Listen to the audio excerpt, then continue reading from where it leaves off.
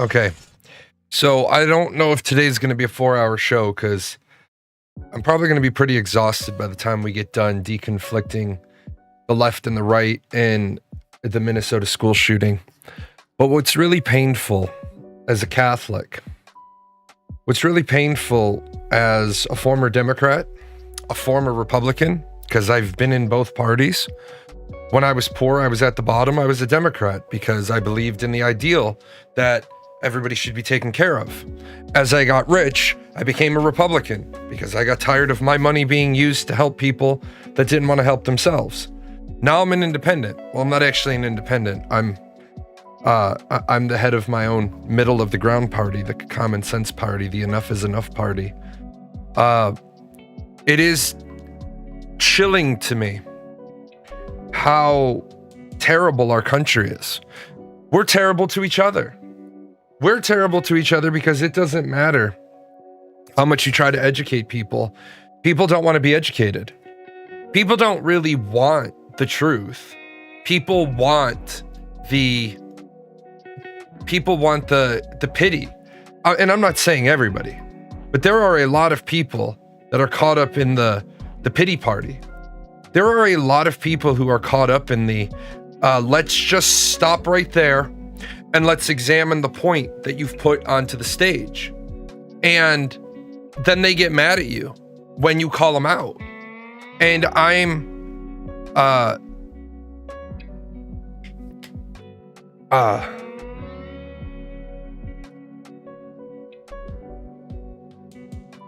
it's ridiculous.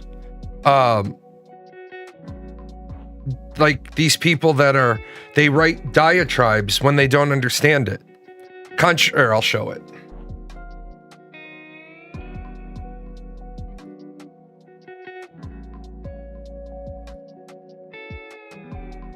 Contrary to what you think, I'm not ignorant of the facts. Social Security never should have existed in the first place. My so-called retirement is not the government job.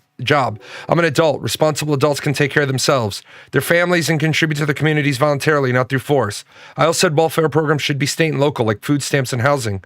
I wasn't talking about Social Security. The guy literally said earlier,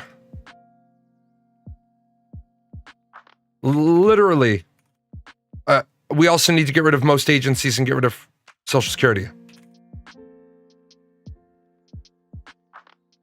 Who cares if something has existed for a while? If it's wrong, it's wrong. What if abolitionists said the same thing? In no way should someone be able to lose their property after paying it off. What is stopping politicians from just raising taxes to the point nobody can afford to own a home? The answer is nothing unless we go back to where only property owners are allowed to vote. If we do away with all the unnecessary spending, your estimates are high. But to answer your question, yes, I realize sales tax would be extremely high, and I'm fine with that because it's voluntary. I can choose to buy something. You can't voluntarily choose to buy food, milk, eggs, cheese, meat.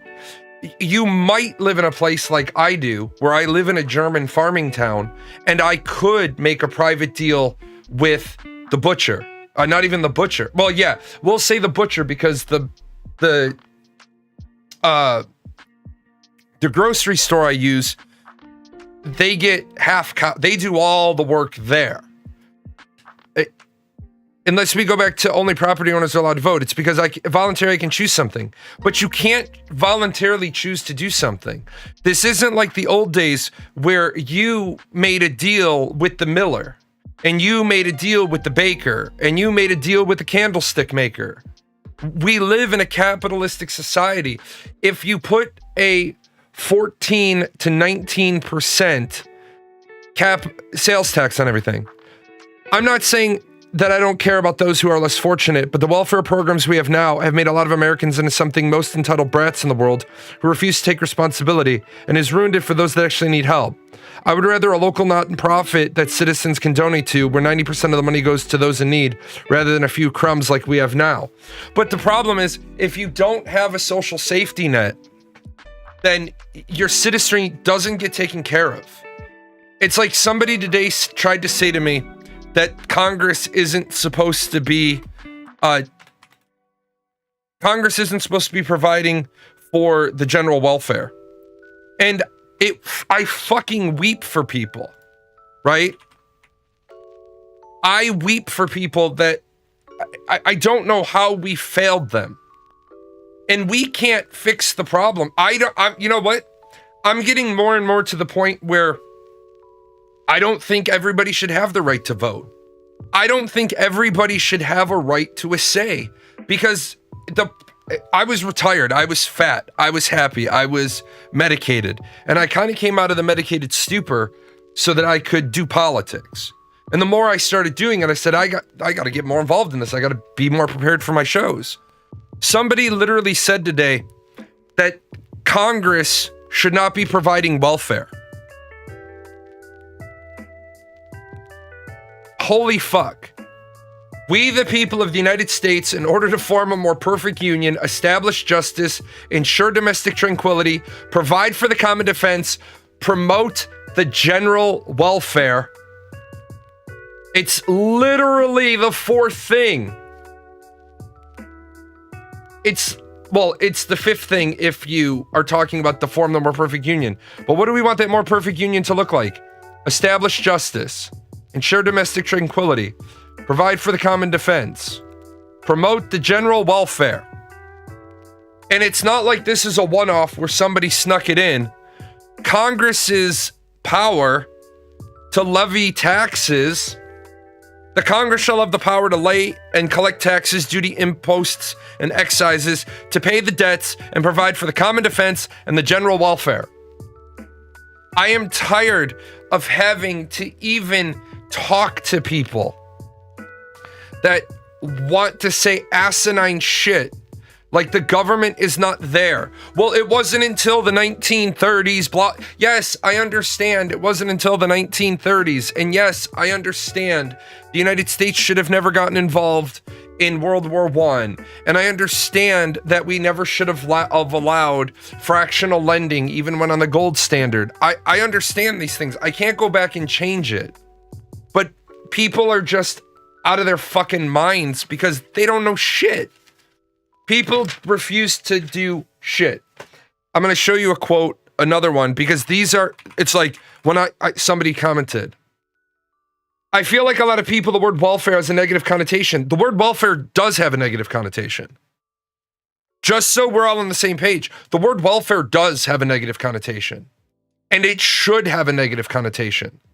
If you are on welfare, it's a negative thing. It means for whatever reason that life has decided to kick you in the fucking balls or punch you in the face, you can't provide for yourself. People need to decide which of the two things they want.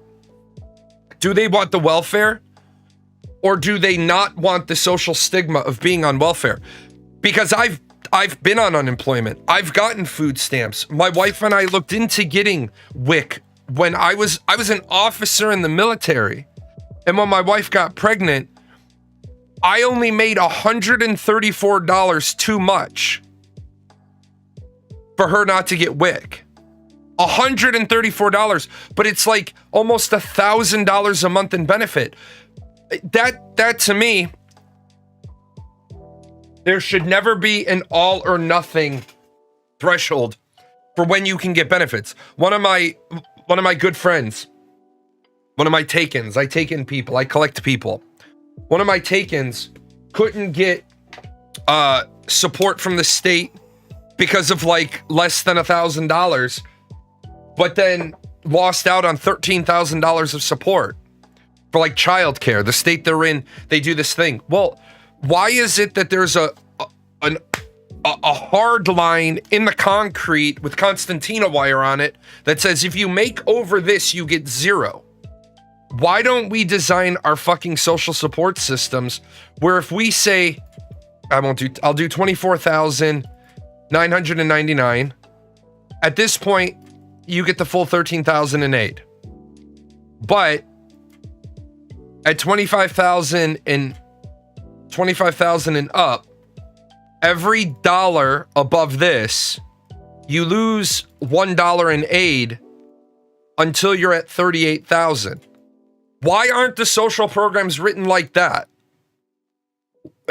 I'm sorry that people don't want to deal with the fact they're on welfare, but maybe just maybe if we understand the concepts of social stigma and peer pressure, you know what caused me to be really fucking motivated to get off unemployment?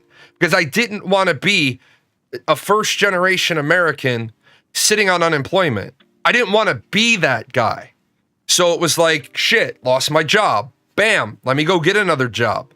Now, not everybody can do that. And I'm not saying everybody can pull themselves up by their bootstraps. But let's stop. Let's stop lowering the bar.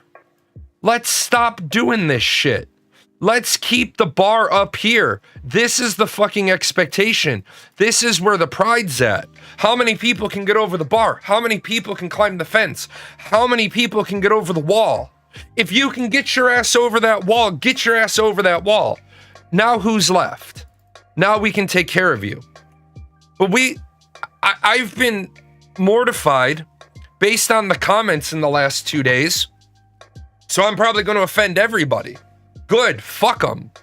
Number one, people have got to learn that if you're not educated on a subject, you should be asking questions about that subject, not speaking like a scholar on the subject. I don't talk about shit that I'm not aware of, right? There's another guy. This is where people don't like being called out. They like to make up sensationalist examples. Let me see where my guy is.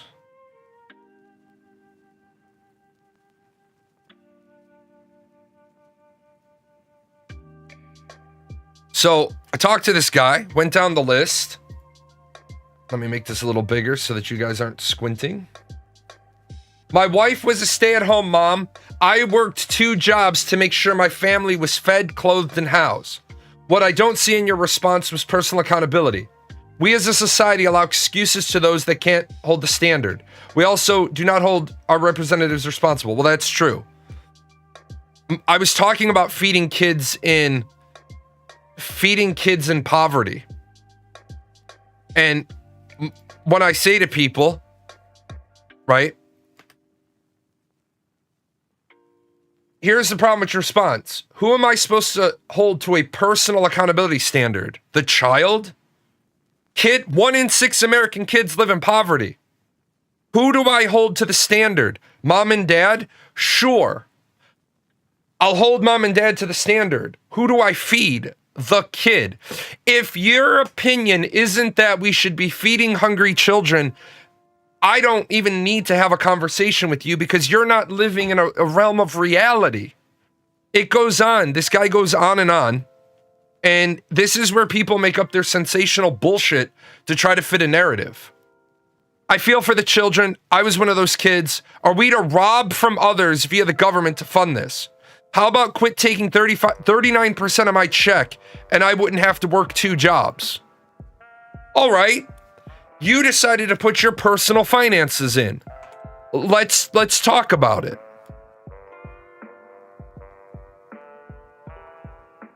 Help me out here. Is 39% your actual deduction from your paycheck? Federal only? Federal including FICA or state? Because we don't have a 39% tax bracket in America. We don't even fucking have that. So how are we talking about you're losing 39% of your check? Is it 30? Are you in the 32% tax bracket and you're talking about the 7% in FICA? Because to pay 32% in federal taxes, you have to be making $243,000 a year. Help me understand. Instead of this guy stepping up, this is what the guy says. Watch this pivot. The point is that the point I'm making is you're suggesting isn't free and I don't trust the government. Whoa, motherfucker. Why didn't you address what I asked you? Because you know you're full of shit. Because you know you're just bitching about taxes. And I'm not saying taxes are good. But how do we even remotely have a conversation with it when people are lying to themselves? I don't want to hear poor mouth from somebody making $250,000 a year. I want to hear that you don't want to fund government waste. I'm right there with you. I want to drain the swamp. And I don't just say I want to drain the swamp. It's literally on what I call my platform. I want to set up systems that actually function. I want to stop wasting money. I want to balance the budget.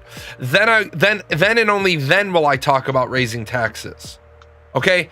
I want hungry kids to get fed. I want illiterate kids to get taught to read. I saw a great post yesterday. I didn't grab it, but it was a father talking about schools need to evolve because we haven't evolved schools in 100 years. People think that schools is all about reading, writing, arithmetic. And I say that because as the child stays in the school district, then once they can read, once they can write, once they can understand numbers, which is part of arithmetic, then they can go and they can look at social studies.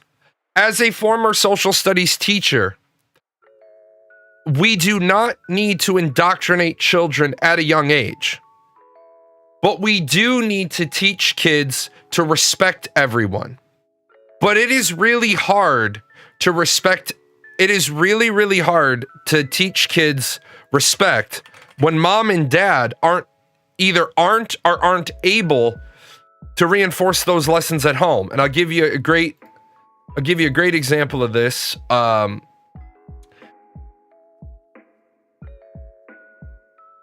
is my...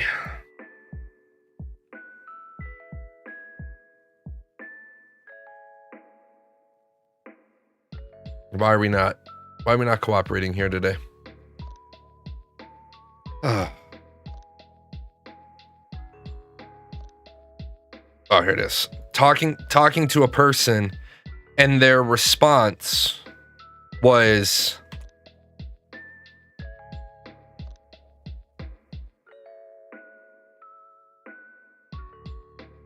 "You have 8 hours to teach my kids. If you can't fit it in, do it tomorrow. We get 4 hours with our kids after school to bedtime. I'm not wasting it on homework. Life skills and family time matter just as much. Actually, they have 8 hours to teach your kids, and you have 4 hours with your kid to teach them the rest of the stuff you should be teaching them." People forget that the house and the school is a partnership, not a competition. If you don't like having only 4 hours with your kids, and part of that 4 hours needs to be dedicated to their education, then homeschool your fucking kids. First of all, I don't know very many schools left that the school day is even 8 hours. The school day. I'm not saying that the kids aren't there for before care, after care. Most schools aren't 8 hours anymore. They're not in the school, because what's happened is, one of the places I think that we're skimping on federal spending is, federal and state spending, is if you want the teacher there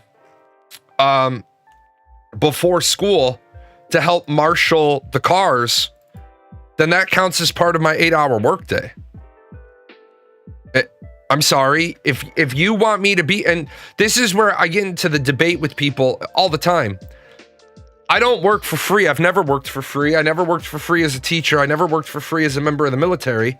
I understood as a member of the military, there would be times that I needed to be there for more than 4 hours. But there was also times when there was nothing going on. I was going to go take care of personal business on company time, because I just spent the last 3 weeks working 60-hour weeks. Now we have nothing going on. Yeah, I'm going to get a fucking haircut during the duty day because I need a haircut. And it was funny, all throughout my fucking career, you can't get a haircut during the duty day. Really, asshole? Who the fuck do I run into in on the goddamn fucking barber shop more often than not? The wing commander. The fucking wing commander's getting a goddamn haircut during the duty day. People get indoctrinated into these lines of thought. You can't do that, says who? Well, it's just the way it is around here. Oh. We just gonna keep living on the way it was around here? People are so mad. We got people that are making an argument. Did I grab the TikTok guy? Hold on, I gotta grab the TikTok guy. Because how do you have discussions with people when they don't know what in the fuck they're talking about? You literally can't. Where's my guy that didn't know the tax numbers?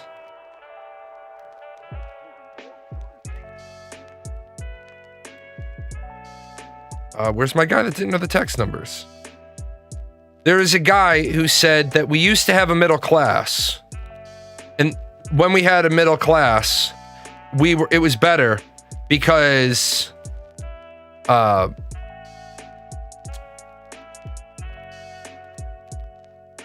yeah, so what this guy, here it is.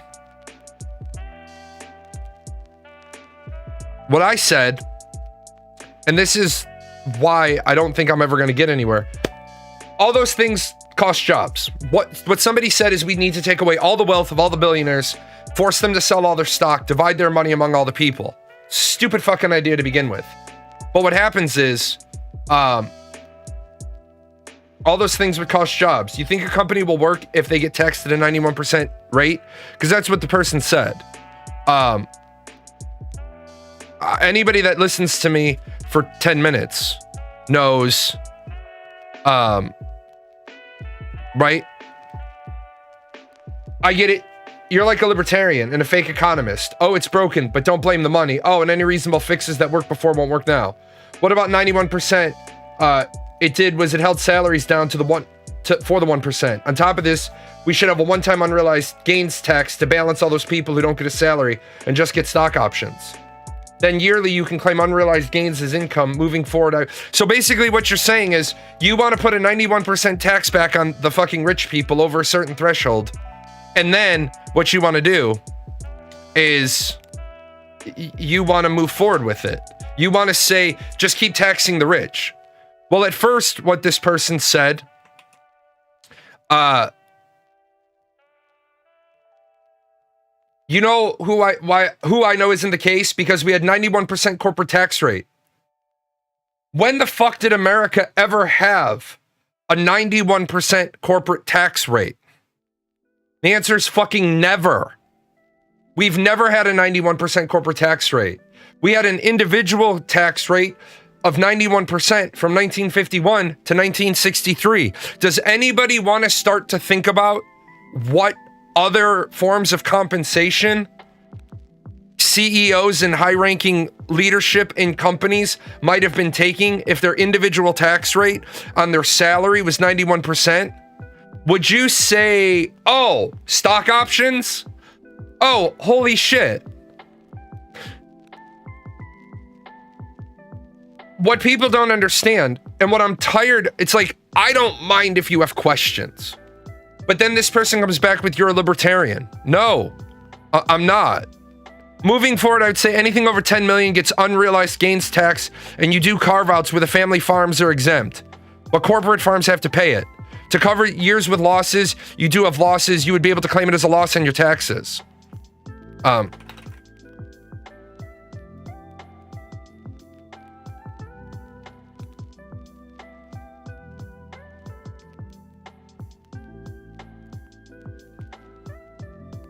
I just had to post to this person. They're talking about how you write off numbers. If you don't have holdings, you're going to exempt personal farms. I love the show Yellowstone because the writers of Yellowstone, they actually did some economic research on ranches. A ranch doesn't operate on a 1-year cycle. A ranch operates on a 3-year cycle. I'm sorry, on a 10-year cycle. And you have 3 years that you're going to be operating at a loss, 3 years that you're going to be operating at a profit, 3 years that you're going to break even, leaving you exactly 1 year to actually be better in this 10-year cycle than you were on. Yeah, because you've got a long time of breeding cows, raising cows, doing all your mating, doing all the genetic shit, all the things you have to do. It's a long process. So for your first 3 years in your startup, you're operating at a complete loss. Well, then you start selling off stuff, but then you have to do expansion. When you get to the end of that, you might have 3 years where you operate at a profit, but you're not really operating at a profit because you're paying off all the debt that you were saddled with. And many businesses have this. Guy made a video about how he does profit sharing. I asked him how he set it up. He doesn't do profit sharing. He does profit splitting. Who absorbs all the risk? I think this is where people don't want to have the actual conversation. If I have a really great idea, and it takes 20 people to start up the company.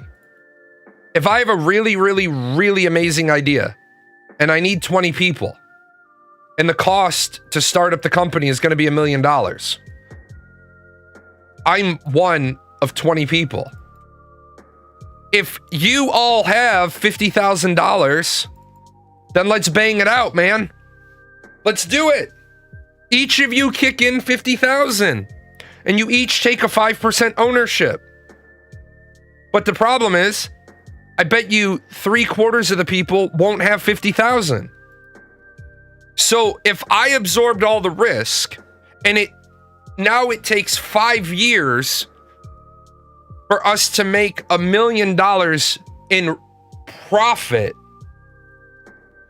Why the fuck would any worker feel they're entitled to the profit? See, workers see revenue, and I'm not saying that there's not companies that should be profit sharing. There absolutely is. There absolutely the fuck is. Amazon is a great example of it. Amazon should be profit sharing with their warehouse workers. I'm not saying Amazon shouldn't be paying their workers better, but Amazon is a publicly traded company. Who holds the risk?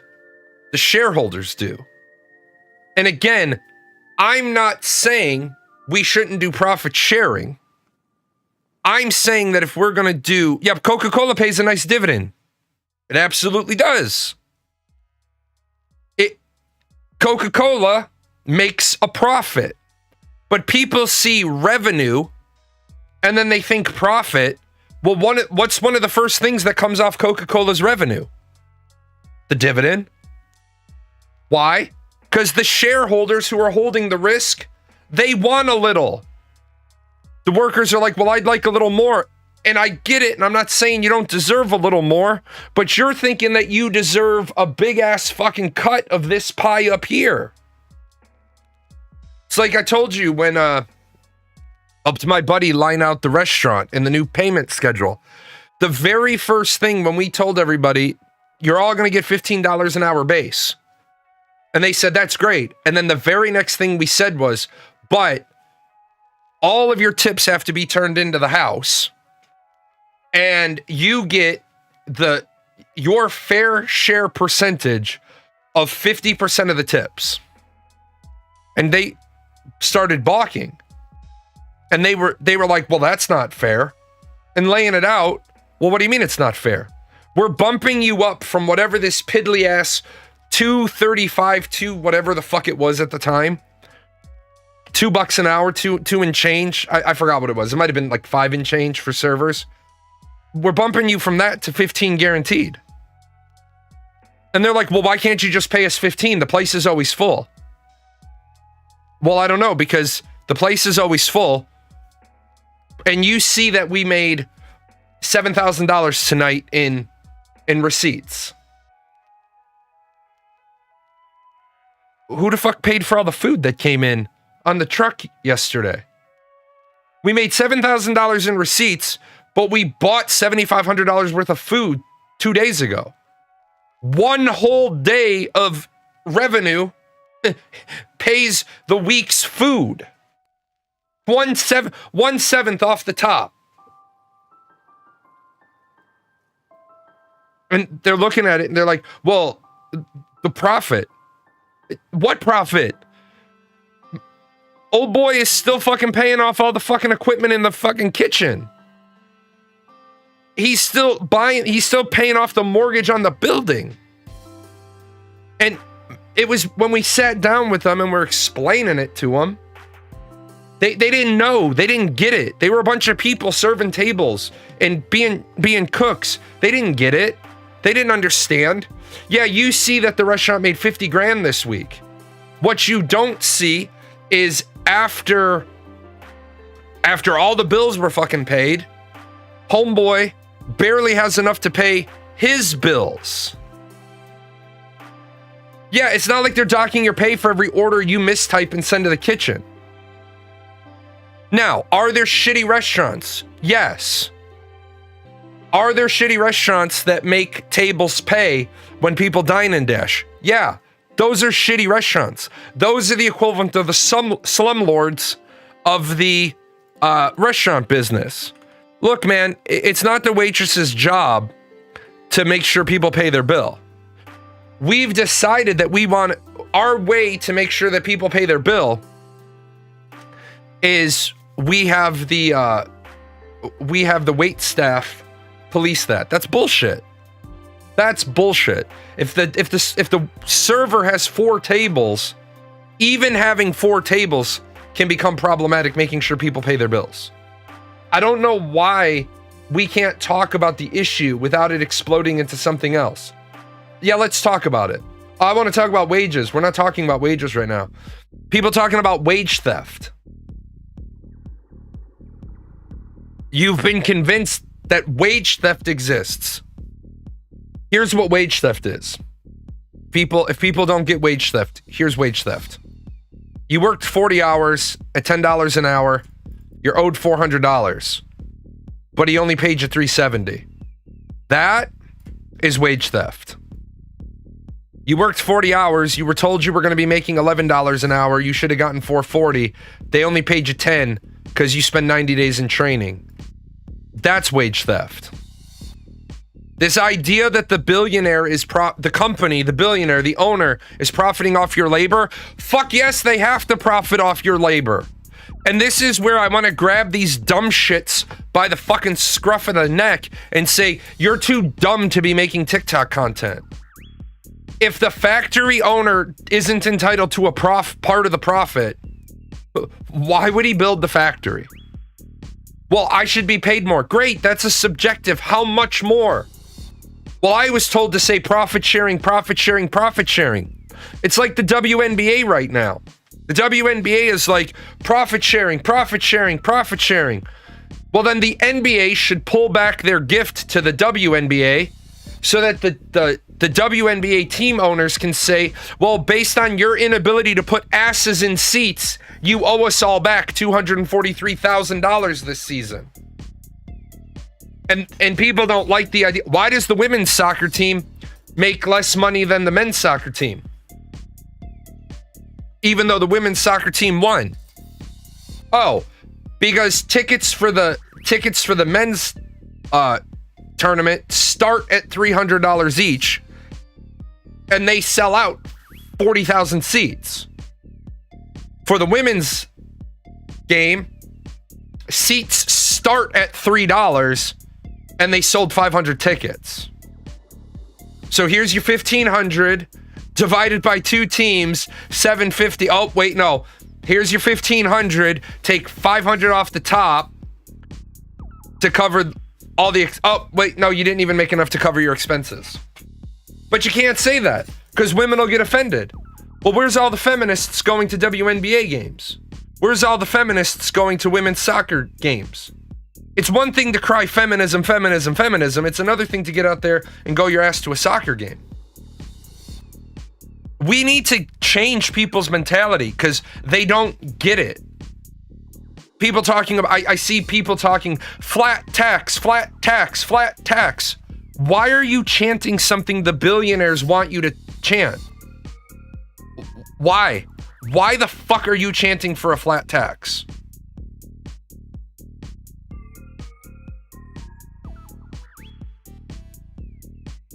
People are literally chanting for a flat tax. For those of you that aren't familiar with American taxes, here's the American tax grid. And people are chanting flat tax, flat tax, flat tax. I understand that Americans that are making the median make more. They pay this. But here's the problem. And thank you. Flat tax literally benefits the top more than anyone in the middle or the bottom. Because the top motherfuckers are paying 37.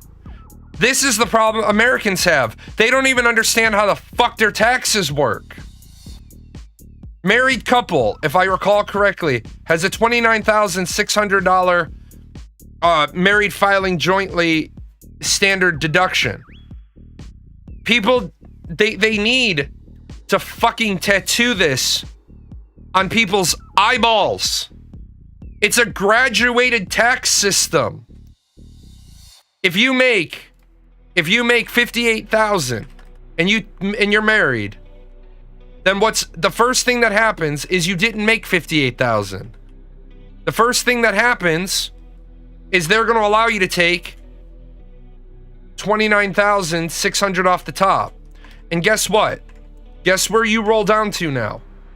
You roll all the way down to $28,400, and that's what you're taxed on. No, you're not.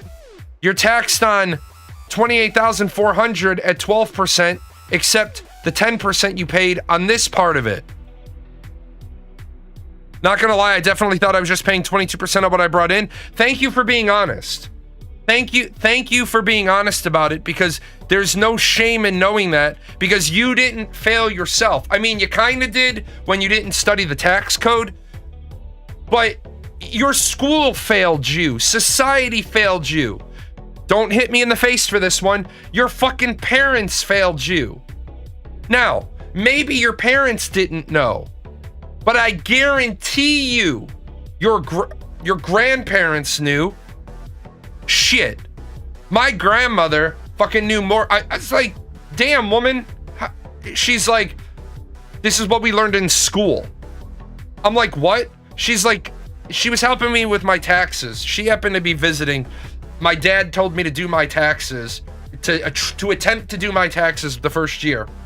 And so I'm attempting to do it. My grandmother's sitting there, and I ain't gonna bullshit about this lady. She was fucking drinking a 40 of Old Style right out of the paper bag. She was a hoot. Smoking a cigarette. Watching. Every time grandma came to visit, we had to move a black and white TV into the kitchen. Grandma smoking a cigarette, drinking a 40 of Old Style, working her crossword puzzle, watching her stories. And I sat down at the kitchen table, because like I said, the house I lived in, we didn't have a lot of places to go to change our mind.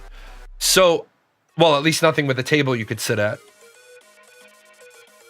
And I'm starting on my taxes, and she looks over at me, cigarette all hanging out her mouth. This was like the approximation of my grandmother. My grandmother's like, let me see that shit. And she's like, okay, so here's this and this. And she's like, how much did you put into your how much did you put into your Roth IRA? And I'm like, what the fuck's an IRA? And she's like, oh, sweet honey child, come here. In about a 2-hour lesson, I learned more about American taxes from my grandmother in one afternoon than I have ever been presented with in school. And I went to private school, and I didn't get it. We didn't have to take economics at the, well, I might have had to take economics at the high school level if I had stayed in the building. I'm sure they would have shoved me in it, but we didn't have home ec. So why do Americans not know this? Why do Americans not know that our tax system is a graduated tax system? You're not paying 22% on everything. You're paying 22% on everything over $47,150. And then people are like, my tax bracket is bullshit. No, it's not. But how do you have the conversation with somebody? They feel like they're getting pinched. So yeah, somebody said we had a 91% corporate tax rate. Another person said we had a 39% income tax rate. I was working on, I've been reading again. I've been reading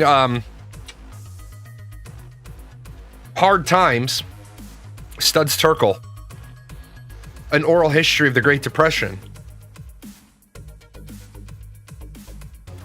Did you know people keep blaming the Fed for printing more money, but it's not the Fed printing more money.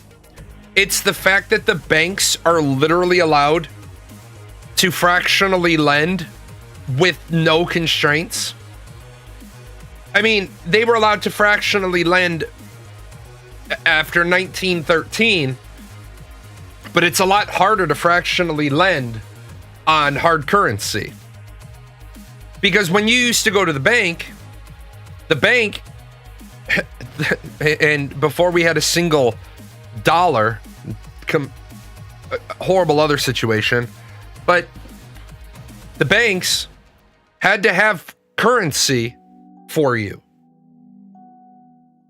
Now, well, the banks had to have currency for you.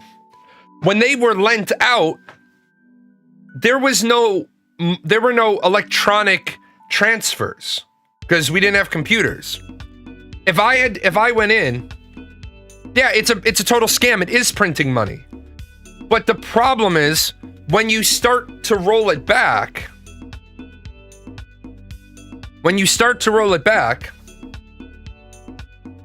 you realize if they stopped fractional lending right now, people would scream racism, sideways racism, reverse racism, inverted racism.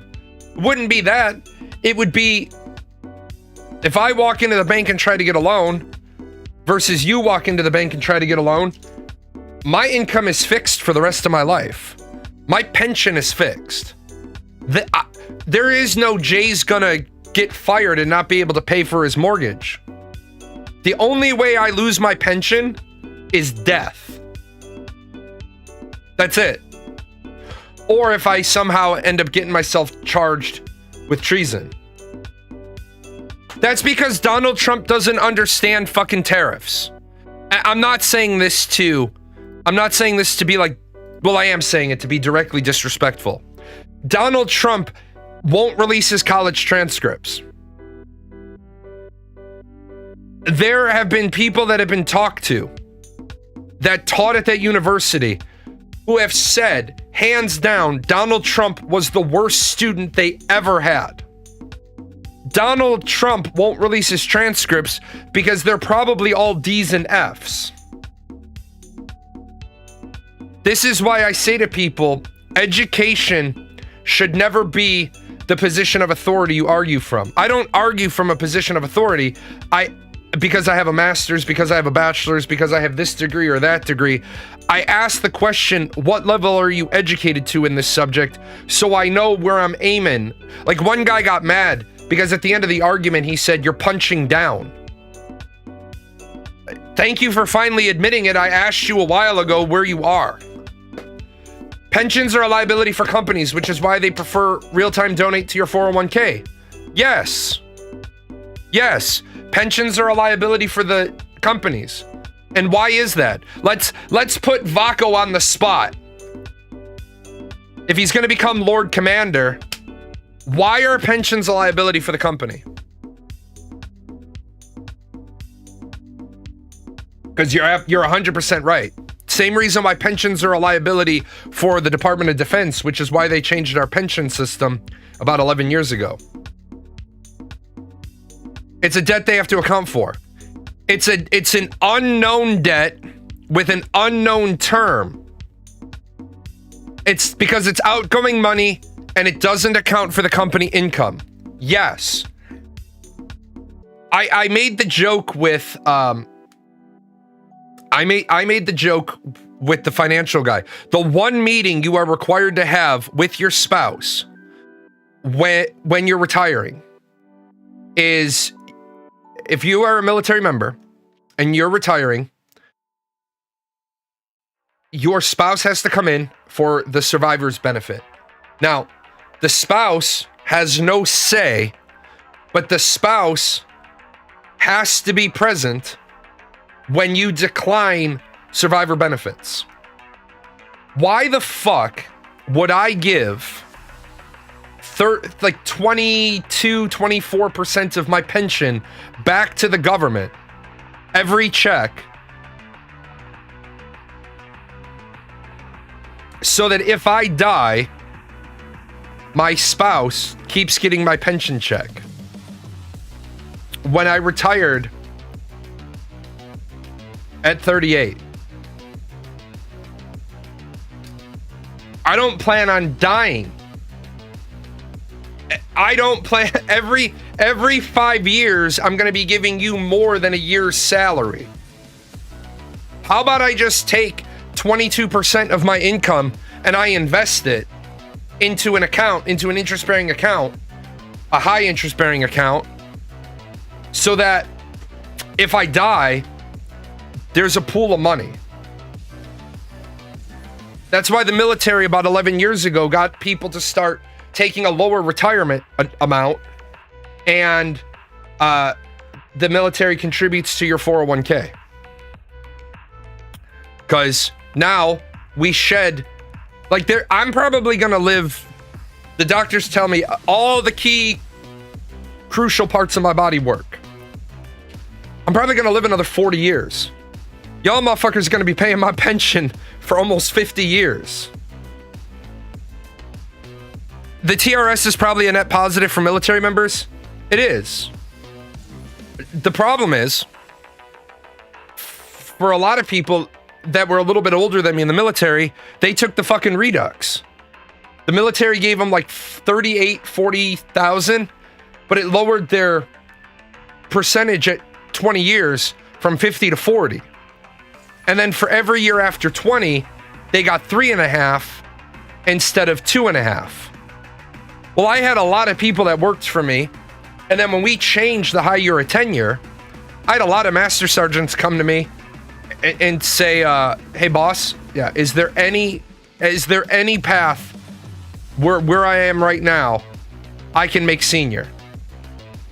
I said, let me grab your PIF, grab your Love Me book, and let me see. And I looked at a couple of them and I said, hey man, I'm just gonna let you know, I never want to be one to discourage somebody, but you ain't giving a shit for 5 years. No,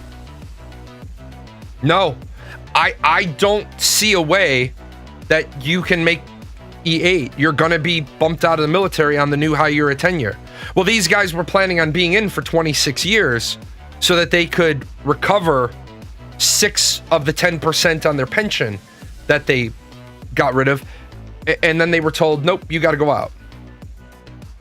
It's like 30, 26, 22, 20. I forgot because I haven't been in for so long now. But yeah, then when we bumped all the numbers down, like, because remember, in the military, all you had to do was get to E5.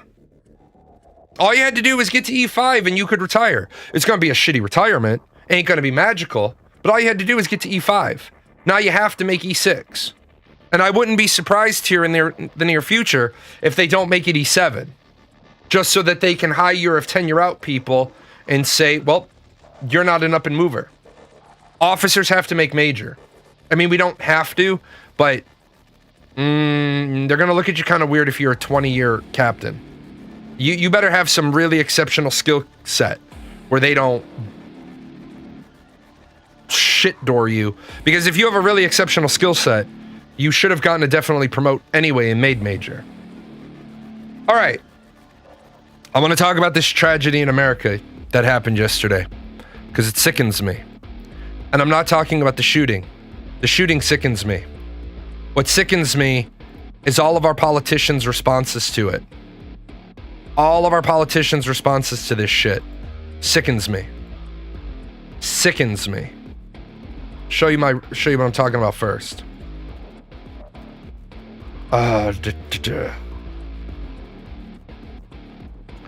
School just started and we are already mourning 2 children killed and dozens more injured as they prayed during mass.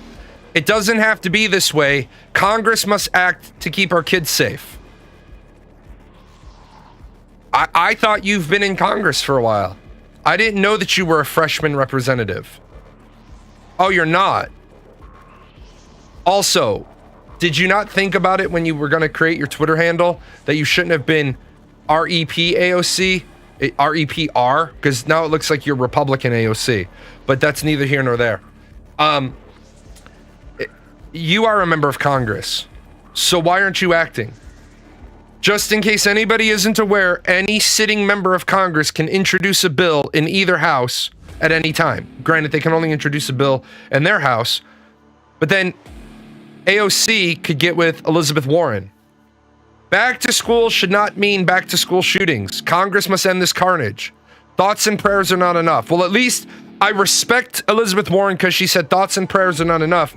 You've been in the Senate since 2013. Why haven't you ever sponsored any major gun legislation? It's literally Reddit logic. I must do something while others do nothing. Or someone else must do something while I do nothing.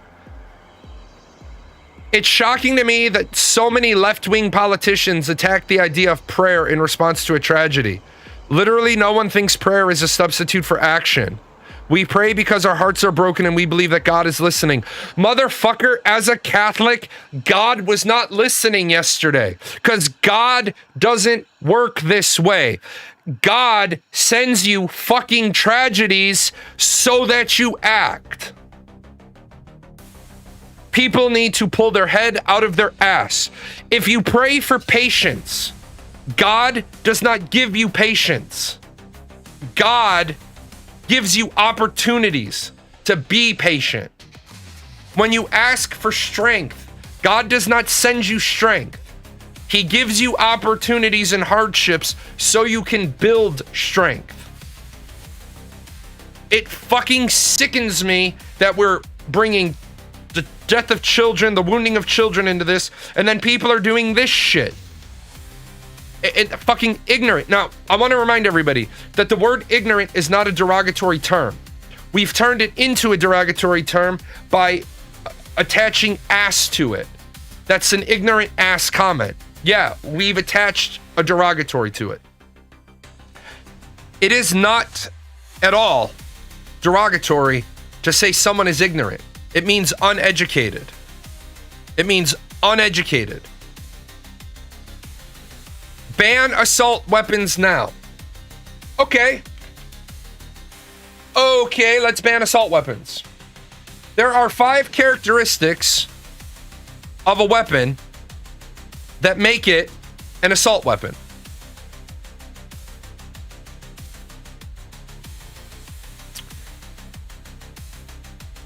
One of them is this. One of them is this right here. What is known as a pistol grip.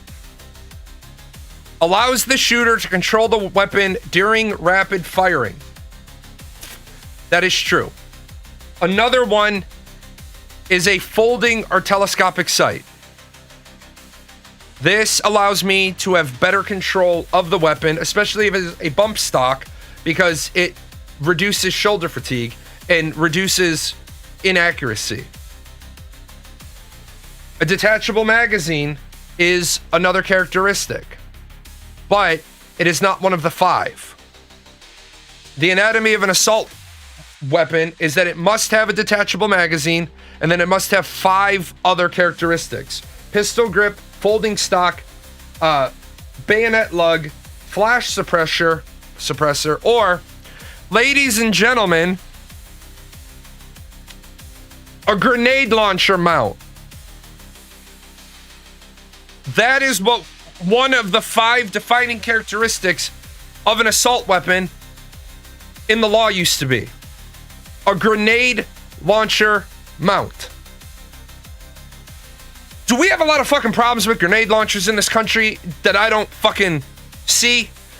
Who's getting a little grenadey and I'm not paying attention to it?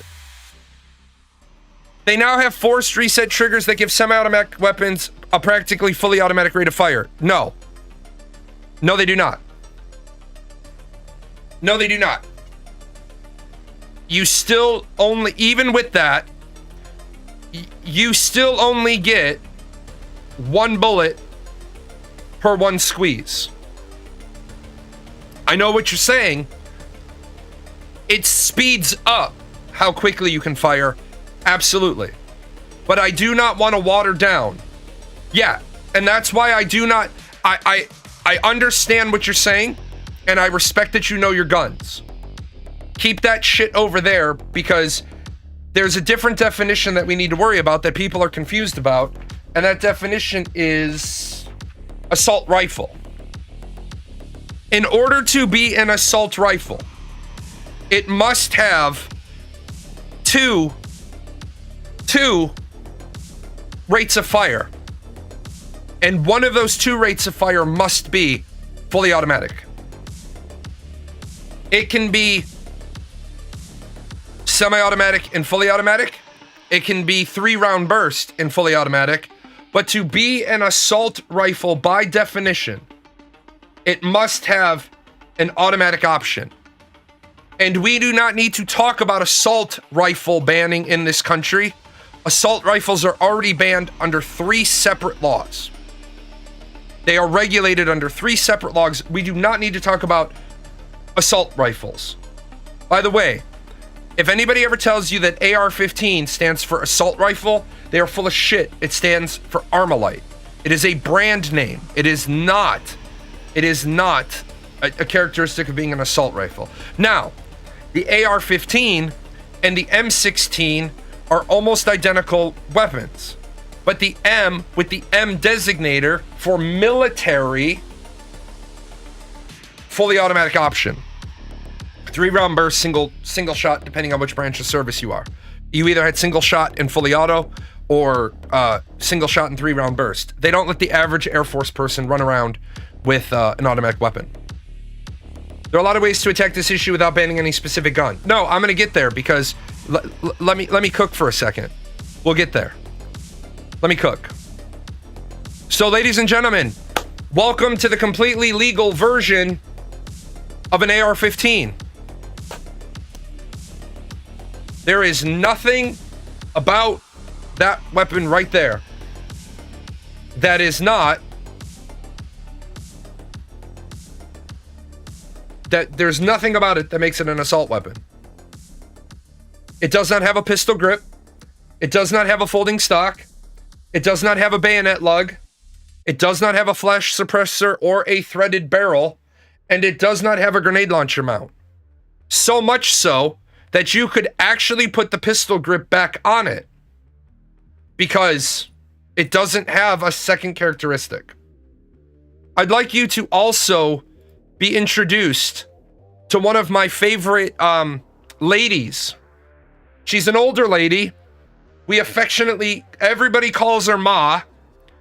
And under an assault weapon ban, not assault rifle, but an assault weapon ban, Ma's legal. Ma does not have a pistol grip. Ma does not have a folding stock. No bayonet, no flash suppressor, and no grenade launcher mount. We need to stop thinking we can solve school shootings, mass shootings with gun laws. Setting gun laws are only going to stop honest people. Criminals don't seem to follow the laws other well. Here's the problem, man. All three of his weapons were legally purchased.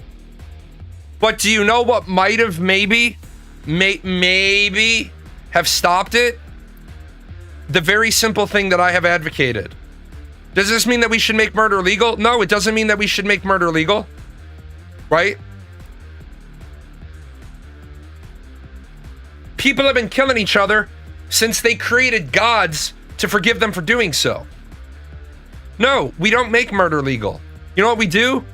We actually get people the help they need. Because I think it's really, really dangerous to say that the guy who did this was a bad person. I think he was a mentally ill person who did bad things. I do not blame every single transgender for what happened a couple of days ago. I blame their whole entire fucking movement because they won't condemn it. I blame any Jew, any Israeli, any member of Judaism who does not condemn the actions of Israel. I blame any American of Russian descent who does not condemn Russia. I blame you if you claim membership in a group. It blames all trans for it. Right, and that's the other problem. We can't blame all of them. We can't blame all of them. Because they're not all responsible. Some shootings have been the responsibility of transgender individuals. Some have been white people. Some have been black people. What's really troubling in this country, did you guys know there is not a single definition of mass shooting? There is not a single definition of mass shooting. And when I say that to people, they're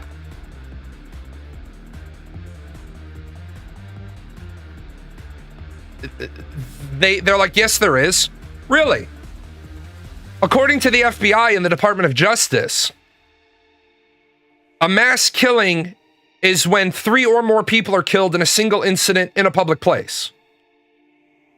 According to the Gun Violence Archive, a mass shooting is where 4 or more people are shot, killed, or injured, not the shooter in a single incident, same general time and place. According to the Congressional Research Services, a public mass shooting is 4 or more victims killed with a firearm in one incident in a public location, excluding gang-related killings and domestic... No, 3 different organizations track it.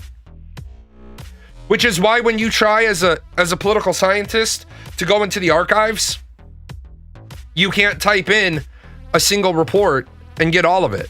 Why the fuck would we ever... I want you to their metric, the FBI's metric, is 3 or more people killed. So, according to the FBI, unless one of those other wounded children die, what happened to that church was not a mass shooting.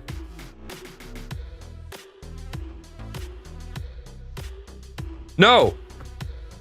A murder-suicide involving a murder-suicide, you would have to have, the first half of the definition, you'd have to have mom and 3 kids. I'm sorry, no, yeah, CRS.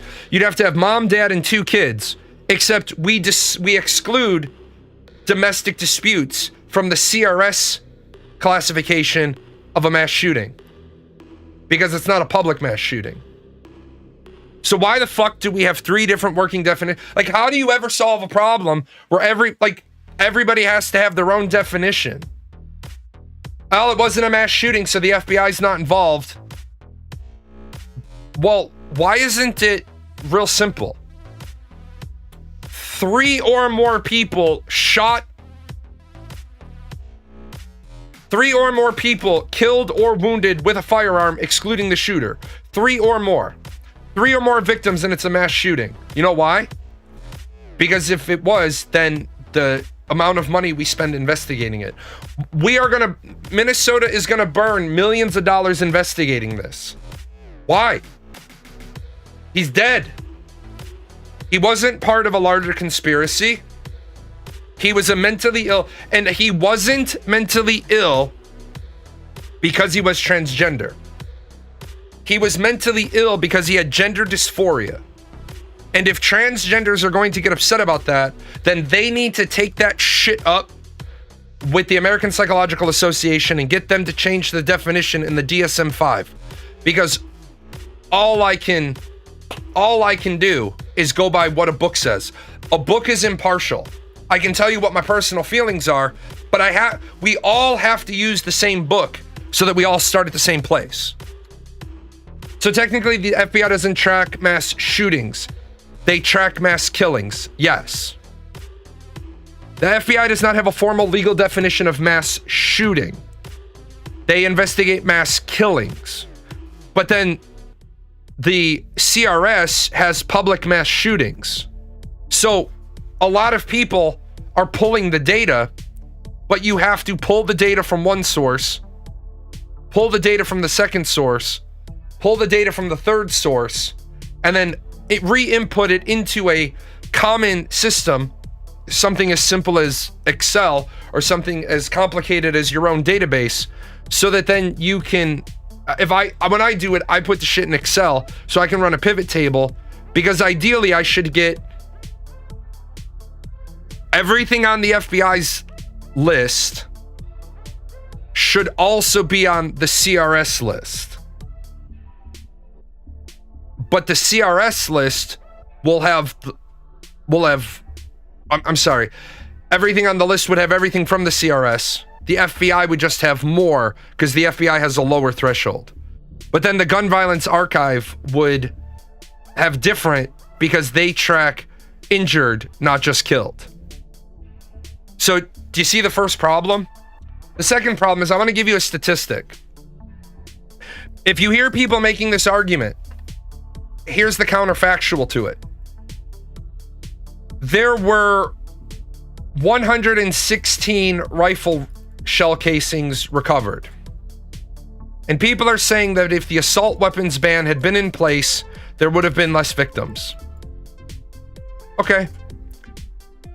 At 116 rounds divided on a 20-round magazine, shooter loaded 6 magazines, and means he would have spent 12 seconds reloading. If he had 116 rifle rounds in 10-round magazines, he would have had to use 11 magazines, and he would have spent 22 seconds reloading.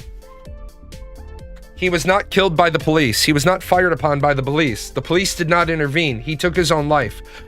Why are you going to listen to politicians bullshit and talk about an assault weapons ban when all that would have changed is that he would have been reloading for 10 seconds instead of 12 seconds? The reason why there weren't more victims is his handgun jammed. The reason why there weren't more victims is he couldn't get into the building. He clearly had a plan for getting into the church because he had a long rifle, a close range weapon, and a shotgun. He only discharged 3 shotgun rounds. No, I'm gonna stop you right here. I'm gonna help you out because I don't fly with this bullshit. There is no such thing as bad people. Yeah, there is bad people. There's no such thing as bad groups of people. There is absolutely such a thing as bad people. Absolutely. Unless you're trying to say, and there are definitely bad persons. If you're trying to say there's no bad groups of people, no group of people is bad, I agree with you. There is no one singular characteristic that makes a group of people bad. There are definitely bad fucking people in the world. Child traffickers, sex traffickers, rapists. You're going to be real hard to not make an argument that rapists are bad people. So I'm thinking what you're trying to say is there's no group of people that are inherently bad. Making a poor choice is a mistake. Making an evil choice makes you bad. Yes. Actually, Vaco, yes. Because not every Nazi engaged in the Holocaust. That's what a lot of people, they don't want to understand because it's a hard mental exercise. Remember, the Nazi Party didn't rise to power with the idea of exterminating the Jews. The Nazi Party was a workers' rights party that elected Hitler because Hitler was promising to restore Germany to a level where men could feed their families. Hitler rose to power, then we went to war. There were men out on the front. Yeah, the Nazi Party was unions and common folk.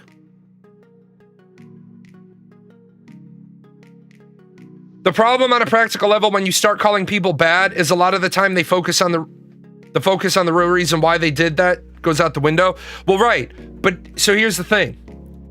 Just because ignorant people don't know, just because ignorant people don't know how to have a conversation, I'm not going to change how intellectual people have the conversation. If the ignorant people, if the ignorant people want to remain ignorant, that's cool. But there are bad people in the world. More specifically, I'll meet you part of the way. There are bad persons. And even though that's grammatically incorrect, I don't want to say there are people that are bad because we're not getting off of the plural. I will meet you halfway as long as you meet me the other half of the way and you agree there are bad individuals. There are bad persons. Then I agree with you. We shouldn't lump them together. But people are bad. There are just evil motherfuckers. I don't think there's any redeeming characteristics of John Wayne Gacy. I'm not talking about the German army. I'm talking about SS soldiers. Well, then you got to be specific. Because what the German soldiers on the front weren't aware of was what the SS was doing.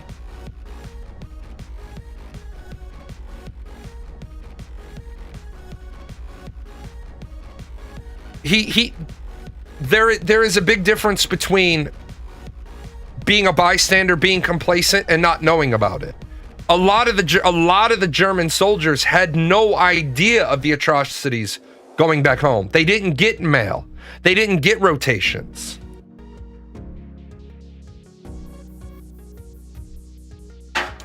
Dexter is a bad person, not an evil person.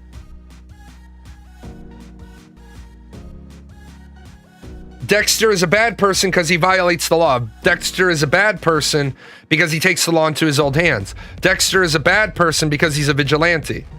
Dexter is not an evil person because he's not killing good people. He's just thinning out the pool of fellow evil people. Yeah, that's why I said he's a bad person, because remember, what you're doing is you're saying good and bad.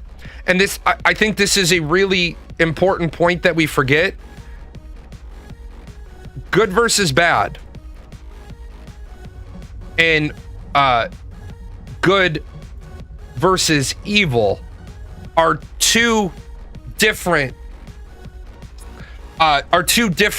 discussions. Yes, Batman is a criminal. Batman is a vigilante, right? Batman is a vigilante. He's a bad person and he's a bad citizen, but he's not. Batman isn't evil. Now, the Ben Affleck version of Batman and Batman versus Superman, that version of Batman is evil. The burning of people with the bat emblem. Now he's crossed that line of you're a criminal, you're a vigilante, you're a bad citizen, but you were cleaning up the streets of Gotham. Now you've crossed that line into now you're just evil. Did Batman beat Superman? In the movie, yes. If you have two choices, kill Jewish people or be killed yourself, what would 99% of people do? Well, hold on. I'm gonna stop this conversation right here. I'm gonna stop this conversation because you're creating a scenario that didn't exist. Because the people that were chosen for the SS, the people who made their way through the ranks of the SS, were not forced into that decision for the most part. They were identified individuals who were more likely rather than less likely to agree with Hitler's radical ideology. That's why that's why Hitler wasn't sending the regular military to do these things. That's why it was a special component.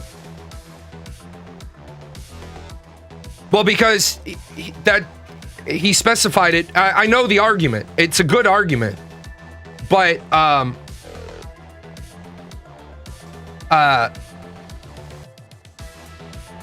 the SS wasn't interested in grabbing random people. The SS was specifically, I mean, they did other things, but their job was to round up the Jews for extermination. But again, as soon as we add on underneath, remember that Hitler didn't form the Nazi Party. It existed. It was a workers' rights party. It was a party of unions. They just elected him because at first he said all the right things. Inside of that, he created a Jeish. He created a private army. And that private army blame the Jews. The Jews are hoarding all the wealth. The Jews are the reason for our problems. When the truth is, the Jews had done nothing to warrant that. It was just Hitler's personal bias. But the thing about personal bias is that if you get enough people to follow you. Now, he chose to shoot a school. I think you're trying really, really hard and it's really, really dangerous.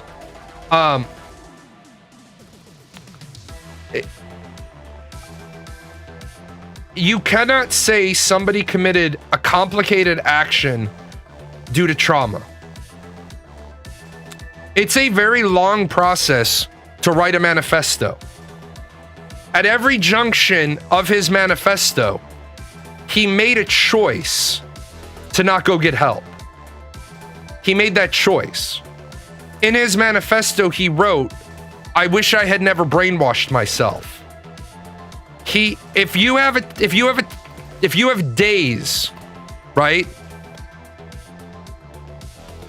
If you have days where you make multiple posts online where you're talking about, I wish I hadn't done these things, then what I'm going to say is every single time you chose to pick up the journal and make another entry was an opportunity you chose to not call 811. Every single time you decided to load a round of ammunition into a magazine, that was a choice you made instead of choosing to call 811. It would be one thing. Is it 711?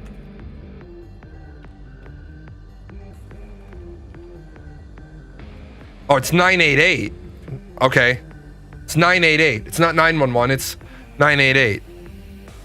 I have the National Suicide Hotline programmed into my phone. I don't call 988, but it's 988 in America. 988. Yeah, 811 is fucking Julie. Thank you. Don't call them. Appreciate that.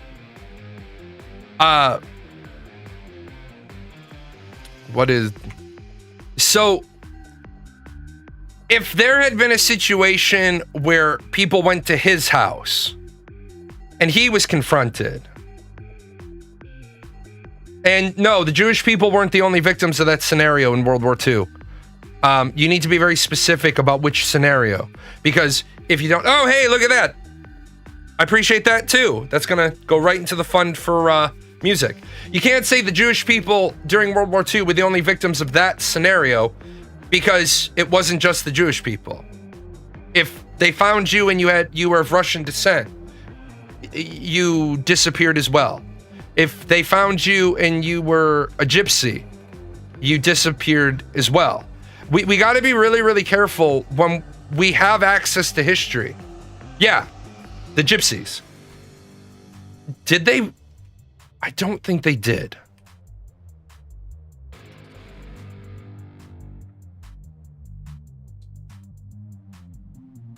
Oh, yes, they did. They absolutely did. They absolutely did.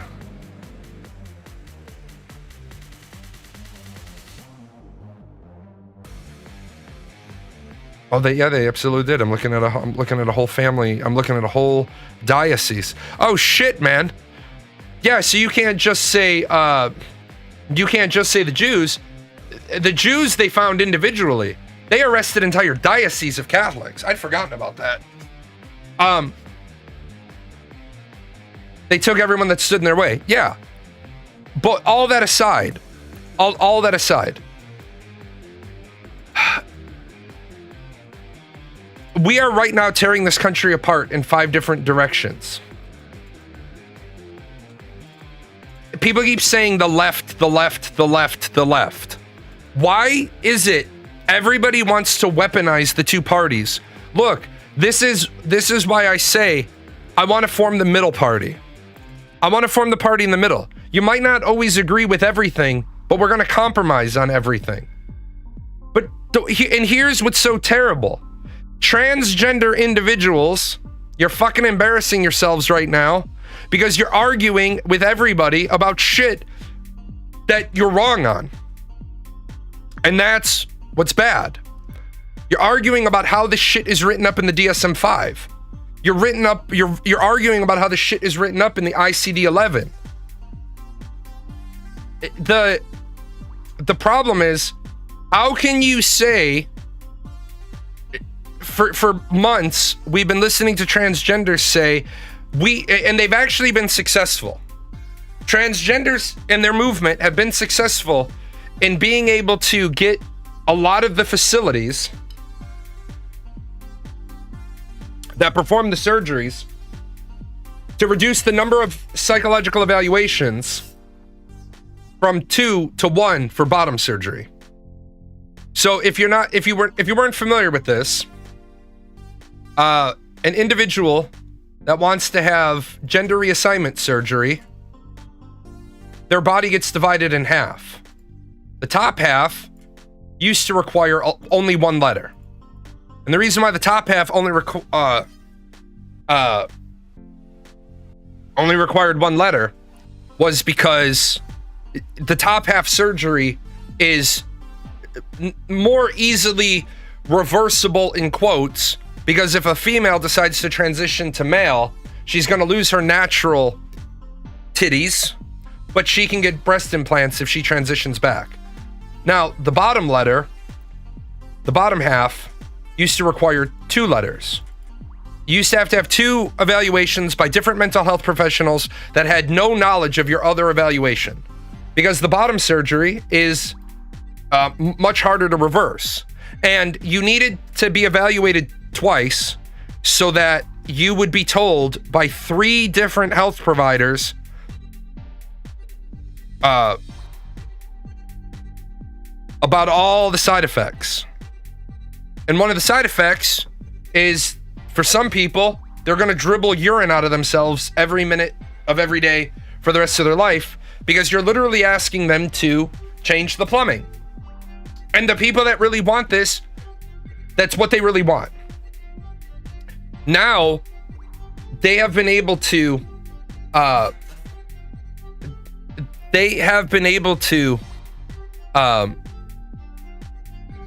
hey, dude, shut the fuck up. The Romani weren't one of the most discriminated against people. I'm gonna put a fucking pin right there. Okay, put a pin right there. Nobody gets to say more than the Jews. The Jewish people were the most discriminated people and casually slaughtered in the history of Central Europe, followed by the Russians. Okay, let's not elevate a group of people higher. Otherwise, we get into a debate of who was more prosecuted. And if we're gonna get in there, then fuck all of you, because it was the pagans. All right, nobody can say more shit about the pagans of Gaul, who the Romans came in, killed a third of them, and enslaved a third of them. We don't have to have a debate of who got fucked in the ass worse. It was terrible for everybody involved. We don't have to have a litany of da-da-da-da-da. Yeah, the ones who were persecuted the most are fucking dead, right? Let's not turn it into a pissing contest of who had it worst. Like, shit. Now, I'll get to, yeah, fucking God's sake. We have a guy in charge of Health and Human Services, and I'm going to say this. I think RFK Jr. would have been a great person to put in charge of the FDA. Does everybody agree with me? You might hate the guy, you might think he's a fucking idiot, but let's real talk this shit. All of his stuff that he talks about with nutrition, I think is great. I think that is great. I think if we had taken this guy and we had put him in charge of the FDA, we'd have some real motherfucking change here. He hasn't said one thing about food that I disagree with. And that's impressive. For a politician to say a lot of things about a topic, what's RFK Jr.'s position on food? If Europe says it's bad, if 26 different countries have decided that our food is bad and we can't export the same recipe to them, maybe we should take a look. Holy shit, that's a great fucking talking point. You got a population of people larger than ours, divided among 23 or 26 nations, that have all said, fuck it, this ain't no good. I think that's great. Yeah, Southeast Asia, Oceania, right? Yeah, don't eat bread here. Bread here has sugar in it. Now, with the rest of it, the rest of the stupid shit that he says,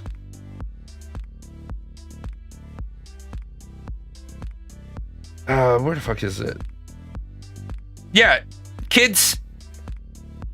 He can tell kids have mitochondrial issues just by looking at them while walking through an airport. Here's the piece that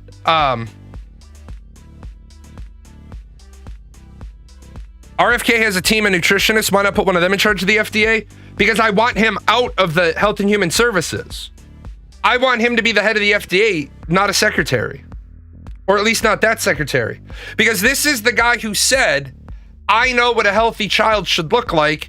And he comes from a family that a person in his family was given a lobotomy because she was promiscuous. I don't want the Kennedy line of people in charge of Health and Human Services. The FDA? Abso-fucking-lutely. I think everything he wants to... Yeah, you haven't ever heard about this?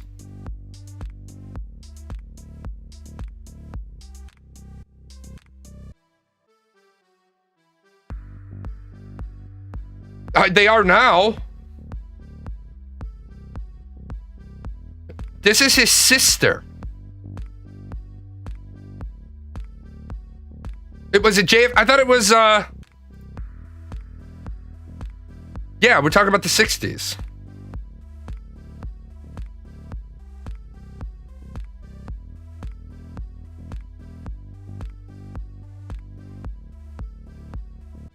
Now Carthos. Yeah, Rosemary Kennedy was the older sister of... Yeah, that family names people. That family names people weird. Yeah, Rosemary was the sister of Robert F. Kennedy. Yeah, we're talking about Rosemary. So yeah, she was the older sister of JFK. The fucking president's sister was given a lobotomy for what ultimately boils down to being promiscuous. I wish we went back to the days of qualified experts in charge of government agencies. I wish we went back to that too. Absolutely. But here's the problem. Every single person on the internet, I look at the guy at 70 years old, I say he knows what's up. Nah, fuck that. Here's why. He's a guy at 70 years old that comes from one of the political dynasties of America. My father is in better shape at 83 than he is. And my father was a poor ass Irish immigrant. Being 70 doesn't do shit for me when you start talking about we're gonna get rid of measles, we're gonna get rid of the MMR, we're gonna get rid of the polio. Oh, wait. We're talking about how immunizations cause autism. That's interesting. Even if they did, which they don't, you could tell me right now, right fucking now, that immunizations have a 1% chance of causing autism, and I would still give my kids measles, mumps, rubella, polio, because making murder drugs illegal has worked so well, shall not be infringed. Look, man, I'm going to tell you right now, if you're going to try to throw these bullshit slogans at me, shall not be infringed, you better get real technical, because I've studied the Constitution in depth. I have a degree in poli-sci. I study the Constitutional Law. When people start throwing the no taxation without representation bullshit, it's generally because they don't know what they're talking about. When people talk the rights of the people shall not be infringed, except, yeah, we do infringe the rights of the people because that's a social contract. You agree to abide by the Constitution. The Constitution is bullshit. Which part of the Constitution? Can you point to me the part of the Constitution where murder is legal, where drugs are legal? See, you're trying to tie a 5-word or a 4-word slogan into a larger context. The Constitution isn't bullshit. Appreciate that. The Constitution isn't bullshit. But your point of making murder drugs illegal has worked so well, right? Well, yeah, it has. Imagine how many more murders we would have if they weren't illegal. Making murder illegal is allowed under the Constitution. I'm pretty sure that was a question. No, the point is, I'm going back to the first thing you said. You said making murder, drugs, etc. illegal has worked so well, right? It has worked well. How many people were using marijuana in every state before it was legalized, and how many people are using it now that it's legal in their states? I can think of times the Constitution was bullshit between 1920 and 1933. Yeah, all men are created equal, except the black people are only 3/5 of a person. All men are created equal, but not women, because even though there was no nothing that said they couldn't vote. States just didn't allow them to vote until 1920s. Women have only had the right to vote for 100 years in a country that's going to be turning 250. The problem is when people say stuff like making murder drugs illegal has worked, it has worked.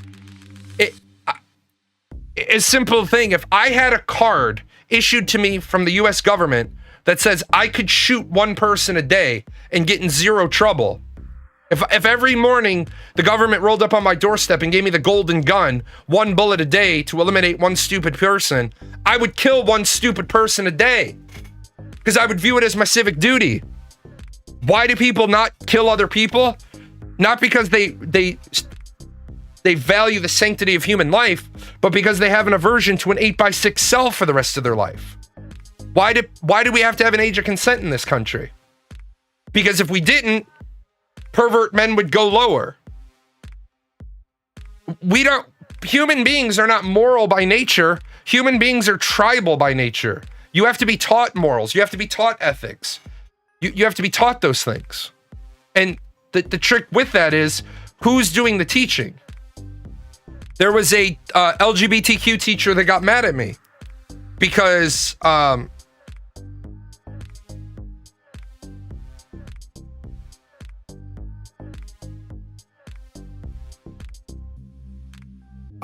she put up a gay pride flag in her classroom, and I commented, take that shit down. And they said, well, I'm proud of who I am. And I said, you can be proud of who you are. I ain't telling you can't fly it on your house. I ain't telling you can't hang it on the wall of your bedroom. I ain't telling you, as long as you keep it within reason, I'm not telling you that you can't put it on your car. And if you want to keep it out of reason, then don't drive that car to the school. But unless you're the social studies teacher, and unless your curriculum specifically says you're going to be teaching about the LGBTQ movement, that's not your job. Now you're abusing your role as an educator to do indoctrination. And that shit's wrong. Just like I used to correct teachers all the time. I used to tell other teachers in the building all the time. They would be talking about being a Democrat or a Republican in front of the kids. And I'd say, you shouldn't be talking to the kids about that. That's my job. I'm the social studies teacher. That's not your job. And I had a fucking Karen, they weren't even called Karens back in the day, came to my office after school and said, I don't like the fact that you said that in front of the kids.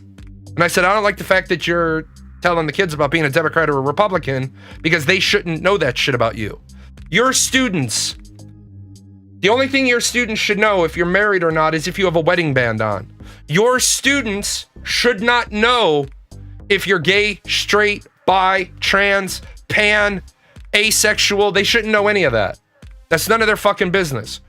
At the same time, if it's the 8th grade graduation dinner or the senior graduation dinner and you are gay or lesbian and you bring your partner, there's nothing wrong with that, because if you're having an event, then you bring who you're married to.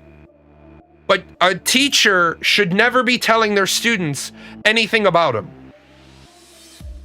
Yeah, maybe one spotted your spouse bringing you lunch this one time. Yeah, exactly. Maybe you left your briefcase at home, but then hey, who was that was dropping off your briefcase? That's a really interesting question, and I will be more than happy to explain that after graduation. Now, moving on, open your books to page 6. The problem here is we're talking about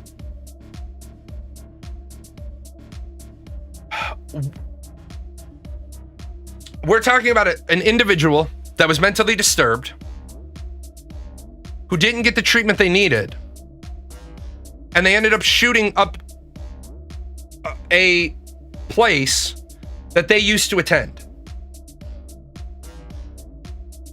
People are saying, I saw somebody saying these 2 kids were martyred. They weren't martyred. Those kids didn't die for their religious beliefs. The girl at, what was it, Columbine? I'm sorry, I lost the narrative on this one. One of the school shootings, I believe it was Columbine, and I apologize. As a historian, I should have... Wait, hold on. I'm not going to misspeak. Let me do a 2-second Google search.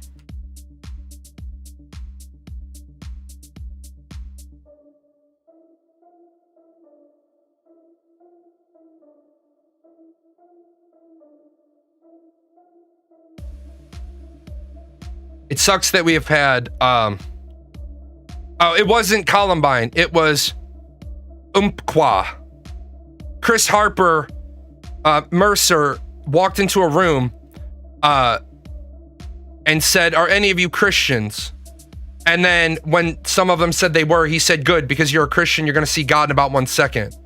Cassie Burnell in 1999 at Columbine was asked if she believed in God, and when she said yes, she was shot. Those are martyrs. Those are martyrs. Martyrs are people who die for their faith. They die because they are of the faith. This guy went to that school. His mom worked at that school. That in no way justifies that he killed a bunch of kids, but we need to stop not addressing the context. Do I feel sad that those 2 kids died? Yes. Are they part of my tribe? Yes, because they're Catholics. All these non-Catholic politicians that are trying to score points with it, shut the fuck up, politicians. If you're not Catholic, where's the Catholic politicians coming out? Where's the Catholic politicians coming out and talking about it? But everyone's trying to score points for it. Everybody's trying to say, "Oh, well, it's because they were transgender." It has nothing to do with the fact that they're transgender. Being transgender didn't make this individual shoot up a school. Being in distress caused this person to shoot up a school. I'm gonna take a quick break and then we'll dive back into it.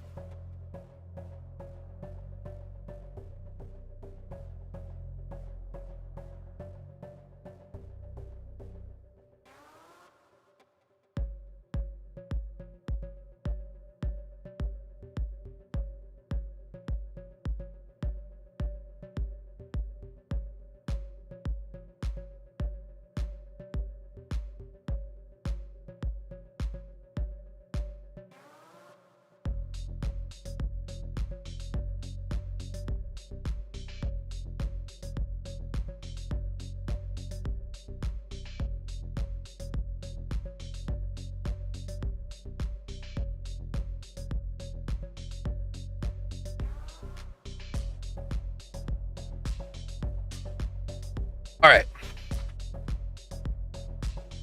I feel like he chose that church because he knew the layout because of his mom. No, he knew the layout because of him. What do you mean it's because he was more than likely to have been there more than one time? He went there. He graduated from that Catholic school. He was an alumni there. Had nothing to do with his mom. That's where he went.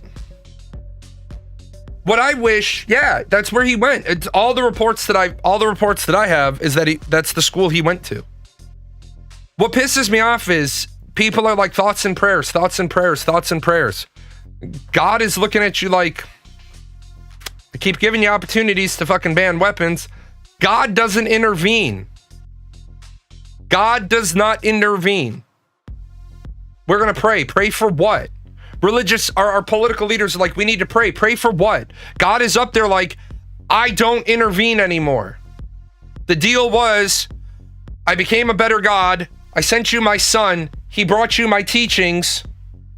I don't intervene anymore. You have free will. But people are like, well, we need to ban guns. Why? All his guns were bought legally. The only one of the 3 of his weapons, well, 2 of the 3 weapons that he had might have been banned. Assault weapons, I think restriction to cash only, just like the state-backed lotteries and the bullet tax would reduce a lot of the issues. No, it wouldn't. As I've said, no, it wouldn't. Because his weapon is probably more likely, rather than not likely, not an assault weapon. His weapon probably wasn't even an assault weapon. And like I said, there's 5 characteristics that make it an assault weapon, and we live in a fucking country where our politicians talking about all guns. And what, man?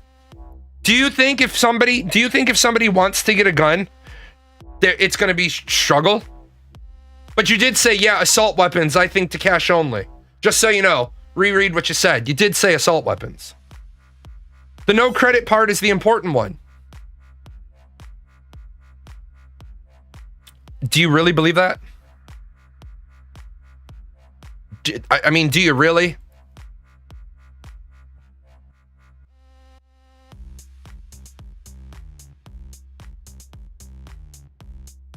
Yeah. An M9 Beretta, $479. Yeah, rent a gun, buy a bullet.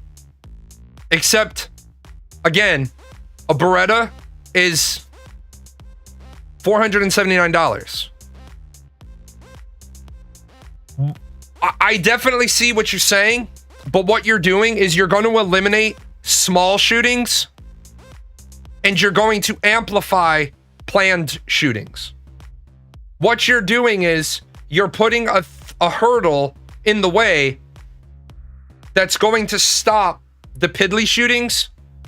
And then because you're forcing the people to plan, those people are going to be they're going to be thinking about it. Do you really think a $2,000 obstacle is going to get in the way of a shooter? No.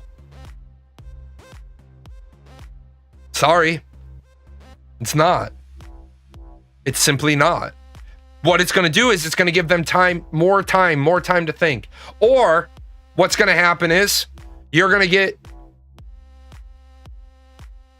opportunities for a lot more disastrous loss of life. Well, I can't. Yeah, I'll get to that one too. So you want the whole plan: cash only guns, bullet use tax, increase ammo by 100 times. Fuck you, man. I'd never support that. I would never ever fucking support that plan. I can't go recreationally shoot because you want to make ammo cost 100 times more. Fuck you. Sorry. It's a dumb plan that won't solve the problem. So no. What would you have done then if, wait, how did the shooter obtain the weapons? He didn't have a concealed weapons permit. You don't have to have a CCW to buy weapons. That thing I talk about all the time where mental health professionals should be able to log against the system, that wouldn't even help him. I don't believe he was in treatment. Let me pull up my notes because I pulled a shit ton of notes. Yeah, not even that. You take away people's guns. Okay, now he waits until the end of the school day where all the kids are on the pavement waiting to be picked up.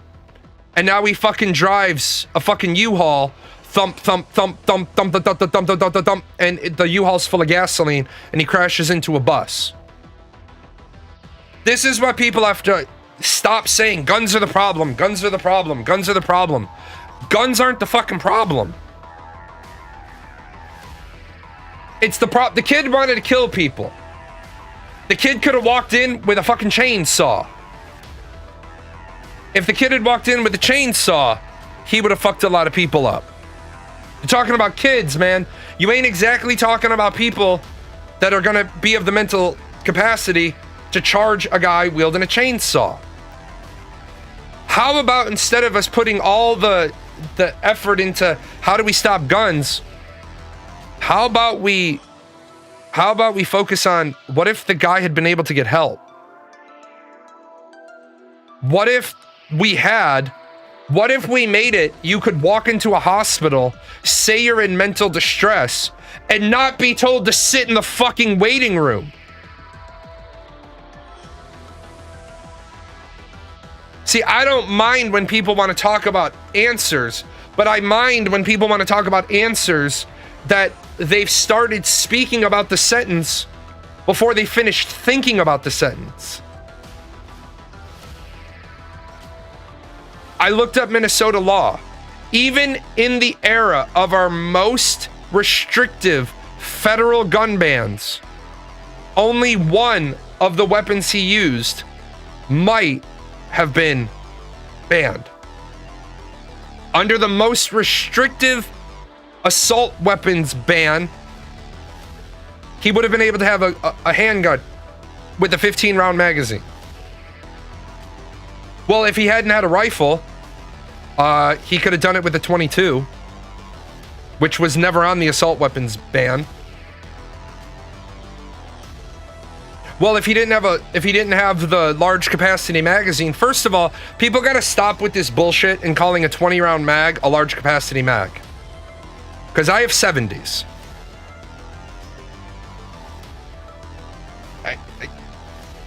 Three 70s taped together, 2 up, 1 down. That's 210 rounds.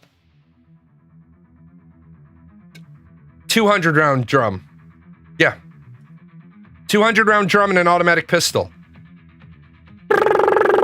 Fuck off. Yeah.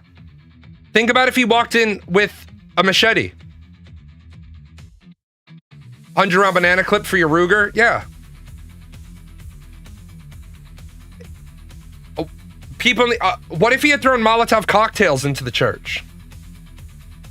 What if he had just taken kerosene, soaked to the doors of the church in kerosene, lit them on fire, and then threw Molotovs in through the windows? Shoot up the windows to put holes and then throw Molotovs in.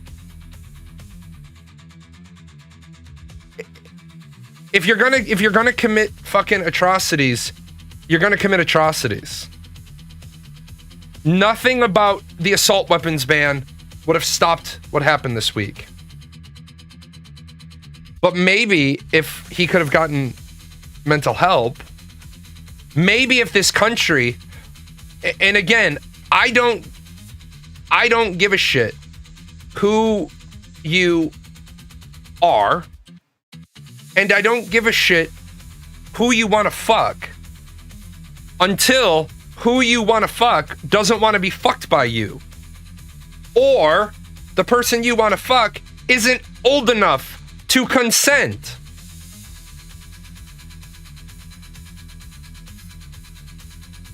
I said something on a TikToker's channel and she came after me, so I responded.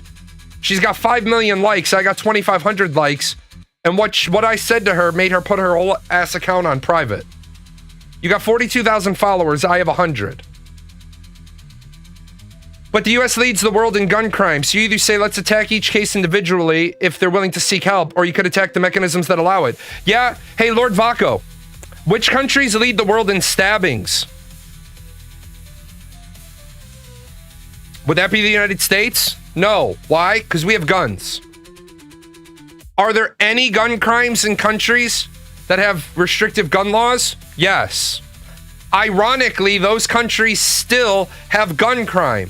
Not as much because they don't have as many guns. But then they have stabbings. And they have bombings. You know, one of the things about why more terrorist assholes don't come to the United States? Ironically, stabbings are more survivable. Mostly survivable? You're really... You wanna play that? Because the stabbings happen because the stabbings are not more survivable. Just so we're clear. Slashings are more survivable. Stabbings, people are just big balloons. When you stab them with a serrated blade and you pull the blade out, people leak. Believe it or not, this is just as dangerous as a gun. The argument is you generally don't have mass stabbings, which I agree with. You don't have mass stabbings. And I concur. Absolutely. You take away people's rights to have guns, they'll probably kill and wound less overall total people, but it's not going to change. It's not going to change. I want to attack it at the source. I want all the fucking shitbirds of the world who don't live with the mentality of if you see something, say something. This guy apparently was posting for like a month. I want to look into how is it. I am not about censorship. I am not about taking away people's freedom of speech. I am sure as fuck. No, they're not. Serrated blades aren't banned by the Geneva Convention. I believe triangle tips are. I don't believe serrated are, because our issued blade has a serrated bottom. I would like to start addressing why people don't want to acknowledge this is exactly what this society should be producing. What do you mean, Jay? I don't know. The bottom 90% of your people share 32%.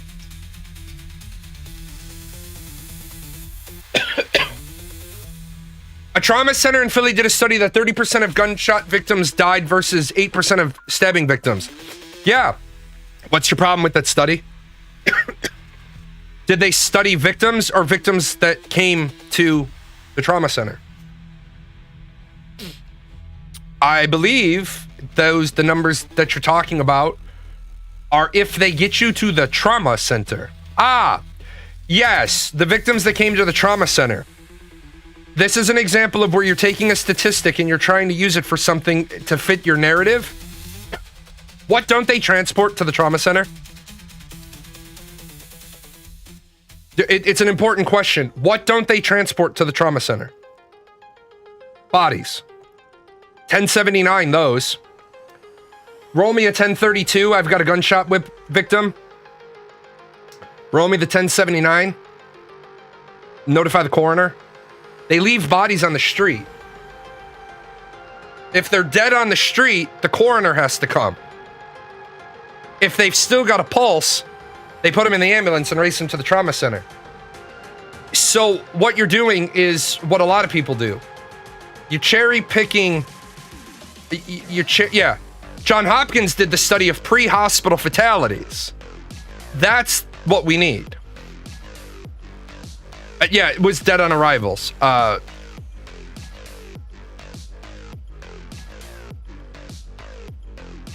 see if I can grab the picture real quick. So, what they wanted to do in World War II is they were looking at the bombers in World War II. And what they said was, the first response on the bombers was, we need to put more armor. We need to put more armor all up here. And we need to put more armor right here. Oh, wait, I'm sorry. The first response was to say, we need to put armor in all these spots. We're gonna change the planes and we're gonna put more armor in all these spots. And what the pilots said were, why would you put more armor in those spots? When they're hitting those spots, we can get home. We need more armor in these spots. Because this is where we get hit, we can't get the plane back. We got to be careful about when we look at studies that we know what we're looking for. And this is where I always say, people want to spend 1% of the time looking at the problem so they can spend 99% of the time looking at the solution. But you don't even know the problem. I would rather get shot than get stabbed. I would rather get stabbed in the leg or the arm and not have the guy pull the knife out. I do not want to get stabbed in the chest. I can survive a gunshot wound to the chest. Yeah, exactly. Do I get to pick where?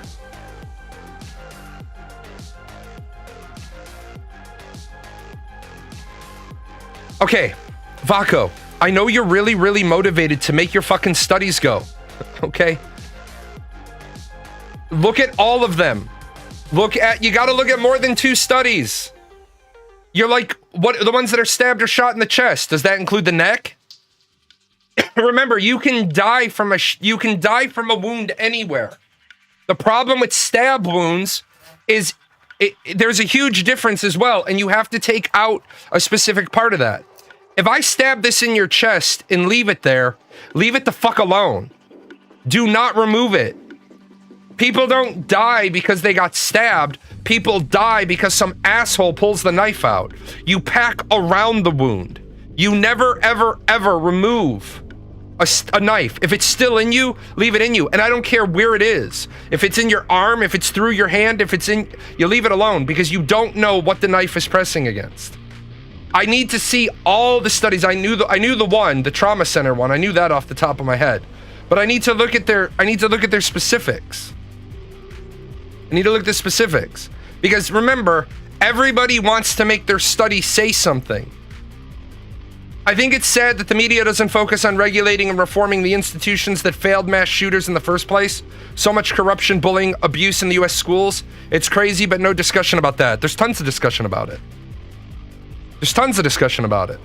Just not at the mainstream media level.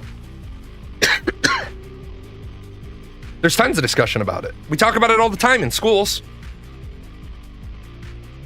But what people don't let you know about is that they don't let you know that the people that claim I was abused in school are oftentimes the ones that were the abusers. They've just got revisionist history. Yeah, politicians want to privatize school and remove standards of care. The media goes where the money is, and the money goes where the interests are. Every time someone blames the media for how it reports, I hold up a mirror and say, it's us. We're the problem. Yes, we're the problem. The people that like Fox News attack CNN. The people that like CNN attack Fox. Fox and CNN sit there. Hey, what are you running this afternoon? We're going to run something about how transgenderism causes people to shoot up schools. All right. Well, we're on hot standby to talk about how it's guns that are the problem.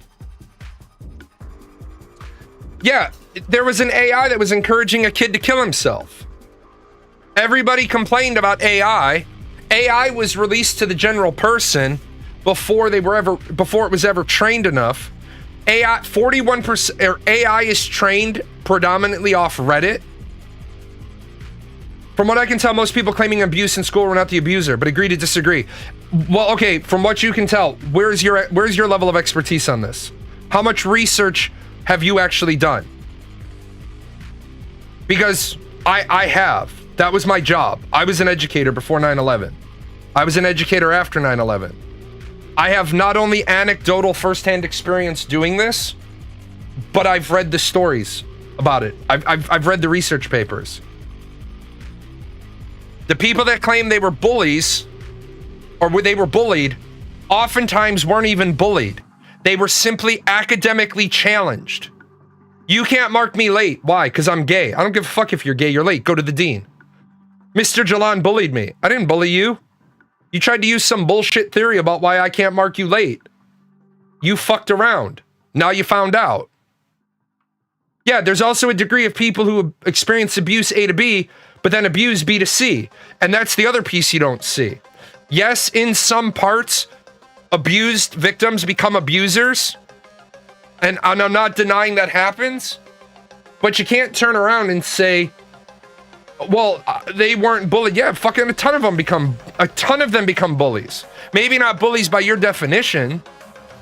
For example, there was a kid in a public school, never brought his personal beliefs into the school. They were doing a gay straight alliance rally, and he refused to go. He simply refused to go. He said to the school, I will not go. He walked down to the dean's office. He sat in the dean's office. The deans are like, why are you here? He's like, I absolutely refuse to go to that rally. I absolutely refuse. And they said, why? He says, because it conflicts with my religious beliefs. I don't want to deny them freedoms, but I don't want to hear their rhetoric. You think he was the fucking most favored person by the gay straight alliance? No, he wasn't. The people that claim victimship turned out to find somebody they could victimize. It's not a surprise. We are tribal by nature. It is how we are designed. Men and women are designed differently. Men will form a hierarchy. Men form a hierarchy. And then, eventually, part of the hierarchy becomes strong enough that it breaks away with certain members to create its own hierarchy. It's very, very common in schools. You have the captain of the football team is the cat's fucking meow during football season. As soon as the team either wins the state championship or gets eliminated from the playoffs, and we go right into the basketball season, almost overnight, the head of the fucking athlete food chain becomes the head of the basketball team. Women, they form social circles until they get catty, and then social circles break. Women are worse than men. Men generally don't give a shit. I'm sorry, I should say boys. Boys and girls are worse than boys. Boys don't give a shit if you leave the tribe and you want to come back later. They generally don't give a shit. Because generally you're leaving the tribe, you're like, hey guys, I can't hang out after school anymore. I've got to catch a bus. What research papers? Oh, I don't know, like the entire index of all the people, like Dr. Piper. Dr. Piper is the one on my shelf. You do realize that there's thousands of research papers written every year on adolescent psychology. I'm pretty skeptical because I was on the receiving end of a lot of physical brutality.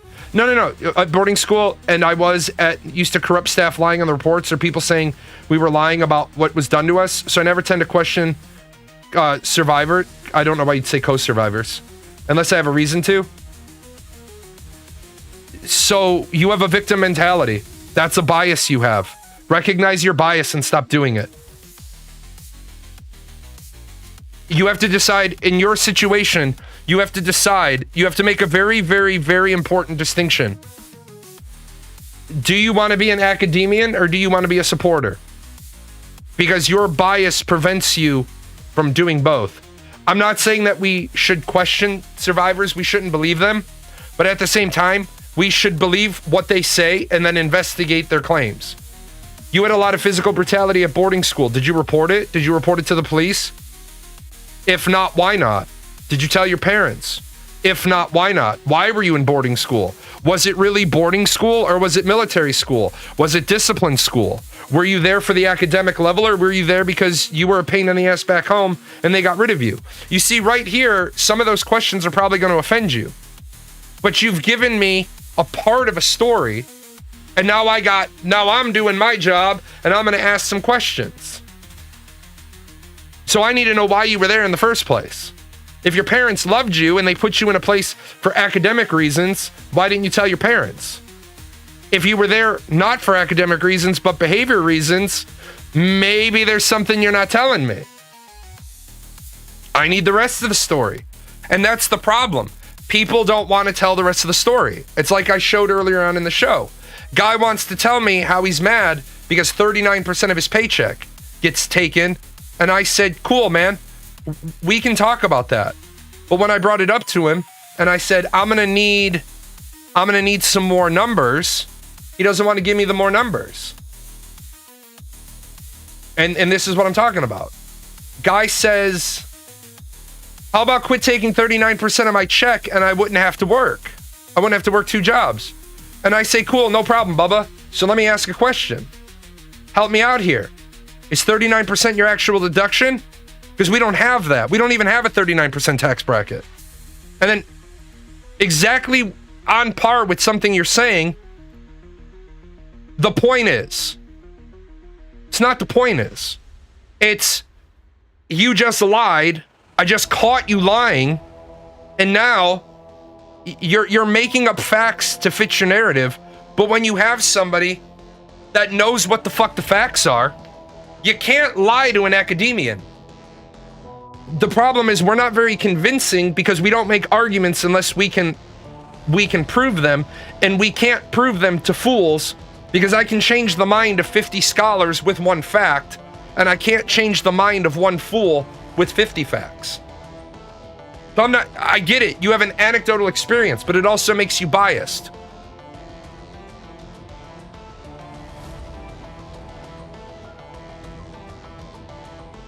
People hate paying taxes. I say, okay, do you want the police to run a credit check if you call 911? Do you want the fire department checking to see if you're current on your water bill? Do you want to pay a toll every time you turn onto the next street? Yeah. Well, yeah, grumpy old man, 39% in taxes has to be 32% he has to be in the 32% income tax bracket and 7% on FICA. Or it could be a little bit lower depending on what his state taxes are. But either way, to be at 32%, he has to be making $243,000 a year because he's talking about his paycheck. He's talking about losing 39% of the paycheck. Yeah, 243. I think what happened in Minnesota is not the tragedy. I think what happened in Minnesota is that everybody is using the shooting for their political points. I wasn't saying claims shouldn't be investigated. That's the whole point. I wouldn't say have victim mentality, but teach their own. It was a boarding school, not a military school. I was there because the teachers at my previous school lied in logs to cover their ass to keep their jobs. Also, the school district was taking kickbacks from the school until it closed. Not sure what you mean by academia versus supporter. Okay, so I'm going to ask a pointed question. Where were your parents? Because now you're saying one school lied. They sent you to another school. The other school lied. What empirical evidence do you have that the school was taking kickbacks? What's the name of the school? Where is the criminal case about the kickbacks? Were they closed because they lost a lawsuit? To me, when somebody says one school lied about me and put me in another school where they lied, that's kind of indicative of a lack of whatever it is you did in the first place. And so my pointed question then is, where were your parents? And why did your parents not believe you? Because now either your parents were shitty, or you don't want to say your parents were shitty, and then we're going to have to dive into exactly what it is. You see where I'm saying? Like, it was, I don't know you, I don't know your story, but I pretty much dead-pegged before you answered. I'd already put you in a framework, because now you're saying 2 schools you went to were corrupt. So if your parents were corrupt, and the first school you went to was corrupt, and the second school you went to was corrupt, it falls in line with my asshole theory. If on Monday, everybody you run into that day is an asshole, and on Tuesday, everybody you run into is an asshole, and on Wednesday, everybody you run into is an asshole, the bad news I have for you is you're actually the asshole.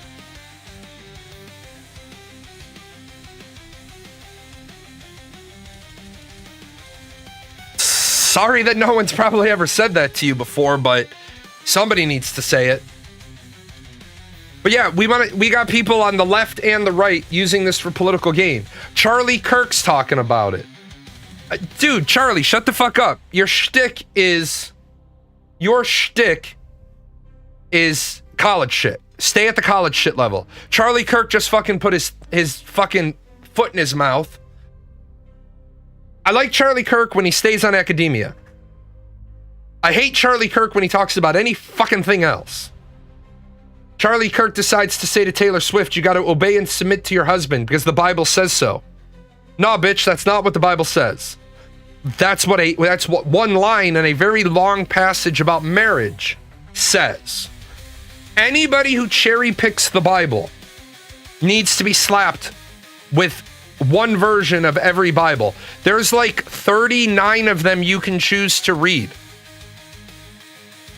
Anybody who cherry picks out of the Bible to make a point is an asshole, and you're preying on people's religion, and because you can do Bible quotes,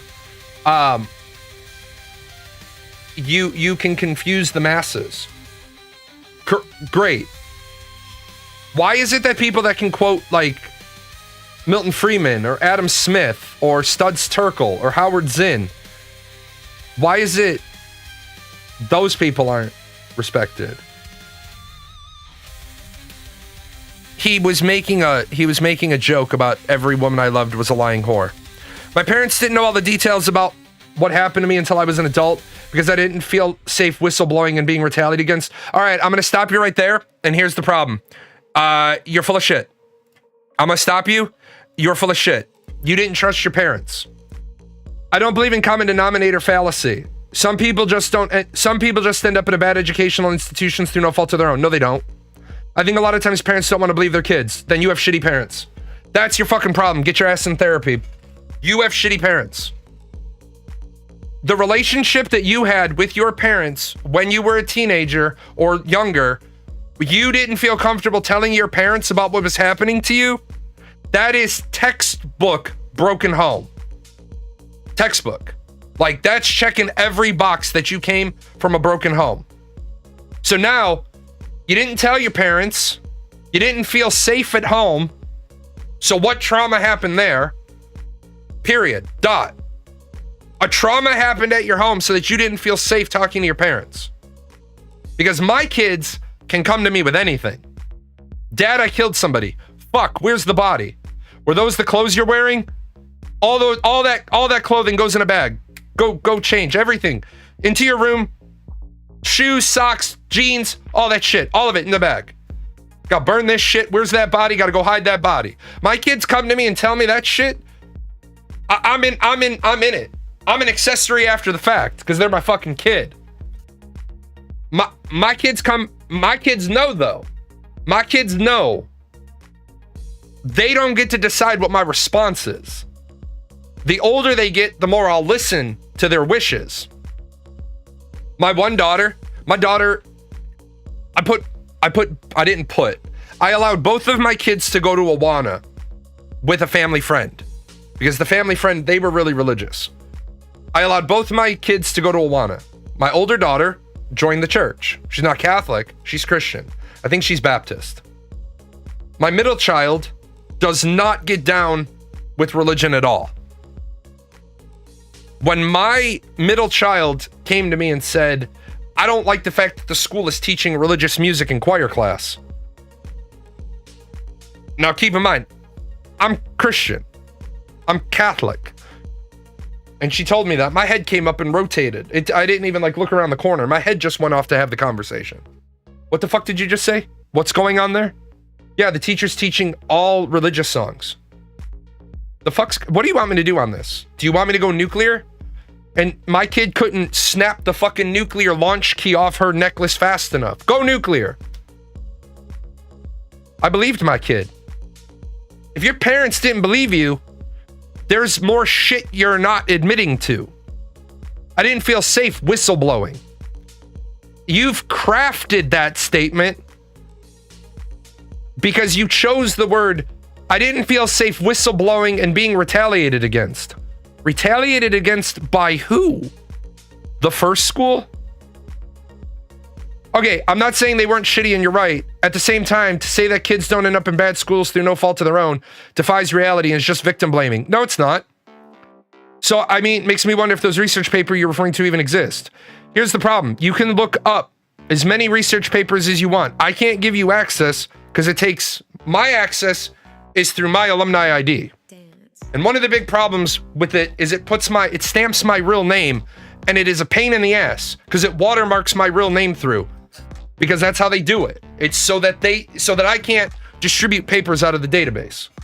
But you're literally saying, yeah, through no fault of your own, you made a conscious choice not to report this to anyone. So your parents were shitty, the first school was shitty, the second school was shitty, you didn't call the police, but somebody eventually had a ball sack and a spine because the school closed.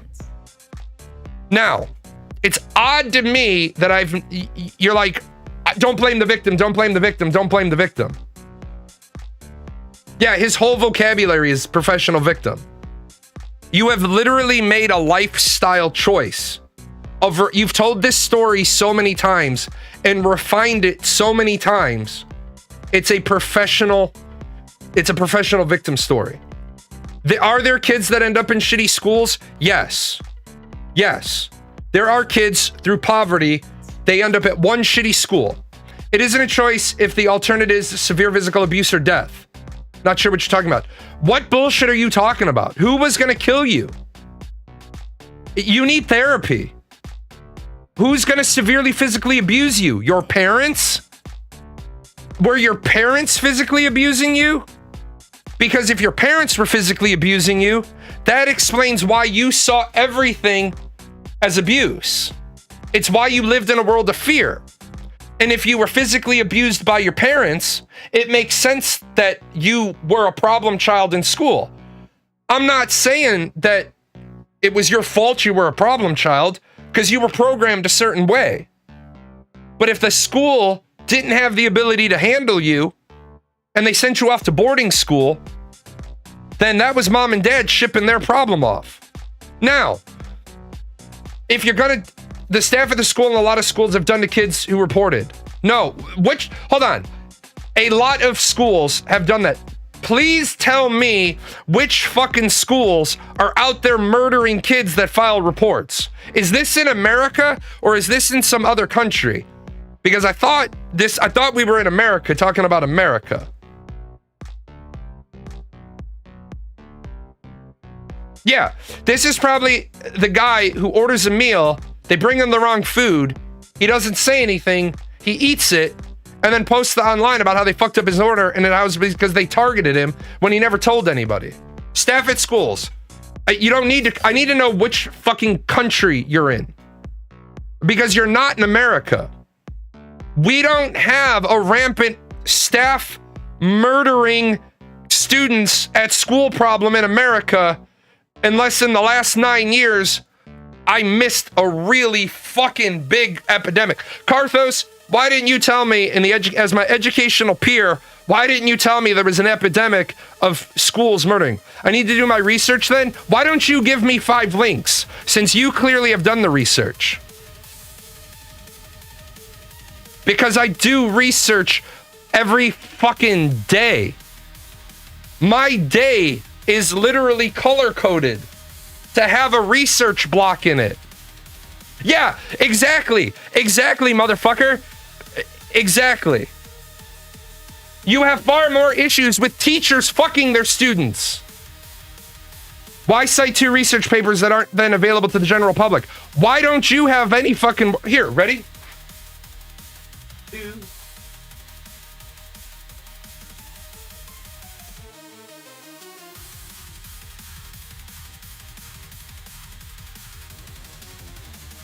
The fuck is...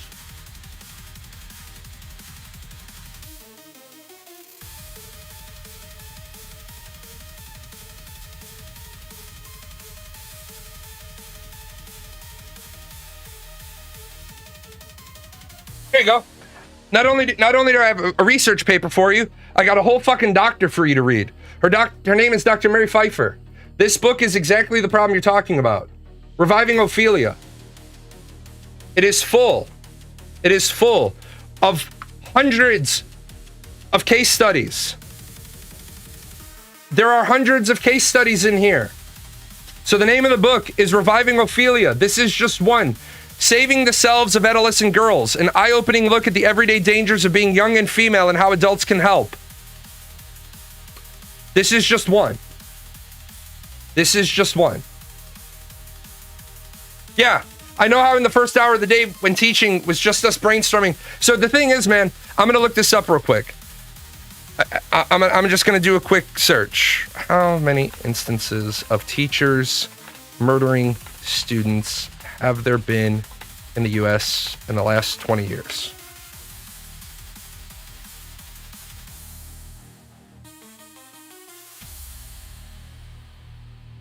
That's interesting.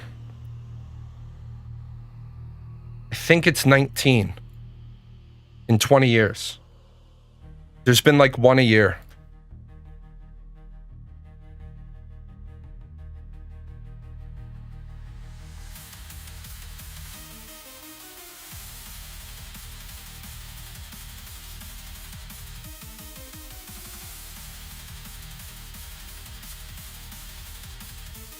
See how many instances of teachers murdering students there's been in the last 20 years. I think it's 19 tops. So it doesn't even average out at 1 a year. But according to you, it's a rampant epidemic for anybody that reports and whistleblows. So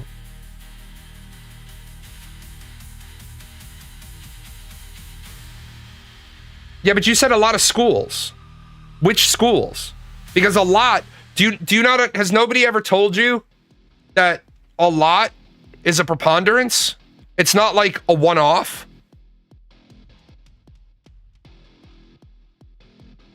109 educators were fatally injured on the job. 109 teachers were fatally injured by students. Yeah, exactly. That's where all the funding is going. The schools need to keep those assassins. Shit, man. I literally can't believe somebody has this line of thought. My parents hated me. My parents abused me. They sent me to a school. The school abused me. You said that teachers are murdering students. That's literally the fuck what came out of your mouth. Like, you literally said this.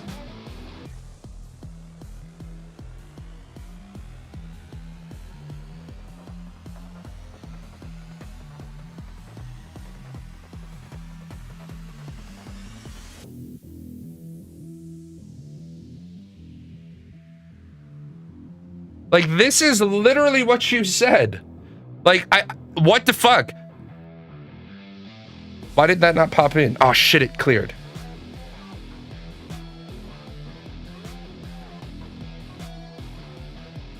This is exactly what you said. So now I'm confused. It isn't a choice if the alternative is severe physical abuse or death.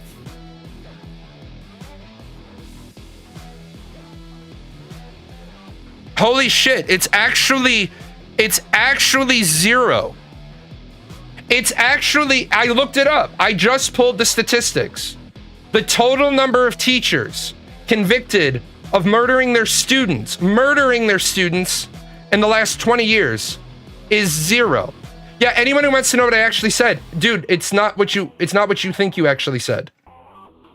Because this is what you actually said. Right? This is what you actually said.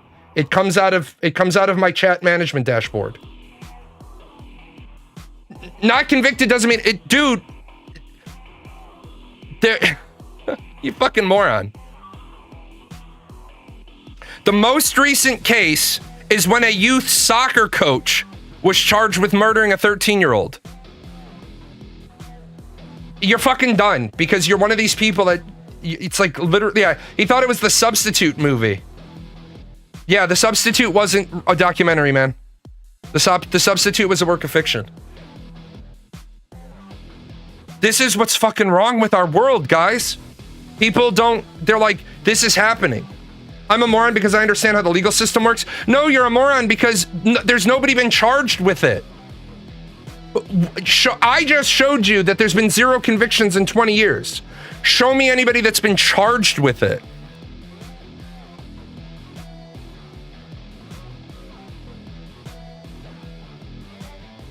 You're one of these people that blame. I'm looking it up right now for you. I'm in a legal database. It's gonna take a minute. The last time it happened was, oh no, that's that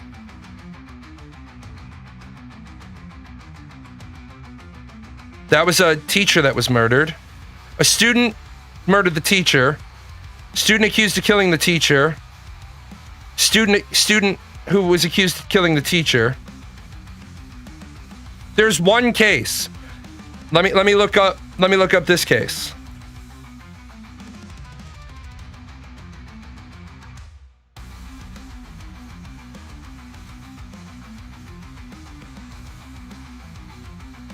What's his name? Andrew McCann.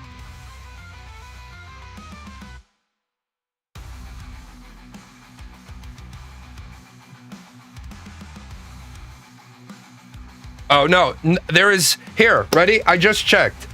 There is no documented cases I can find of any teacher in the last 20 years being charged with the murder of a student. There are a lot of cases of teachers being charged with murder of other people. I'm basing a lot of schools' comment on testimonials.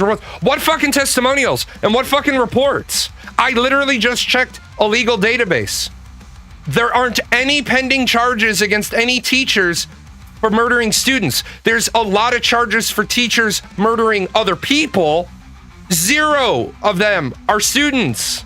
So what a lot of schools and what testimonials and what reports? There's teachers that get charged with murder just like any demographic of people get charged with murders. The one that's currently pending is a teacher murdered 2 hikers, pled not guilty. Neither one of the hikers was one of their students or one of their former students. So what bullshit are you pulling out your ass? Like, do you literally make this shit up? Do you believe this shit? Yeah, get the fucking receipts, man. Because I've now given you the source I was talking about. That you can go buy this book and then study Dr. Piper's work and go down the rabbit hole from there. This book is also going to tell you what happens when you indiscriminately believe victims. Why do you think now we literally have a movement where what? Oh. You got in trouble. Why do you think we have not being charged doesn't mean it didn't happen? I'm looking at the fucking database. I'm looking at the fucking database that shows which teachers were charged with this. If they weren't charged, do you know what not being charged means? I'm gonna let you know what not being charged means. Not being charged does mean it didn't happen. Because it means that neither the police nor the prosecution, on behalf of the entire state, has enough evidence to bring charges. I am not going to live in a world where you're going to say these events are happening, but they didn't get charged. Not being charged means you shouldn't be believing that it happened. Not being charged means in some cases that you don't want to charge someone out of corruption. No, the fuck it doesn't. So hold on, let me get this straight. Now, all the people that are working against you, your mom, your dad, the first school, the second school, and the whole legal system. Do you know what happens? No, it's not historical fact. You said this event is happening in a lot of schools. In order for it to happen in a lot of schools, there needs to be a lot of incidents. There are 0 convictions. There are 0 charges. So what you're saying is, the fucking Delulu world you live in your brain is that this is happening so much that the prosecutors will charge teachers as murderers if they murder prostitutes, if they murder hikers, if they murder their wives, if they murder other people, not students. But the only time corruption exists is that the prosecutors aren't charging him for killing students. It's like, how does that conversation go? Hey, Karthos, man, can you not charge me? I killed a student. Oh, yeah, man, no problem. But I do have to bring you in because you killed your wife. Like, what fucking twisted mental gymnastics are you living with that teachers are being charged with murder, but there's a corruption level that allows them, like, where are these kids disappearing to? Are all these kids' parents like your parents? Hey, we're sorry you dropped your kid off at school today, and fuck if we can find him. That's okay, I hated the little shit anyway. Thanks for taking care of the trash. I mean, don't you think that there would be some fucking national outrage if there was a lot, and by a lot I mean 5 kids that magically go missing and nobody got charged? I don't know, man, but the organizations in the world tend to be a little suspicious when kids go fucking missing. I think here's my Reader's Digest for you. I think you were a horrible child. I think you were a horrible teenager. I think the world gave you a bunch of chances and you had already somehow developed victim mentality. Or I think you come from an absolutely broken, fucked up, abusive home. And because you came from an abusive home, you developed the young person's mentality of, I don't trust any adults because the 2 adults in my life I'm supposed to trust have violated my trust and been abusive. Therefore, I see everything negative done to me as a form of abuse. Either way, you need therapy because I'm not your counselor. I'm not your diagnostician. and I don't really want to go to the other side of the book and get the diagnostic manual, but you need to go to therapy, because no matter which one of the two options it is, you're fucked and you need help. You're fucked and you need help. Chill, if you wait till Saturday afternoon, I'm going to play Ashes and you can see it. I'm going to play Ashes on Saturday afternoon. I'm going to start my show late. I'm going to go get coffee with a friend. I haven't seen one of her kids in a long time. And I've known the kid 20 years.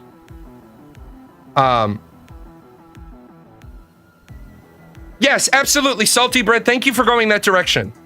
Thank you, Salty Bread, for being a longtime member of the community and holding me accountable to something I did miss. I am in no way, shape, or form saying that there aren't situations where teachers are abusing students. I am not saying that at all. Absolutely not. Because we have those cases. We absolutely have those cases being charged. Male teachers sexually assaulting or grooming female students or male students. Female teachers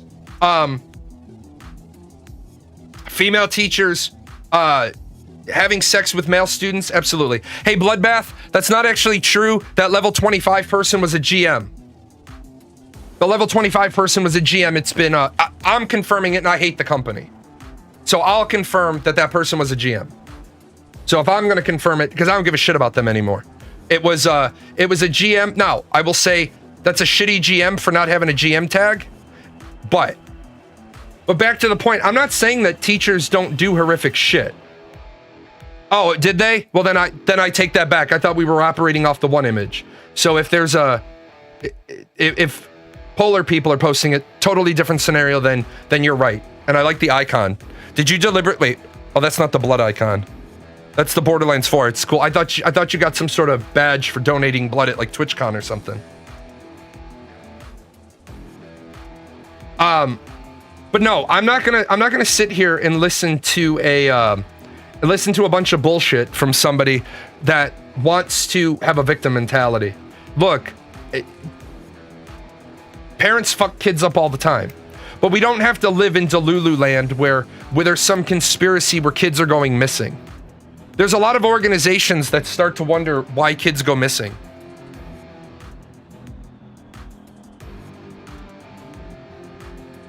If you donate blood, you might just save a life.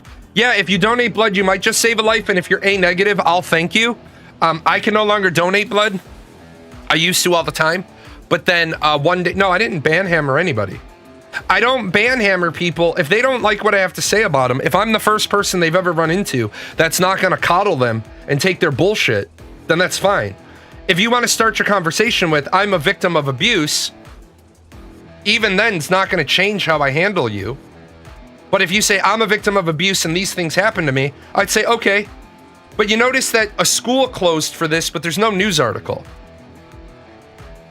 Person probably was like, oh shit, Jay can bring the receipts.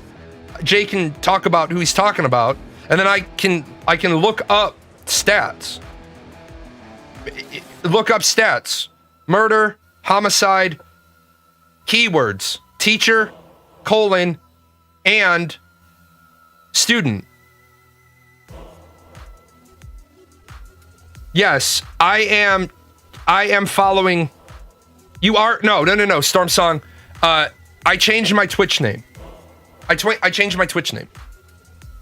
The reason why I changed it was because I want to do politics stuff, and a lot of feedback I was getting from people was Paradox Gaming Network doesn't really sound like a politics channel. So I switched it so that I can do both. Because I can game on Jalon PGN. And so now people see me in the politics channel and they're like, oh, let me jump in there.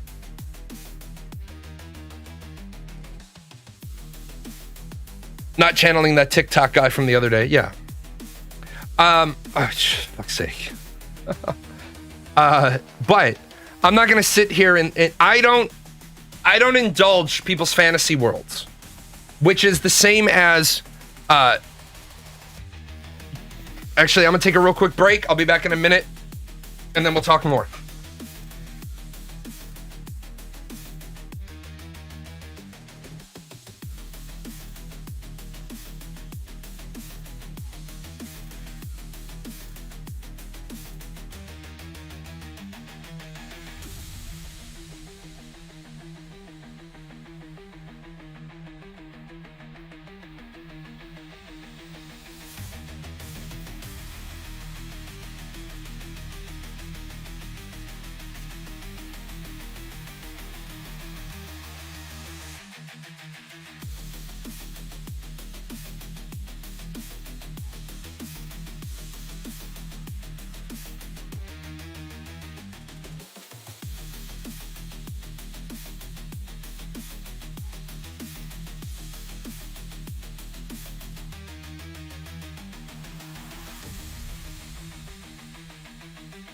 Okay, so let me see if I have the video clip that goes along with this particular talking point. I think I should. Yeah, here you go. This video talking point is relevant now due to everything going on with Minnesota. Calling trans people by their preferred names and pronouns is not delusional. Denying someone their gender identity because it makes you uncomfortable is delusional, because that person will continue to exist and have a gender identity regardless of how you feel about it. If they're going to continue to exist and have a gender identity, regardless of how I feel about it, then why the fuck do they go so far out of their way all the time to tell me that I have to call them by their preferred pronouns? And I use their in that particular case because I'm referring to a plural collective. I am tired of living in a world where anybody thinks that they can dictate to anybody else anything. I don't care, right? I do not care about your pronouns. I don't care. I do care when you look like a sir and I call you a sir and you throw a fit.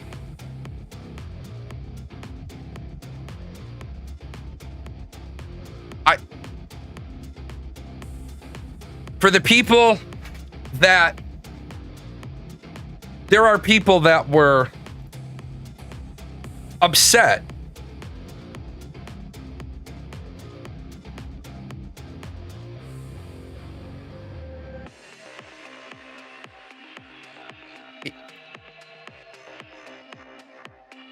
I said for years that I don't get down with most of the transgender agenda because I think it's bullshit. But if they want to sit down and tell me exactly what they need and exactly what they want, I'm more than happy to do that. And so now that there is a situation where the rest of the world is acting like fucking asshats towards the transgenders, now I will step in and I will say, stop blaming all transgenders. Now, unfortunately, the transgender movement is going to have to make a pretty serious commitment.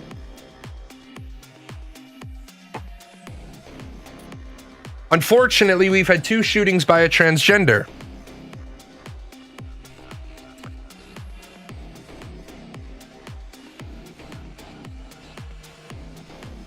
Some transgenders say, I don't want to transition.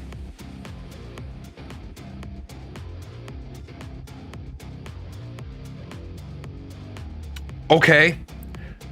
Help me understand the...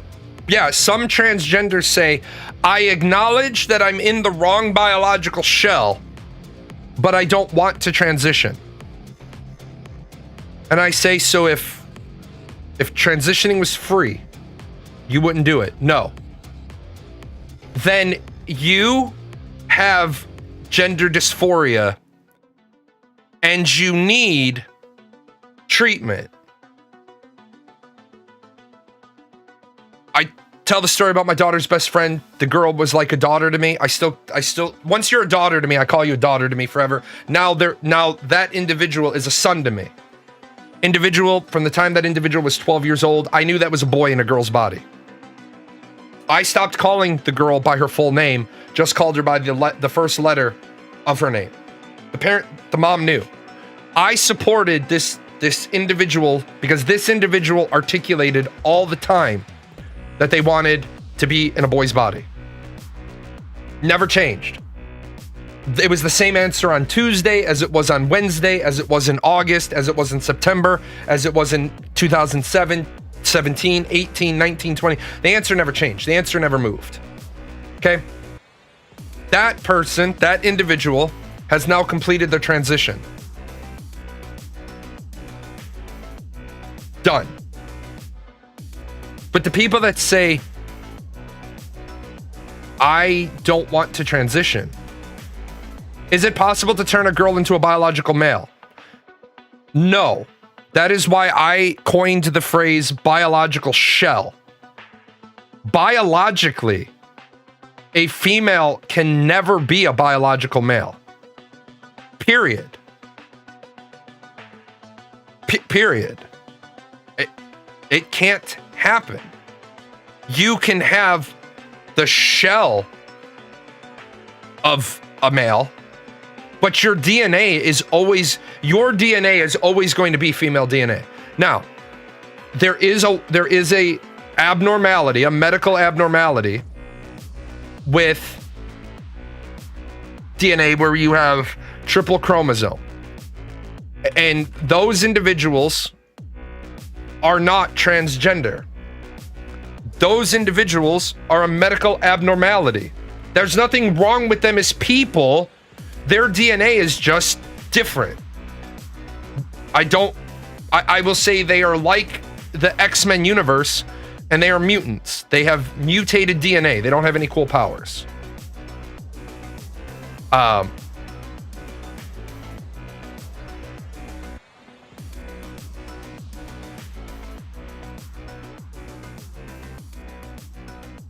Now, when somebody says, yeah, there's also Turner syndrome. Absolutely. When somebody says, well, it's a mental illness, it's not a mental illness. It could be. It's like, why does everybody have to be the fucking Sith all of a sudden? Everybody deals in absolutes. It could be. Depends. We need to know more. It's if you were born a woman and you transition to male, you will never be a father. You can be a dad, but you will never sire children. Well, what if they don't have testicles? They don't produce sperm. Well, what's in their sack? 2 glass marbles. Same thing that happens when a guy has to have a testicle removed. They put a marble in there to give it the right shape. Yeah, you don't produce the sex hormones to be a biological male. You get your hormones and your chemicals through a needle every week or every other week, depending. And the problem is that doesn't make that person any less of a person.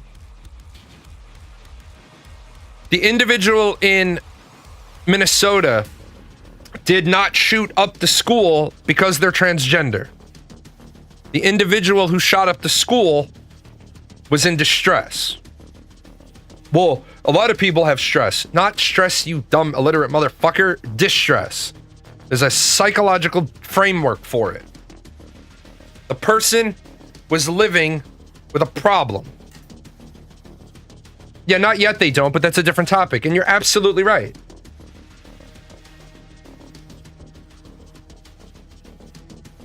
It wasn't me, no. I always taken the stance I don't care what you want to do when it comes to your gender, just don't push it on me. Now, I'm going to say this. And it's not a popular opinion. People in the 90s and the early 2000s were all against gays and lesbian couples adopting children. Well, given the fact that 70 some odd % of female couples have domestic violence in them, considering that female couples, lesbian couples, have the highest rate of divorce, maybe that is the talking point. Maybe the domestic violence statistics and the divorce statistics are why we need to talk about whether lesbian couples should be allowed to adopt children. But if we're going to have that discussion, then I never want to hear that a gay couple can't adopt a kid because they have the lowest rates of domestic violence and they have the lowest rates of divorce. That's going to be another one that the LGBTQ community has to come to terms with. They need to turn inward and say, why the fuck do lesbian couples have so much domestic violence? It's a talking point. It doesn't make somebody a bad person. It doesn't make somebody a good person.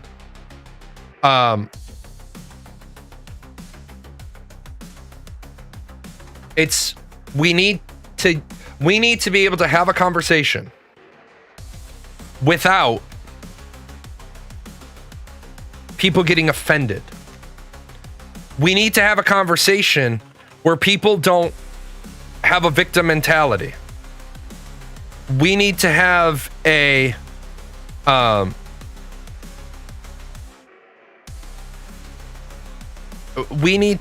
people who are willing to have a discussion about the rules of the discussion.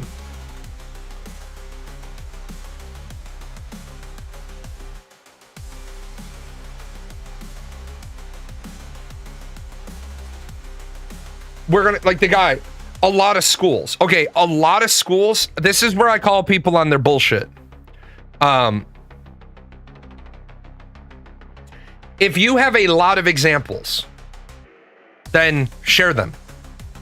If you have a lot of examples, bring the receipts. But when you start framing shit up here like it's happening a lot, there's a lot of teachers murdering their students. No, there's not. Well, just because they're not charged with it doesn't mean it doesn't happen. I understand the legal system. Nah, bitch, you don't. You don't understand the legal system, and ain't nobody said this to you. You are innocent until proven guilty. Proven guilty. Anybody who says if you're charged with a crime, you're guilty is an asshole. Anybody who subscribes to the mentality of, well, you're not innocent, you just weren't found guilty. Then I'm innocent, bitch, because the rule says I'm innocent until proven guilty. Well, he wasn't innocent. The jury just found him not guilty. That makes me what, bitch? Have I ever been found guilty of a crime? No. Then I'm innocent.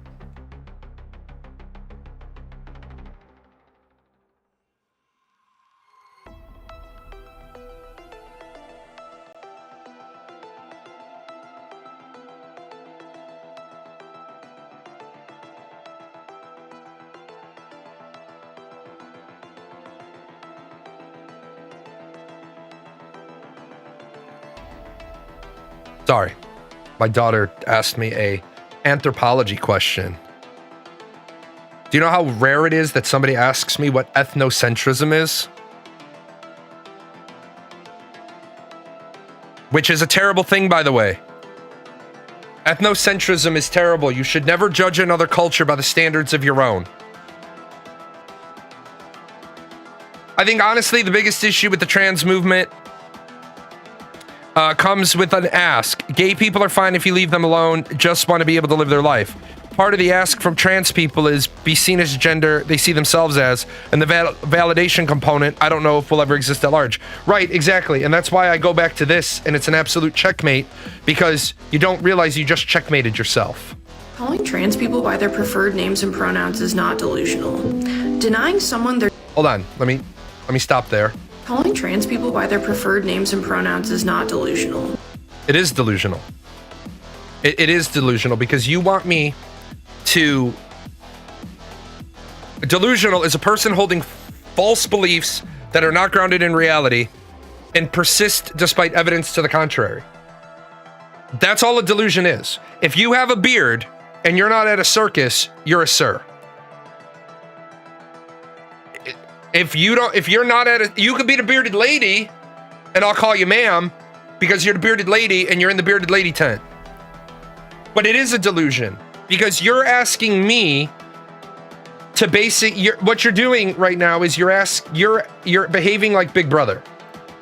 What you're asking me to do is ignore the evidence of my eyes and ears.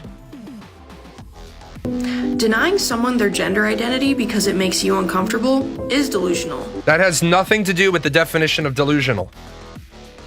So again, you're trying to use a word against me and you will never hurt my feelings with that because that's bigoted. Sure, maybe. Homophobic, transphobic, maybe. Because that person will continue to exist and have a gender identity regardless of how you feel about it. Then why do you have the ask? Like Wolfgar said, why do you have the ask? Why does it, like, It would be the same thing if, yeah. It's like, I went through a period of time where people that I had no idea who the fuck they were I would say, excuse me, Mr. Whoever, they'd say, I'm doctor. I say, are you MD or PhD? And they'd say PhD. I say, okay, well then professor. Well, my preferred term of address is, yeah, but I don't believe in that shit. Because just because you have a doctorate doesn't make you doctor, it makes you professor.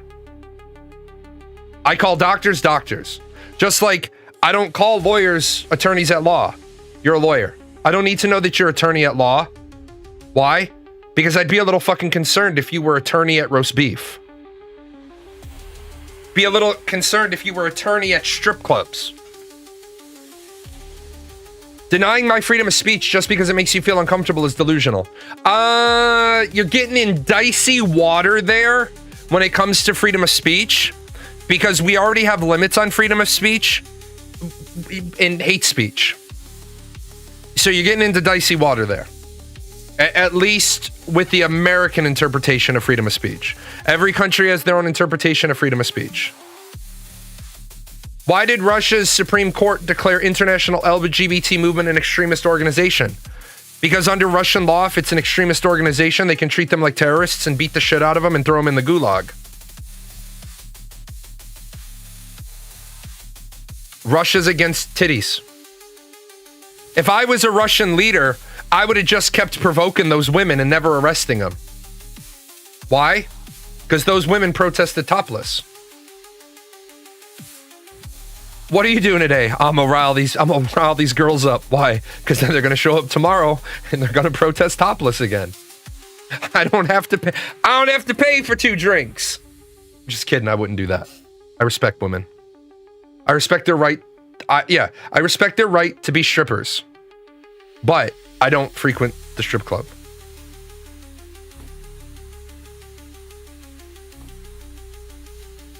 One second.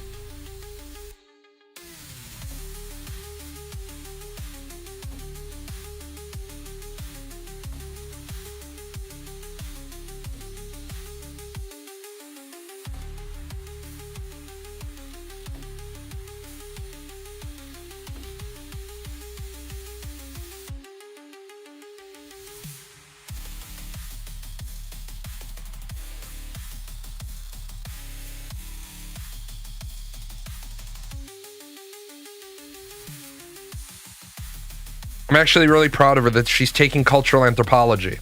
But I'm really upset with her because she took cultural anthropology at the same time. I think she's taking sociology at the same time as cultural anthropology.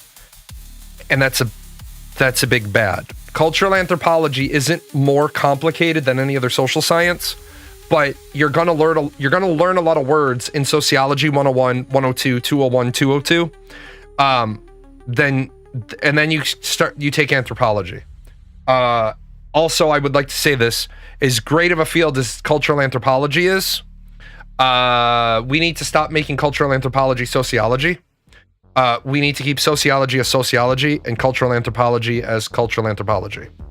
If you don't know what cultural anthropology is, archaeologists dig up something and they take really specific pictures, sketches, diagrams, distances.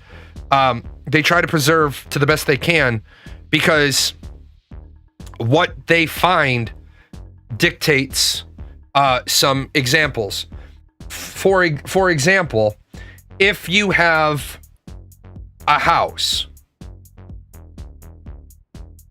and in that house there's only 2 beds, there are some assumptions you could make about that family.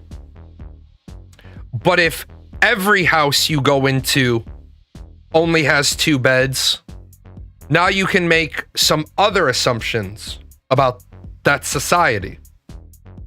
And one of the things that you could assume is that men who do the outside work, they would sleep at night because they need the light of the day to do their job.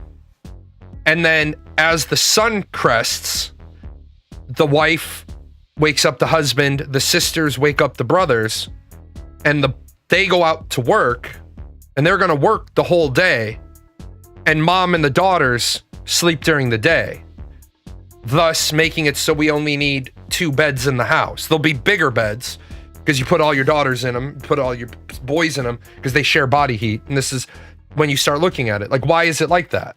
Well, because we don't have, if we do this, then the women are up through the night sewing and knitting by the light of the fire. And now we only have to have 1 other bed for the kids. It means the house can be smaller. The footprint can be smaller. If you come to a table where every house only ever has 2 chairs at where you can identify the dinner table, it tells you something, but you don't know what that is yet. If you find one house with 2 chairs, and then you find another house with 6 chairs, well, then that society might tell you, don't have more chairs than you need. When your kids grow, they take their chair with them. As they go, they take, like, whatever it is. And then you got, like, well, why might they do this? Cultural anthropology is the why behind the what. The archaeology is the what. So I'm really happy that she's studying cultural anthropology. I just wish to God she had taken sociology and psychology first. I would say I don't fully sign on to what you're saying. Ethnocentric perspective is wrong. I think ideally you should do both an ethnocentric and a cultural relativistic analysis. I agree that there is a trap in ethnocentric analysis where you mistake familiarity for superiority. Yes. And the problem is, you have to be really careful. For example,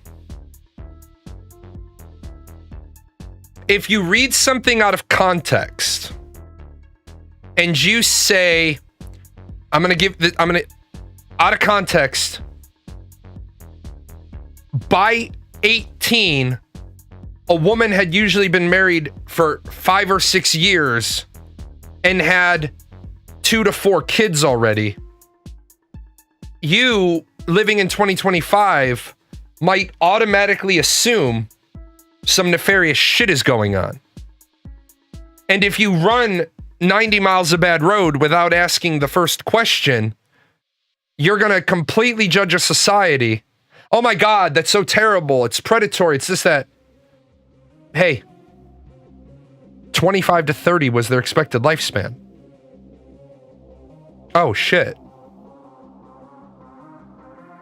Look at how one fact radically changes it. Well, they were just kids. No, they weren't. They were at the midpoint of their life. If they didn't have 2 to 4 kids already, the population number is going to go down. Now, as longevity happens, you should be bumping that number. Like, now, somebody tried to fucking tell me the other day, yeah, they were middle-aged. Exactly. And then when you start to try to explain that to people, be like, they were middle fucking aged. If they didn't have 2 kids before the halfway point, they might, why did medieval families have so many kids? Well, number 1, because they fucked a lot because they had nothing else to do. Number 2, it wasn't uncommon for behind the house for there to be 3 or 4 graves. You might have, yeah, they had a lot of kids to take care of the farm. They needed a lot of kids. But what you also forget is, yeah, this is her 5th pregnancy. But she only has 2 kids because 2 died. Sickly, the pox, dirty water, winter cough, stillbirth, malnutrition, lack of nutrition. You got to be really, really careful when you look at other eras of our own history, or you look at other societies. You have to be really, really, really careful that you're dumping 2025. We think of them as kids because we get way older on average now. Yes. Now, as that one creator tried to fucking put me on a pyre, and I'll punch back against you all day, fucking uppity bitch. There's some other facts people don't want to include, And you got to talk about them. Like, for example, did you know that an emancipated minor is still a child in terms of consent? Even though it would be almost impossible for a person to become emancipated from the state or by the state, we specifically designed an age of consent law. So guys that turn around and start saying, well, emancipated minor, still a minor. Still a minor. This one creator took something I said and tried to go the wrong direction and be like, nah, bitch, I will burn my entire fucking online presence to the ground before I allow you to burn me at this pyre. You can burn me at a lot of pyres. I ain't burning on this one. She put her whole fucking profile on private, which is great. Because if her profile's on private, it means people aren't seeing her videos. Your grandma was one of 8 and she started working at a young age. Her parents used to leave one of their boys in the house because he was very sickly and they didn't expect him to make it. Yeah. Yeah. And now people will be like, well, why didn't they take him to the doctor? Well, I don't know, man. Why didn't they take little Jimmy to the doctor? Because this was the doctor. I don't think little Jimmy's gonna make it. That was your doctor. Fucking. We used to use leeches. People used to grind up the weirdest shit. People used to grind up the fucking weirdest shit and throw it in a pot. Stuff that mask with herbs so you can't smell the plague. Right. Poor family might not have money for it.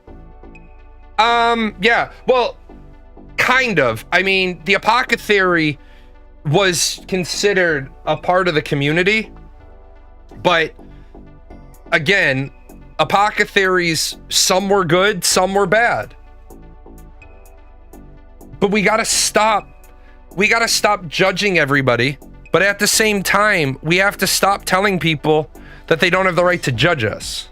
New name, who dis? Yeah, new name so that I can do politics without having gaming in the channel name. But we gotta stop projecting our views onto people.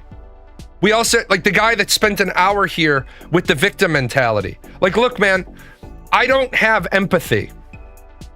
I don't have sympathy. Unless you are a child, I don't have empathy. Because I feel that once you're 18 years or older, you are now in full control of your life and nobody can stop you. But when you tell me a story where your parents were abusive and the school was abusive and the boarding school was abusive and they were, I couldn't report it. I couldn't whistleblow because they would have murdered me. You need fucking professional help because you have a victim mentality and you might be rolling around with borderline psychosis. I can't help that. That's not my lane. My lane is like life coach and addiction, domestic violence, anger management. I don't unpack people's trauma. Not my wheelhouse. But you're checking all the boxes. But when you start making up shit, well then what you're doing is you're reinforcing a delusion you've created. And that individual was, I wouldn't have banned them, but they would have gotten a 10-minute timeout because I'm not going to continue to argue with somebody as they put up walls to reinforce their delusion. That's just not going to happen. What else we got here? We're going to be doing the randoms today. Calling trans people by their... Let's see. We did this one the other day.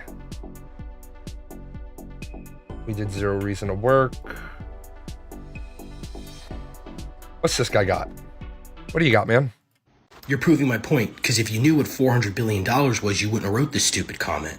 Because the same percentage of $400 billion to $110 million would be this person who has $300,000 net worth finding $81. 81, not 8,100, not 81,000, $81. That's the same percentage. So you're proving my point. You don't know what $400 billion is. You don't know what $400 billion is because $400 billion doesn't readily exist in anybody's wallet. I am going to be the first to admit we have a fucked up economy. But the problem is, everyone wants to say we have a fucked up economy. Okay, well, I'll sit down at one side of the chair and you sit down at the other. You tell me what you want to change about it and I'll tell you what changing it looks like. And I guarantee you ain't going to like what changing it looks like. I want to be able to afford a house. You can. Even on minimum wage. You can afford a house. Done. Next.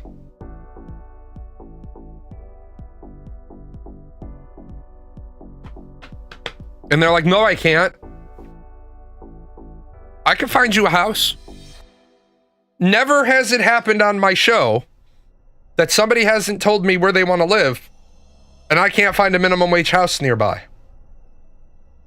I don't want to live in the ghetto. Oh, well, see, now what you're doing is rich people shit. What you're saying is, my list of things is more than one.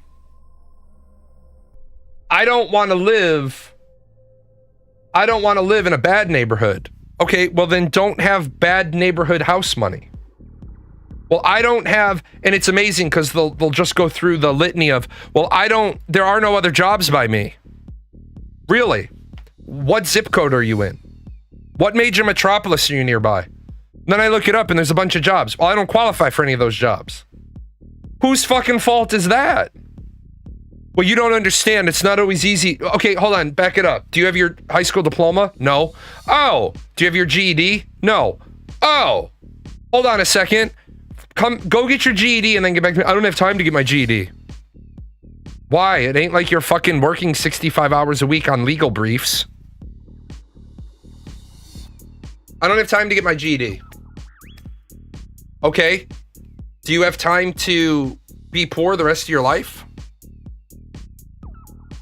Because you gotta do something to make progress. Is that all you wanted? You just wanted a hug? I'm working. Oh, you wanted a hug? It's okay. If you don't have time to invest in yourself, then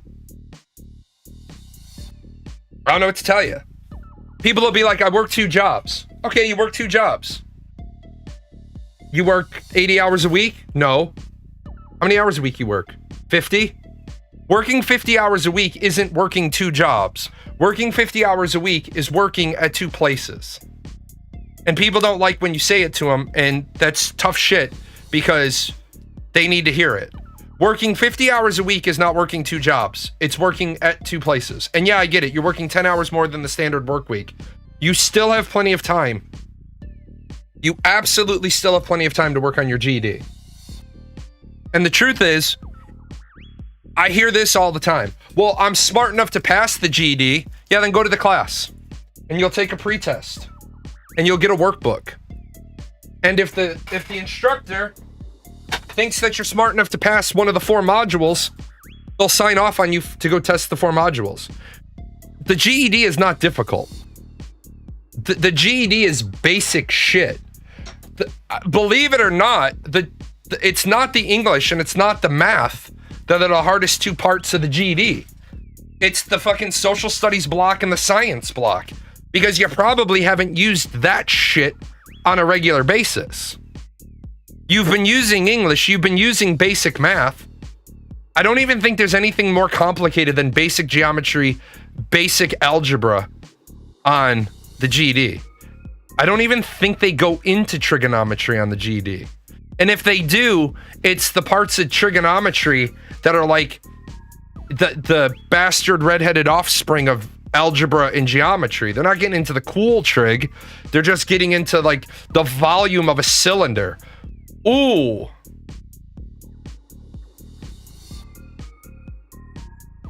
The volume of the cylinder. And they give you the formula. But people want to live in these fucking mentalities. Look, if you're going to tell somebody else that they don't understand, then don't be basing it off of big examples. I get what he's trying to say. When you have $400 billion, there is not a single problem in the world that you can't solve with money. Shit, $400 billion is probably enough to build your own fucking space station. But he doesn't have that. He's not sitting on $400 billion. What he's sitting on is he's sitting on a bunch of stock. But why do we spend so much time talking about rich people's money anyway? That's been one thing that's like just been bothering me lately. Everybody talks about everybody else's money.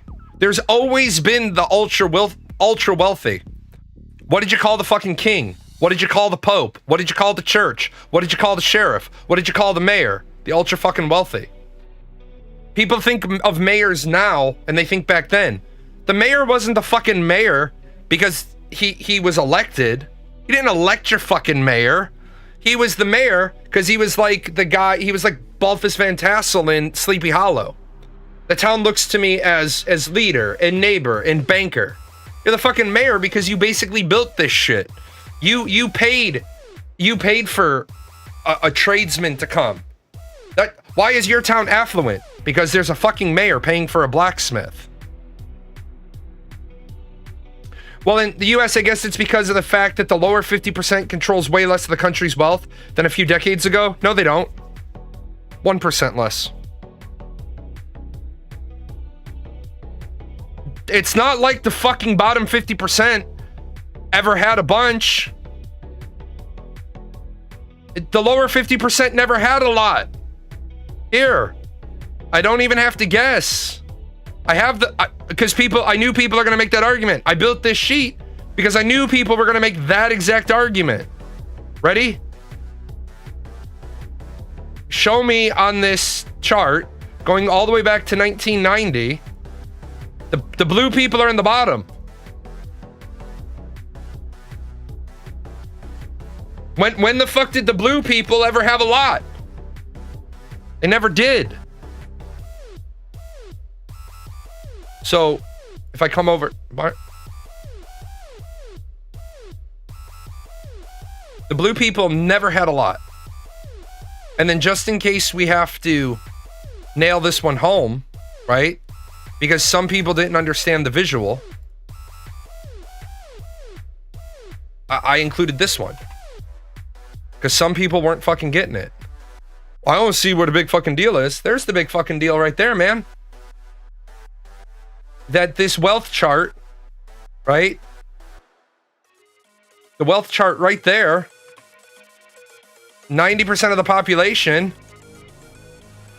right, is restricted to that much of the wealth. There's the problem.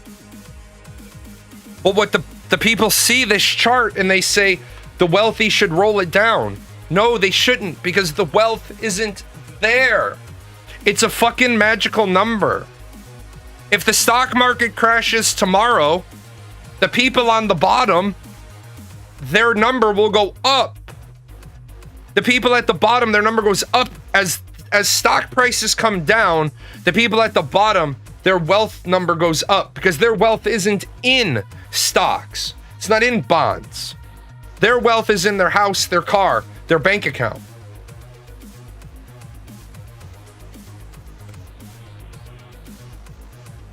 The bottom 50% doesn't control way less. They actually control more now in 2025 than they did in 2000 or 2010. And 2010 was the fallout after 2008 where everybody got fucked by the housing market. All house prices came down. Somebody brought up a really good point, and they said, if you have one person with a $50,000 house and $1 million in the bank, and one person with $1 million house and $50,000 in the bank, they have the same net worth. But one of them is got a lot more power, a lot more financial power than the other. This person actually has more financial power than that person. Because this person lives in a $50,000 house with $1 million in the bank. This person is sacked with the $1 million house.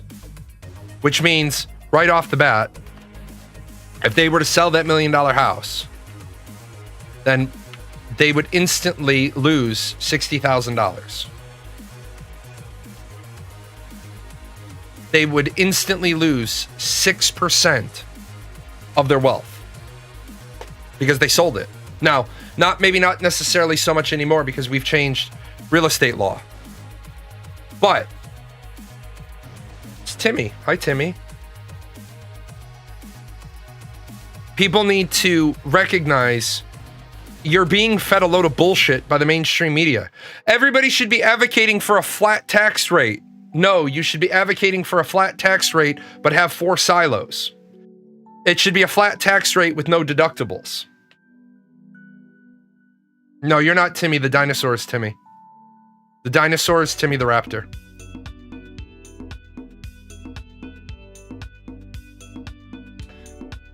We don't see Timmy the raptor very often. He's not a high priority on the alert queue. The other day, while I was gaming yesterday, somebody came in yesterday to piss me off with forming a new minor political party in Vermont, the United States Marijuana Party. Chris Erickson, acting chairperson, is starting a new political party in Vermont, the United States Marijuana Party. In light of recent reports that a man in Rutherford, Vermont was denied some unemployment benefits because he tested positive for cannabis, even though it is legal under the state law. His employer tested him for drugs under federal law. The case is now being brought to the Vermont State Court. In the meantime, the chairperson is trying to raise awareness to the fact that this one case could devastate people in Vermont, where 10,000 Vermonters receive types of federally subsidized benefits, such as food stamps, fuel assistance, federally subsidized housing, college grant, Medicaid. If this one man is punished for using medical cannabis marijuana, not because it is not legal under federal law, then thousands of Vermonters could be at risk. This is a real simple thing. Marijuana should be legal at the federal level. It should be removed from the list of scheduled narcotics, and it should have an automatic 10% federal fee on it. Except I want to take off the 10% federal fee until fucking Congress balances the fucking budget. I don't want to give Congress any more money until they balance it. Silos Lard is graduated because you can't let people that are currently paying 37% tax suddenly start paying 10. It should be until you here. I'll show you what the Jalan Party, our flat tax rate is. If you make up to $31,200, you pay 0. From $31,000 to $50,000, you pay 10%, and that's it. If you make over $50,000, right? 15%, right?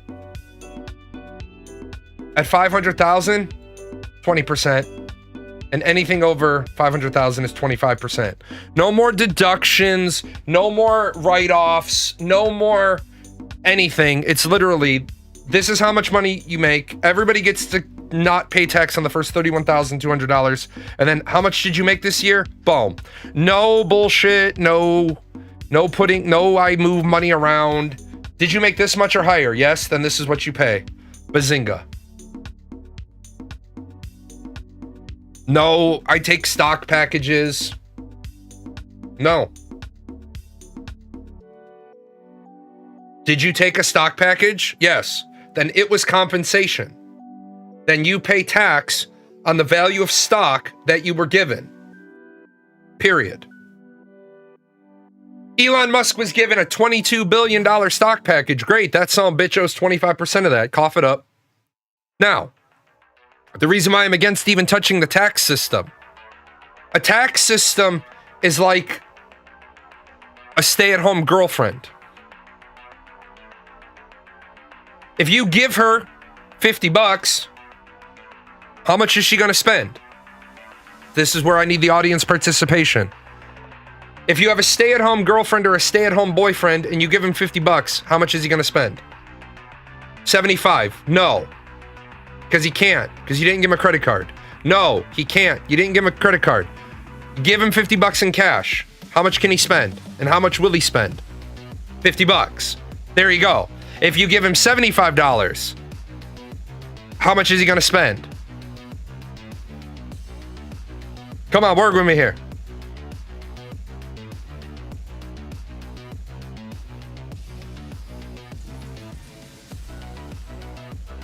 $75. If I give him a credit card with a $500 limit and I tell him to only spend $100, how much is he going to spend? He's got a $500. They're spending $500. Thank you. That is the problem. When you give your kid a credit card with a $500 limit, they're going to spend $500 once accidentally, which is why you put them on a limit. They're going to make the mistake once. If you never want your kid to make that mistake, you don't give them a credit card, you give them a debit card. That way, when they try to buy something, it goes, I had to leave to deal with the situation, but Troubled Teen subreddit has a lot of survivor stories, and there's a lot of news articles about kids being killed by asphyxiation using prone restraint. Okay, motherfucker, I'm gonna put you on full blast right now. I'm gonna put you on full fucking blast. You decided to come back after you got your first real ass whipping. Being killed by asphyxiation due to prone restraint is not fucking murder. It's not charged as murder. That is not murder. That doesn't meet the legal fucking threshold of murder. Okay? So you're running around. First of all, schools can't put their hands on you in all 50 states. So you're not talking about schools at this point. You're talking about facilities. So if you're gonna bullshit somebody who doesn't have a graduate degree in education. Because I'm not gonna let you sit in my house and bullshit out your ass. Sometimes to make it look like an accident. Motherfucker, are you telling me now? Your fucking statement right now, ready? Is your parents abused you, your first school was committing crimes, your second school was committing crimes, you said all these schools are committing murders, hasn't been a murder of a teacher to a student in 20 years, because you said murder. Now what you're doing is you're saying that the police and the whole state isn't investigating these because people are making it look like an accident. Even though if you're an educational facility and you have a death, you get basically a whole crop of people up your ass. No, they aren't doing it at schools. It doesn't happen all the time. What fucking schools? Bring your receipts. Give me names, dates, places, those involved. You can't because you're full of shit. Schools do not use prone restraint. Schools can't put their hands on you. Now, if you're gonna keep lying to yourself, I can't stop that. But I have been in dozens of schools between my 200 type B hours, my 500 type A hours, the multiple student teachers I've taught, the multiple schools I've worked at. I have never one time in one place seen one teacher use prone restraint. I have seen security at the school detain a kid. I have seen the police arrest a kid. I have never, in probably a dozen or more schools, ever seen them have the hardware to do restraints. So, Google it. I have Googled it. Human beings can break the law and assault people, especially when there's no cameras. You are so full of shit. The idea to leverage your traumatic experience to help create awareness to help people. No, what you're doing right now is you're doing the absolute worst fucking thing you can do. You are trying to put a spotlight on a problem that doesn't exist.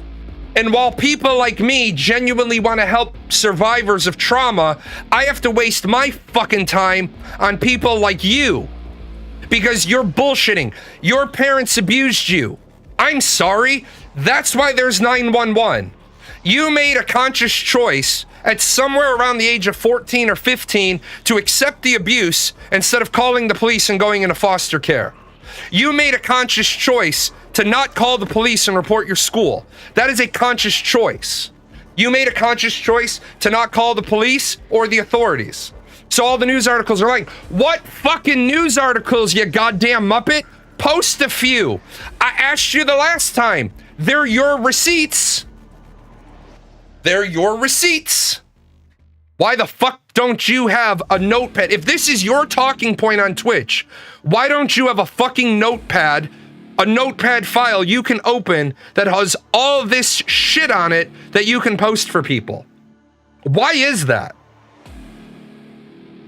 Why can't you literally start clipping off? Because you don't have it. Because you want to live in a delusional fucking world where all these bad things happen. What you're doing is you're taking attention away from real victims. Are there kids that get molested by teachers? Yes. Should we be looking into that? Yes. I haven't given receipts either. What the fuck do you call this, dumb motherfucker? That's called a receipt. I literally gave you a person you can go read. Dr. Mary Pfeiffer. Read her works. Read her case studies. So that's called a receipt.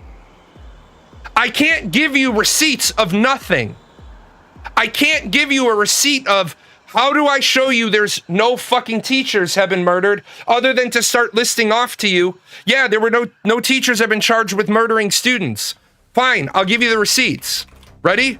Holy fuck. You're like one of these people that makes their argument about you can't prove a negative. Fine, I'll prove the fucking negative to you.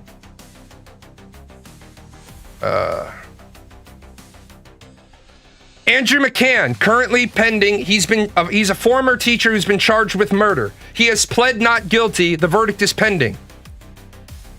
Ryan Duke was charged with the murder of a teacher, acquitted of murder, convicted of concealment. There are no K-12 college teachers charged with the murder of a student. There are no charges. There are no acquittals.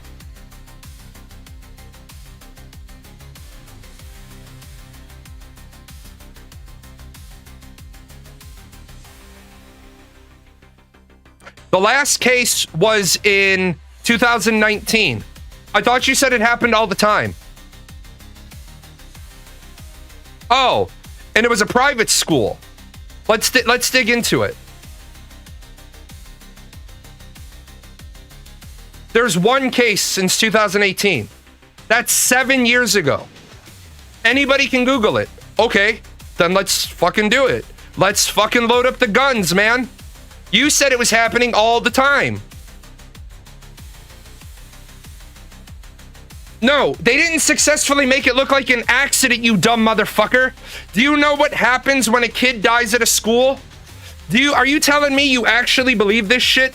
That a kid dies at a school and the teachers were able to cover it up because the police came in and investigated? Do you know how fucking many agencies come into a school when a kid dies?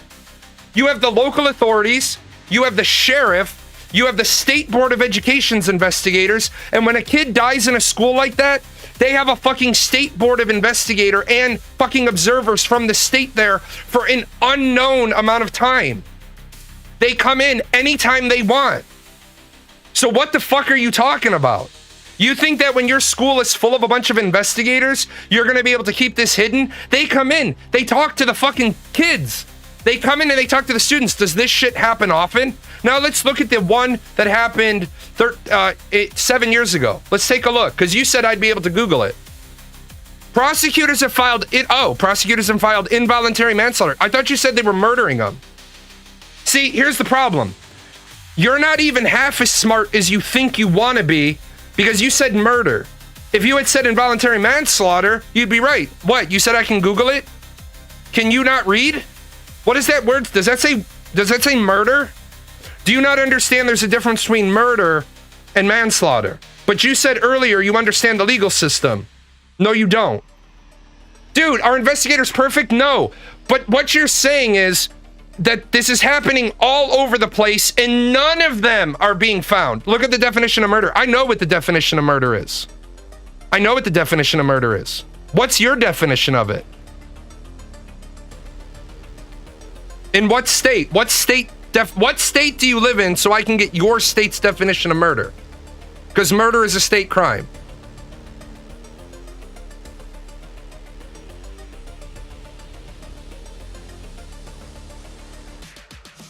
What state? Give me just this fucking state. Come on, man. It's not hard to type the name of a state so I can get your state for you.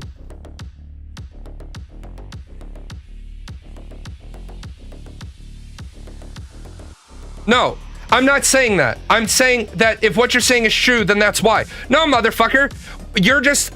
You're like, do I know the definition of murder? And I said, give me your state so I can teach you what your state's definition of murder is.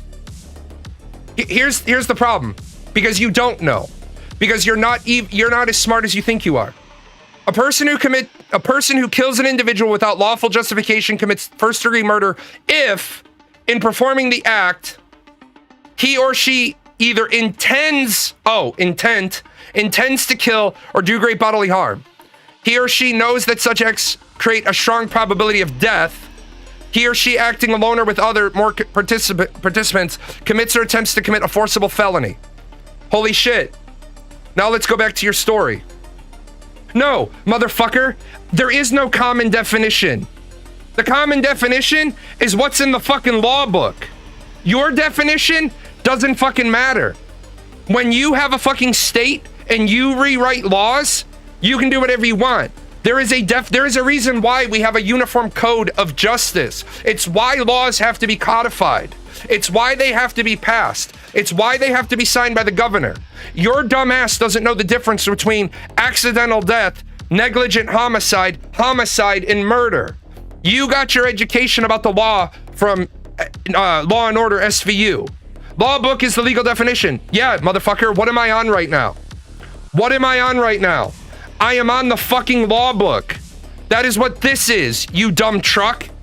That is Illinois Code 591, Chapter 38, Paragraph 91. First degree murder. That's the definition of murder in my state. It's the only definition, not your definition. This is the definition of first degree murder. That is why these individuals would have been charged with involuntary manslaughter. Because they did not have this word right there. They didn't have the intent to kill him. Yes, I have a graduate degree. What's your point? My biography and my fucking resume and my education is posted online. What's yours? GED? Yes, I have a graduate degree. Holy fuck. Executive Director and Site Administrator for the now shuttered Guiding Hands School. The principal, a special education teacher charged in relation to the death of Max Benson. Oh, hold on a second. I thought you said that they were covering it up. This looks like they were charged. Felony involuntary manslaughter.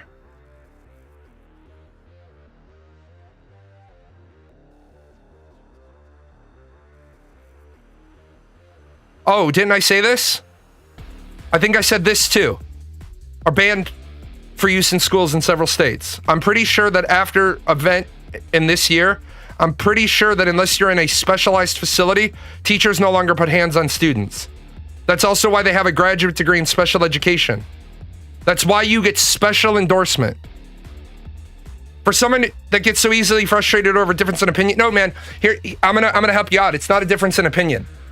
And that's what you don't understand, because nobody has ever slapped you around verbally before, because everybody else doesn't want to deal with victim mentality people. I do. The difference between homicide and murder depends on the state. We have 50 states, we have 50 definitions. Generally, the definition of murder and homicide is previous intent, premeditation. Did I intend to kill them, or did my actions kill them? Which is why you also have states that have code where it's accidental homicide. For example, I hit you in the head with a bottle. Degrees don't prevent people from committing crimes. And never said they did. But you said it's a crime. And what you're not smart enough to pick up on is this. We're talking about an article from 2019. Right? It's not, in this era, it's banned for schools in several states. If it's not banned for use, it's not a crime. So now I'm starting to understand where you come from. You were the shithead kid, weren't you? You were the disciplinary problem. You are the one who got your ass kicked. Isn't there a difference between premeditated murder and murder? Yes. There's a definition between premeditated murder and murder. Depends on the state as well. Some states, their murder 1 is different than their murder 2. I don't know why we have 50 sets of laws. To me, it would make sense for the crime of murder and homicide that we have 1. You just added to the list of reasons why these people are incapable of doing that's been proven to have been done. No, you see, because in the cases where it's been proven, you started off your bullshit argument by saying kids were being murdered. That is a radical difference than kids have died. You said you were afraid to report anything because you feared whistleblower retaliation and they would murder you. That's what you said. I looked it up. There haven't been any fucking charges. Now, let me ask you this. Do you think there's parents out there whose kids die at the school and the parents don't stay on top of it? That's still your position. Well, it's a stupid fool-ass position. I can't change the fact that you want to be a fool. I can't change that. Where are all these kids disappearing? I'll tell you right now, if I got a phone call right now, I said it was a big... No, you didn't say it was a big possibility. I have every single thing you said logged. You don't know how to conduct yourself in a text-based conversation because you don't know how to articulate your points. You have literally throughout this conversation and your visit today have said, I didn't say that. I do think there are parents that don't follow up. How many? Because according to you, this is a rampant problem. I want to see if I can get the verdict here. Show the log. Cool. No problem.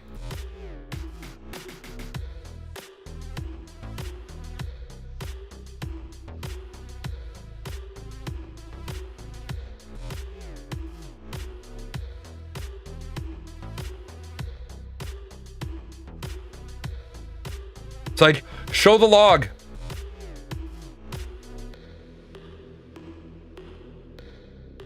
There you go. It's every single thing you said on my show. I have 4 pages of everything you've said on my show. So now what? What does that prove to you? I have every single thing you said on the show today. So what does that prove? Ooh, I have 4 different bots in here that log everything that gets said. What does it prove? I can prove what you said on my show. You can't prove what you didn't, because that's the same standard you just tried to hold me to.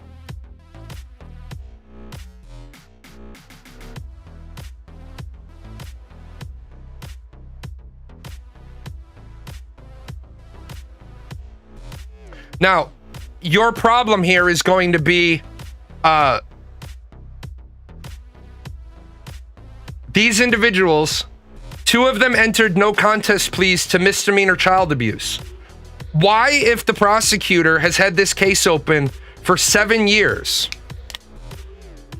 Oh, don't backpedal now, motherfucker. You said they were murdering kids. You don't get to backpedal now and say preventable school deaths. You don't get to be like, oh, they're murdering kids at the school, and then when you get called out, you don't get to turn around and do that shit. You absolutely don't get to do that on my show. You said it, own it. You said that shit, you own that shit. Because if you're not gonna own the stuff you say, then you don't need to be here. You can go bother some other fucking streamer. You said it, you own it.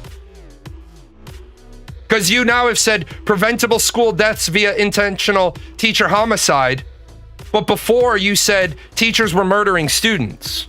So why is it all of a sudden now that you can't bullshit me because I do study all of this shit? Now you're like, oh, well, preventable school deaths. Well, you said murder, motherfucker. So why is it changed now?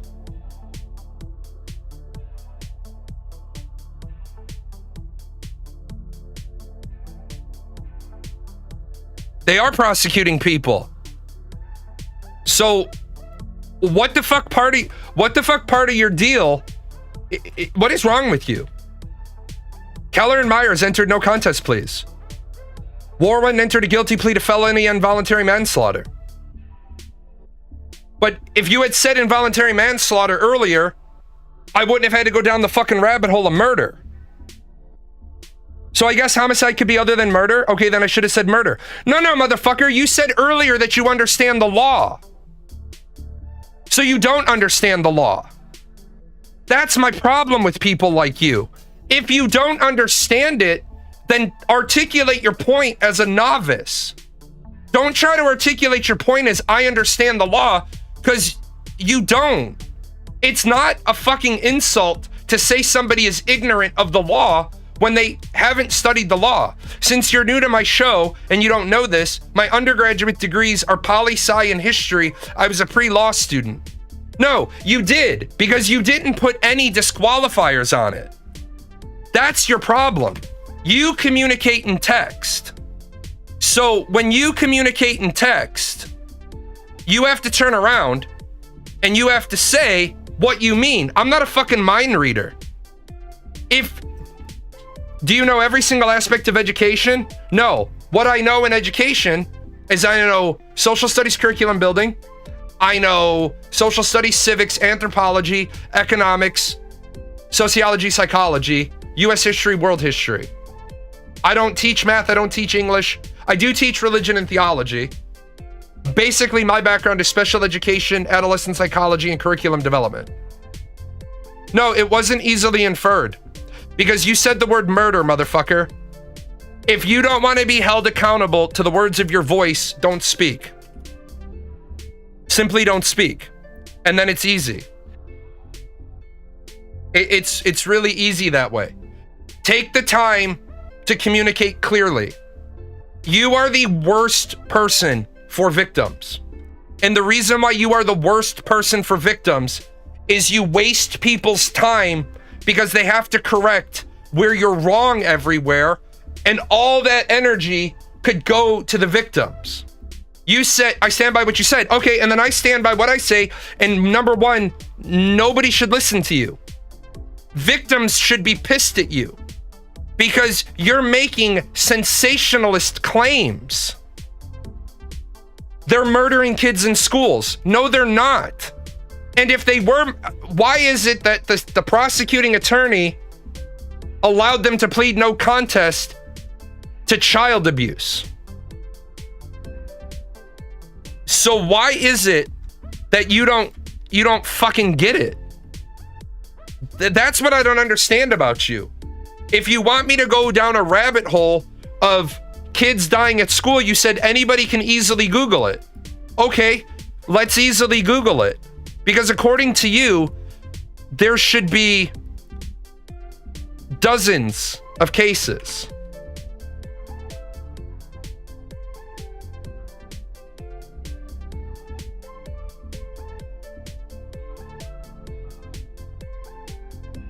Okay, so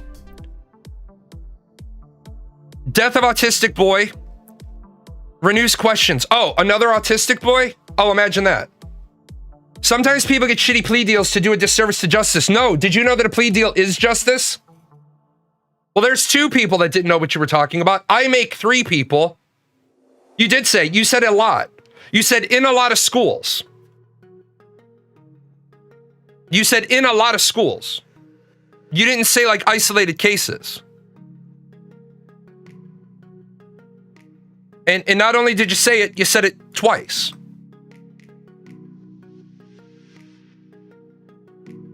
One sentence context. Earlier today in the show, this guy came in and he said, teachers are murdering students at school and they're covering it up and there's no investigations.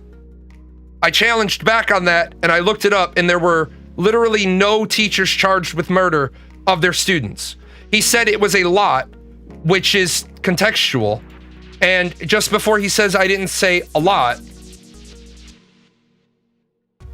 going on in US schools, I'm basing a lot of schools' comment on testimonials and reports.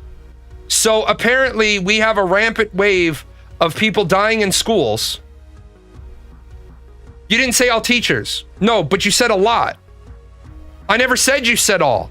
You're literally building straw man arguments because you're like, I didn't say all. I didn't say all teachers. I never said you said all teachers. I said a lot. Yeah, sure. Too many teachers are abusing, but killing kids? Nope, exactly. Murdering. Now, if he had said killing kids, that would have been a different story. A lot, meaning relative to what people would think of. No, motherfucker. You didn't go to deal with some issue. What next level fucking bullshit did you say? You said I had to go to deal with, what was this nonsense you said?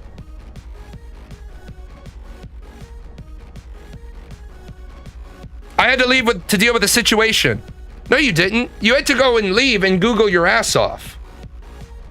The way you said it, people are going to think I'm saying all. No, motherfucker. You said a lot. The way I'm saying it is exactly what you said. You said a lot of schools. So why are you quibbling now? Why do you have no integrity?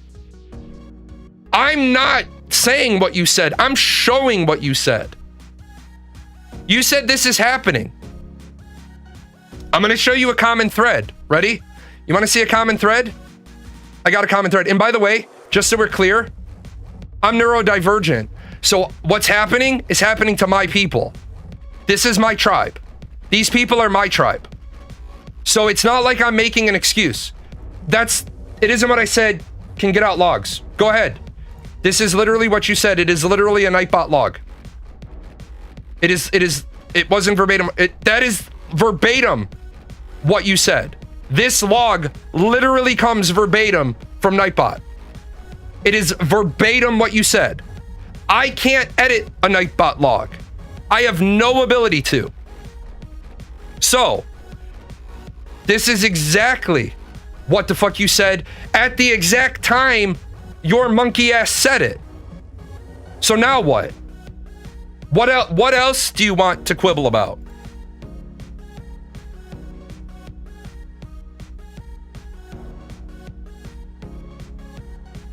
Because if you want to quibble about that, I could show the same exact fucking log from my moderator tab. So now what? Yeah, you're monkey ass because honestly, you're a fucking joke. You run around. Yeah, it isn't verbatim what I said in response to literal posts, literal log posts to what you said. If you're gonna act like a fucking monkey, I'm gonna call you a monkey.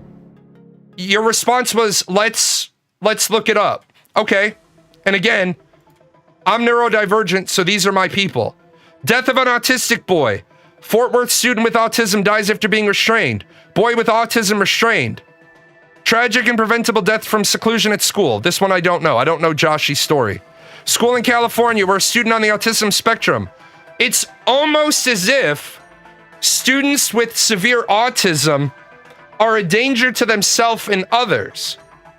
It's almost as if you have to have specialized training to deal with autistic kids.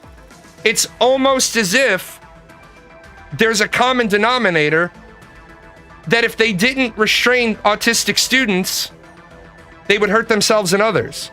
I'm not saying it's acceptable that any of them die. I'm also saying, why are some of them in the public school to begin with? Some of them need specialized facility care. And guess what the parents won't do? Approve it. So, before we start, it wasn't in response to literal posts, it was before you showed the log. Except everything I said you said, I've shown a log for. I've never said anything that you said that I can't prove. So, you want to talk? Here, I'll help you out. You said you didn't show any receipts. There you go. So you're categorizing autistic kids as a danger to themselves and others? Yes. Individuals with severe cases of autism, ASD level 2, where they have an episode, they are a danger to themselves. Not every minute of every day, but I guess you missed that part of what I said. When an autistic who is severely autistic has an incident, They are not aware of their surroundings. They hurt people. They swing their arms and they flail and they put their fucking hands through windows. I literally said severe autism. This is why I said you're dumb monkey ass. No, you didn't, because if you really heard what I said, at the end of the show, you can go back and clip it. Because the replay will be on. But you asked for receipts. Why is it you don't have the Cornell University? If it's your deal, if restraint fatalities are your fucking big jam, why don't you have this article? Why don't you have the 20-page fucking study from Cornell? Oh, is it going to be because it's not going to fit your narrative?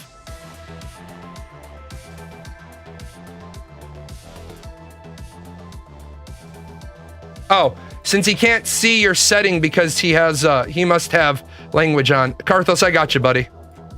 Because I know Karthos isn't afraid. Dude, this is what he said to you. Because you're on Twitch and you have filter on. He said, holy fuck, are you a dipshit for a living? Because you should ask for a raise. If I have a Cornell University degree, provide proof. I didn't say it. How fuck, you're about 1 second, you're about one more dumbass fucking comment from getting banned. I didn't write the fucking paper, you dumb shit. I never said I wrote the paper. I said, why don't you have the paper? It's literally a publicly available paper. Why don't you have this? In the amount of time that you have come to my channel, I have been able to do the show and do research.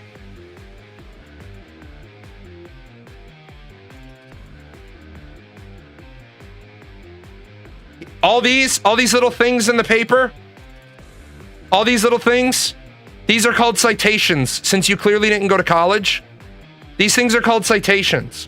What you do is you go to the parenthesis and you read up to the date. And then you click on this wonderful thing and it takes you down here. And then you click on this wonderful thing. And what it's going to do, oh shit, see, you won't be able to get into that one. It sucks, but you're going to need credentialing to get into there.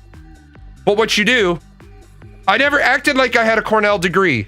I said, why don't you have the Cornell paper? See, that's your problem. You don't want to, hear what people say to you. You're mad because I don't agree with your narrative. You're mad because I can disprove your fucking narrative. And now you're going to be like, he said, I never said that. I said, why don't you have this paper? It's literally a public link. Why don't you have it? If this is your big talking point, this is literally the paper you need for the fucking point you're trying to make. 79 restraint-related fatalities occurred over a 26 period. 79 deaths in 26 years does not a lot make. If we're talking about the total number of opportunities for deaths to occur. Is 79 deaths too many? Yes. And if you had come in and you had said, hey man, are you aware that there's been 79 restraint-related fatalities over a 26-year period in the United States? I would say, holy fuck, that sounds like a lot of deaths. Let's dive into that. But when you start to fucking demonize a lot of schools because there's a lot of teachers murdering students, there is a fucking huge difference between the phrase teachers are murdering students and there's been 79 restraint-related fatalities over a 26-year period. That's 3 a year. That's 3 too many. But now we can talk about the problem. So you said I didn't show you receipts. Well, this isn't even my argument. I didn't prep this segment. You walked this bullshit into my house. I have literally just disproved your entire argument. Or is all of these people, right? Are all of these people from Cornell also in on the cover-up? They're only acknowledging 79, not all of them. Again, 79 is too many. But shit, man, that's not even more than one per state in a 26-year period. There's been more other causes of death at schools than this. Now, I will say it again. You are the absolute worst human being when it comes for victim advocates' rights. Because if you had come in and you had known what the fuck you were talking about and it said, are you aware there's been 79 restraint-related fatalities in the last 26 years in America? I'd be like, holy fuck. That's a lot. Let's dig into that. But how many opportunities for defects have there been? A child, there is multiple opportunities for defect in Six Sigma, which is a business thing you probably won't understand. Out of every million opportunities for defect, if there's less than 3, you're doing good. How many autistic kids are in the school system? How many autistic kids have navigated the school system in the last 26 years? How many days of school time is that? And now divide 79 by that number, and the number is so close to 0.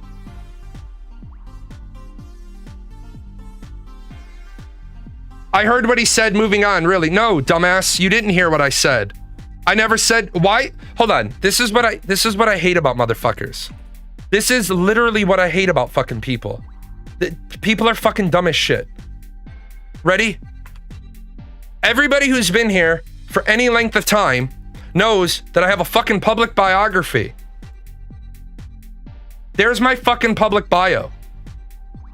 Why the fuck would I ever claim in a show to have a fucking degree that I don't have on my publicly listed fucking education and credentials page? What I said to you was I was pre-law because I have a degree in poli-sci and I have a degree in history, which everybody in this fucking channel who's been a regular will tell you for the last 9 years, I've told people.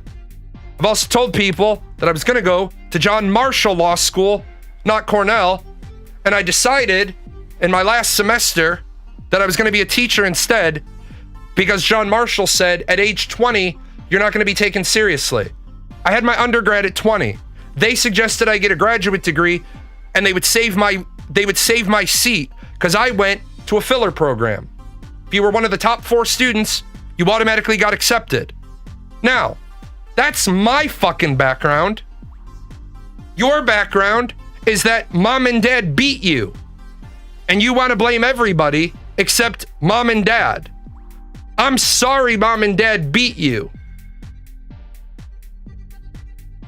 But you didn't stand up. You didn't report the schools. You didn't report the abuse. Congratulations. That's not blaming the victim.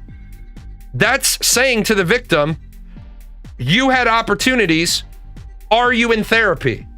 Why didn't you do it? I didn't want to get murdered. That's paranoid psychosis. I didn't report because I didn't want to get murdered. Okay, mom and dad didn't beat you. Well, then why did mom and dad not believe you? Here, hold on. Let me grab the book.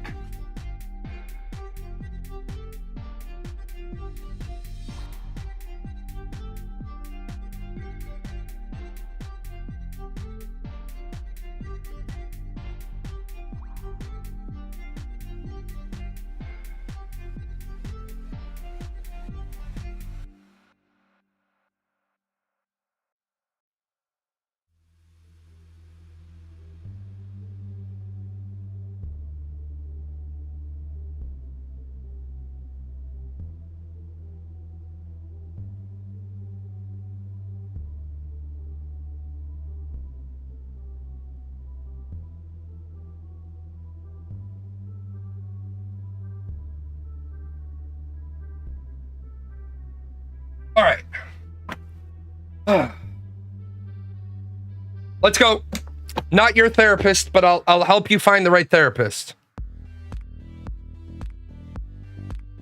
Why didn't you report the abuse that you were suffering? Again, this is just a hypothetical academic experience and a free exchange of ideas. Not trying to be your health provider, just trying to walk you through the psychology.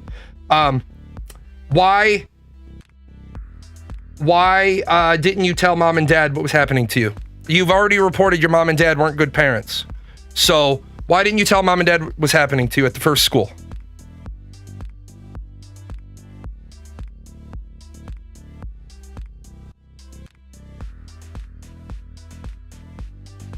Didn't Minnesota already have gun laws? Yes, exactly. Exactly. I'll jump on. I can do two topics at the same time because he won't answer any of my questions anyway. Minnesota already had gun laws, and two of the three weapons used in the school shooting would have been legal under the federal assault weapons ban. We don't even have one singular definition of the assault weapons ban. Or I'm sorry, we don't even have one singular definition of what a mass shooting is. So when all of these politicians come out and say heart, thoughts, and prayers, fuck thoughts and prayers and fuck an assault weapons ban, why aren't we moving forward and getting people mental health treatment? I already mentioned why I didn't report it, because of the fear of retaliation. Why didn't you tell your parents specifically? Why didn't you tell your parents? Not like many other kids. I don't care many other kids. I care about you and your parents. Why did you not tell your parents that you were being abused, mistreated, neglected at the school? That's all I want to know. Because you've already said you didn't have good parents. What about your parents made it so you didn't want to tell them?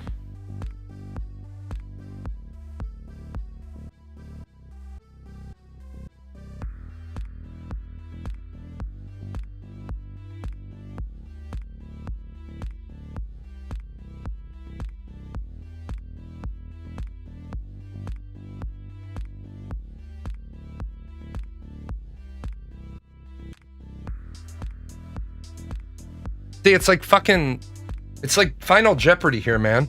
It's a simple question. Why didn't you tell your parents what was happening at the school?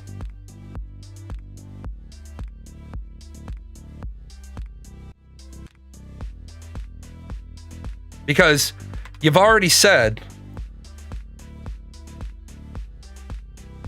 you've literally already said, not saying they weren't shitty and you're right, they were shitty. And at the same time to say the kids don't end up in bad schools. Well, I don't give a shit about the rest. You literally have already said your parents were shitty. So what made them shitty? Because you've said they weren't beating you. So why were you afraid to tell your parents? See, this is, I think, the problem with some people. I'll bust out the fucking psychotherapy treatment planner. I don't fucking care. I can do a hypothetical academic exercise. But now it's like, he has logs. I didn't know I had it. So I didn't tell them because I thought they'd tell the school and there would be violent retaliation. No, it wasn't obvious from what you said before. Because at first, you didn't even admit. So you thought your parents would allow the school to retaliate against you. What made, I'm typing on a phone keyboard. It amazes me that you can type paragraphs this long on a phone keyboard, but then when you get called to center stage. So what made your parents shitty then? I know, but what made your parents shitty? Because I'll agree. I'm not going to dispute you. Your parents were shitty. Yeah, no. How could parents stop that? Pull you out of the school? Call the police? Call DCFS or CPS, whatever your state has. Call the State Board of Education. Talk to the superintendent. Talk to the school board. How many more options? I literally just gave you 7 options. You're like, what could my parents have done? I don't know, protect their fucking kid? So, you didn't tell your parents because your parents were shitty. You didn't tell your parents because I thought they'd tell the school. Why was your natural response to think your parents wouldn't believe you? Oh, so hold on a second. State investigators are broken. CPS is broken. Your parents were broken. Schools are broken. Everybody's broken. That is victim mentality. Every system that's supposed to protect me failed. So you're discussing the issue with not passing gun laws, but also not passing public health. So yeah, my point is, let me see if I can pull it up, because you are late to the show, but I don't mind when people are late to the show. I didn't say that. You did. I don't know what you struggle with. Not saying they weren't shitty. So not saying they weren't shitty, and you're right, they were shitty. You said they were shitty. It's right fucking there. So I'm done with you. I'm finished with you because you're a fucking liar. So you're done. Now I'm gonna go to the person who actually wants to talk about shit legitimately. Because this person brings us back to, snap back to reality. Okay. I don't like when politicians use the death of children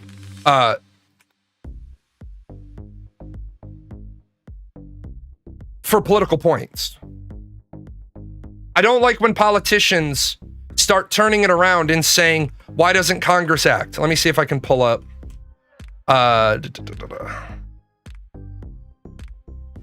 Shit like this bothers me.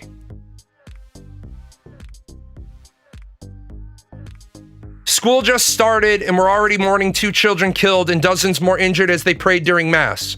It doesn't have to be this way. Congress must act to keep our kids safe. You're not a freshman representative anymore. Any sitting member of Congress, be it the House or be it the Senate, can introduce any legislation they want at any time. Elizabeth Warren. Back to school should not mean back to school shootings. Congress must end this carnage. Thoughts and prayers are not enough to prevent gun violence. Great. You've been a senator since, I believe, 2013.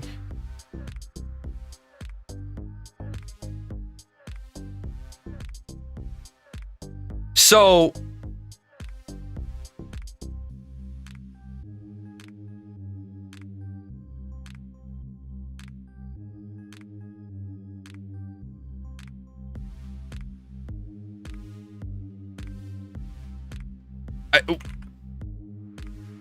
we are at a point where I also not like that. I don't like when anyone uses a tragedy to push their own agenda.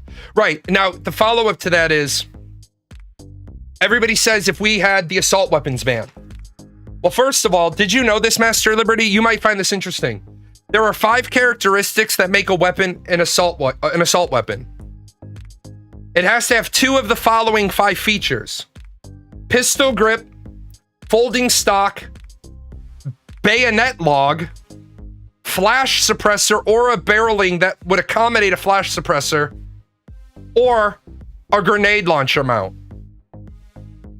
Now, I'm all for talking about things and writing things into law that are going to stop problems.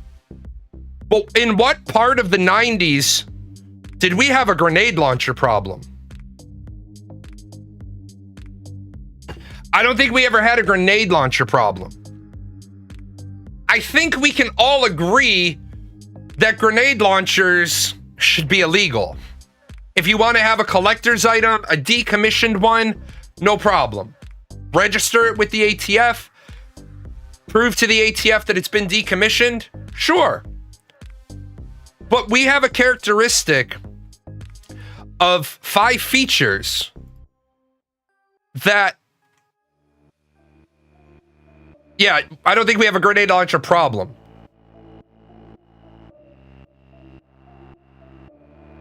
Where is the, by that definition, and this is why I hate our lawmakers. By that definition, if this can't go into automatic fire mode, then Ma Deuce is legal, because Ma Deuce does not have 2 out of the 5 assault weapon characteristics. And then, because we treat our politics like a giant joke. We get, yeah, a 50 caliber machine gun, chillin' Jazz. As long as you disable the automatic fire capability, a 50 caliber machine gun is not an assault weapon. Because it would have to be tap rack, tap rack, tap rack, tap rack, but it's still a 50 cal. That is not an assault rifle. That's not an assault rifle.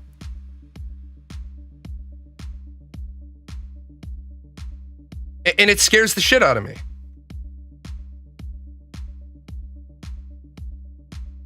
Actually, no. If I ask most people if the last 4 systems are broken, they won't say that. If I ask a bunch of illiterate, ignorant-ass motherfuckers who are wallowing in their victim mentality because dad was an alcoholic and mom had mental health issues, that's when they'll start blaming all of society. I will never say that. Well, I will absolutely say your parents are broken. As far as schools, not all schools are broken. And according to you, I'm supposed to be able to see thousands of murders. Over 26 years, 79 kids died. It's terrible. But it doesn't paint the picture you want to. You do wallow. You absolutely do. And if no one's ever told you that, if I'm the first person to tell you, you're wallowing in your self-pity. And if I'm not the first person to tell you, no, you are wallowing. You're doing it on my show. You have that time right now. That's what you're doing. Yeah, the Bible called this the wringing of hands and the gnashing of teeth. All it would take is for us to all it would take is for us to realize that no gun control law would have stopped this week's tragedy. No gun control law. Because no gun control law would have stopped him from having a handgun. No gun control law would have stopped him from having a shotgun. And as the numbers state, people say, well, if he didn't have a 20-round magazine. If the police had arrived and neutralized him, the amount of time it took him to load and reload would have mattered. But 116 rifle rounds were discharged. The only difference between the amount of time it took him to discharge those with 20-round magazines and 10-round magazines was 10 seconds. Because anybody who could discharge 116 rifle rounds in the amount of time he did was obviously not a novice at his rifle. Why did we have less deaths than we could have? Because his handgun jammed. I don't have any more of the actual statistics, but this could have been way worse. Now, as far as that, I don't mind people that have abusive parents that want to swing in and actually get help. I don't mind people that deal in reality. But when you have a person that is living in a delusion, I won't pander to that delusion, because there is no way that the father was an alcoholic, the mother had mental health issues, the first school was in league with the second school was in league with the first school and paying kickbacks, and I live in a place where CPS is terrible, the police are terrible, my grade school principals were terrible, the superintendent is terrible. When you tell me everybody was terrible, then I say to you, where the fuck were you living? Bosnia? Azerbaijan? The outskirts of Afghanistan? Because then why isn't this fictional place on the fucking news every other day?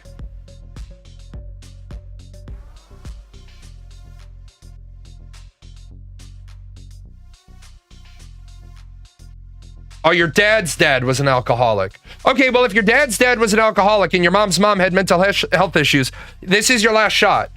And then I'll probably just ban you because you're not even entertaining.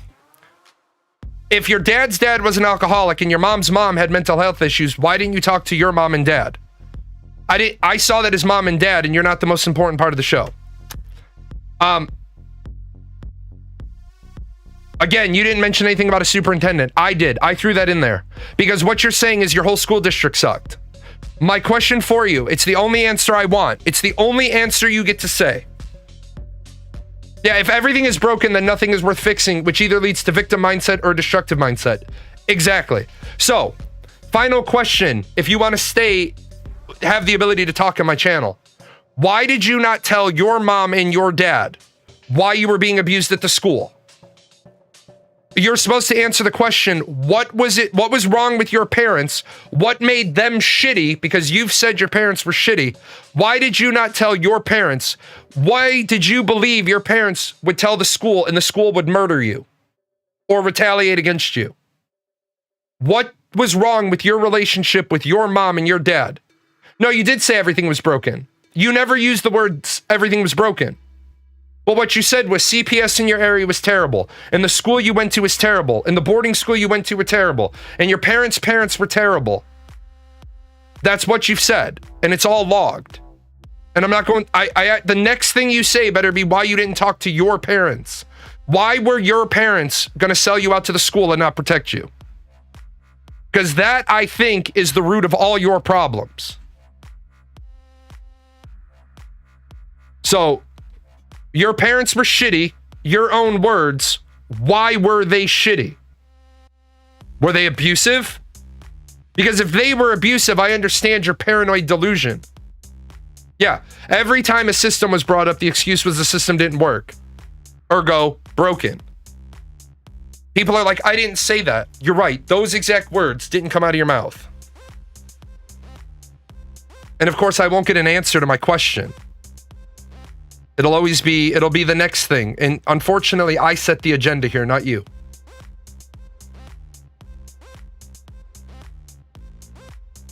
I can shut down that server.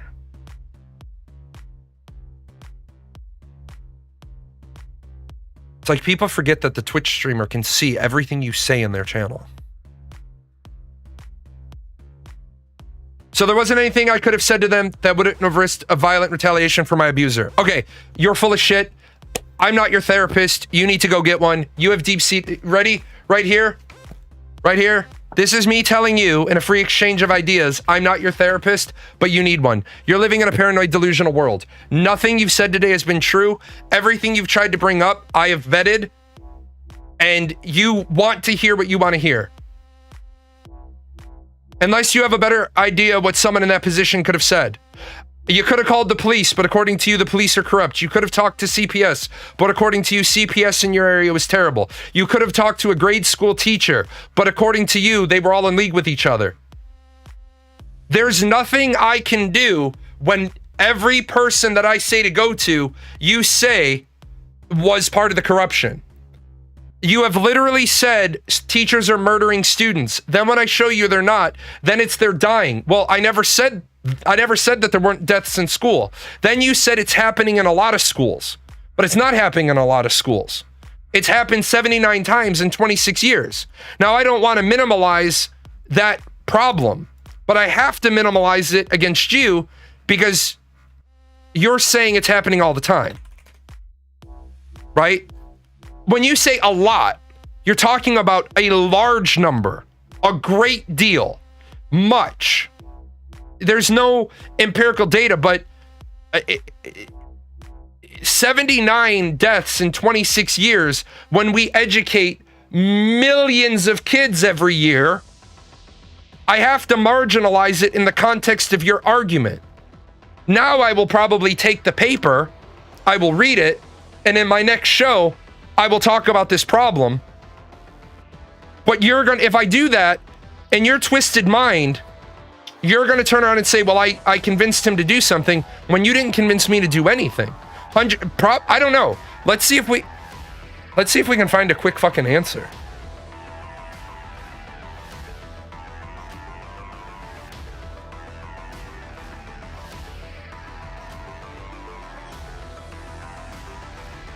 I just want to see if we can get a quick 1.27 billion student years. Okay, so now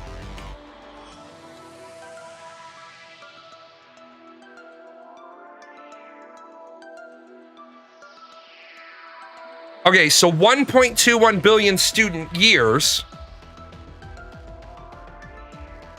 Because that's how many kids, because remember, over 26 years. 26 years. So that means you've had 2 full graduations, because the kid that started 12 years, another 12 years, and 2 more. That turns into 229.87 billion student days. U.S. police in general are corrupt. No, they are not. This is known globally. No, it is not. Bottom line is, besides CPS and cops, don't remember the third one. Kids can't reasonably be expected to know that. Yes, they can. School counselor, school social worker, guidance counselor, high school principal. Every single kid you had, every single teacher you had before that. You say police in general are corrupt. Did you know, ironically, that the media makes a huge amount out of every police incident? But think about how many incidents. Think about how many police interactions there are every single day that don't result in any corruption. You're not being objective here. Let me show you. Let me show you your lack of objective number. And then you can go and you can read the Cornell paper and you can understand you don't know what in the fuck you're talking about. If I take the total number, because I can't do a number this big in my head. If I take the total number of days of student attendance and I divide 79 incidents by the total number of times an incident could have occurred. And by the way, that 229.87 billion isn't the total number of times an incident could have occurred. It's the total number of times a student went to school. Look at how small that number is. I think you really need to fuck off. And with that, fuck off. You specifically, fuck right off. You're not the type of person I want in my community. Because I don't deal. Yeah, this is called a limit. It's so close to 0, it's infinitesimal. But when I have to combat people like him, 79 victims get fucking marginalized because of assholes like this. I want to understand each and every one of those 79 cases now. But this motherfucker is making it, I gotta defend teachers.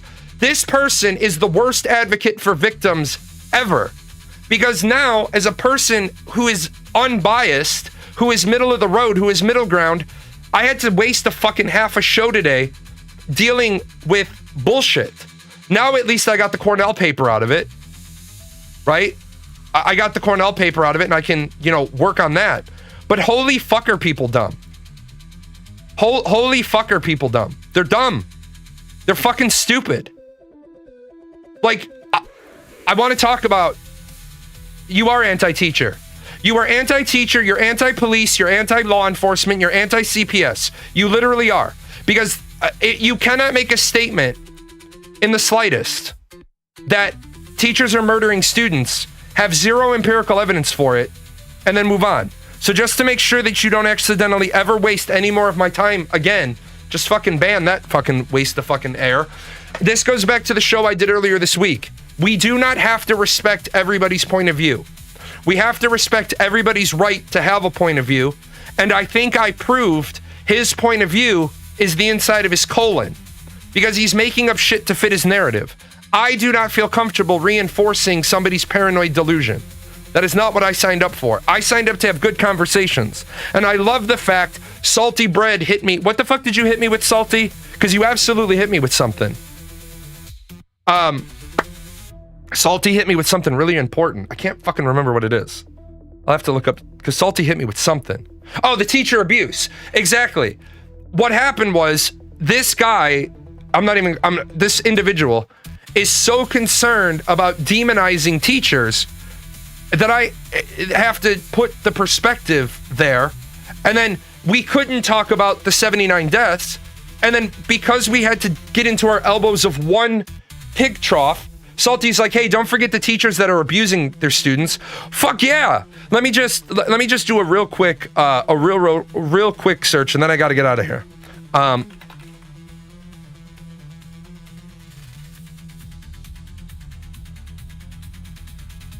Because this number's probably going to stagger my brain. So we know that in the last 26 years, there's been 79 deaths. And I'm...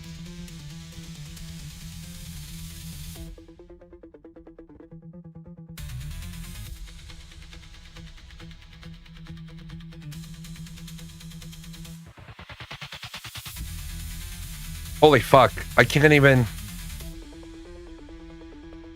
Holy shit.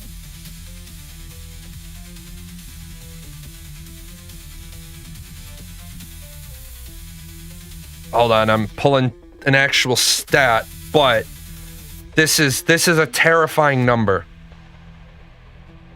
This is a fucking... So far, what I'm looking at is a terrifying number.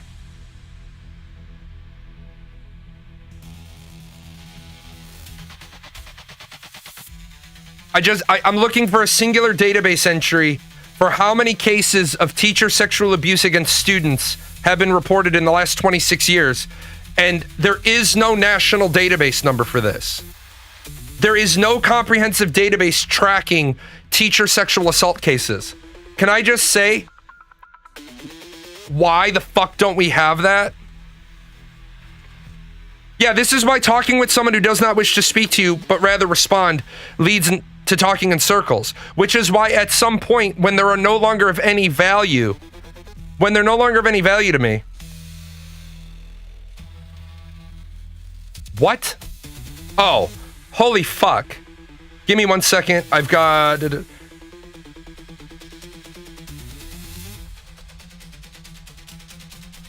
Okay, so in the last 26 years, there's been 79 deaths in school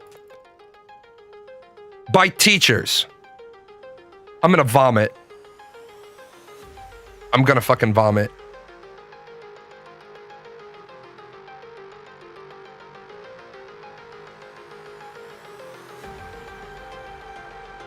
From 2007 to 2012, there are 2,500 cases. From 20... I'm gonna vomit. I'm gonna fucking lose my lunch. This is so terrible.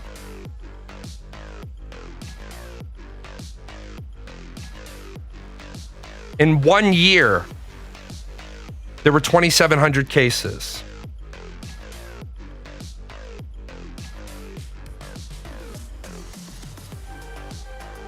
So, they're in not even the full range. We're talking 79 deaths, which are 79 too many. But at 5,200 sexual assaults. Now, I'm gonna give you a terrible statistic. I'm sorry to give you such a fucking shitty statistic at the end.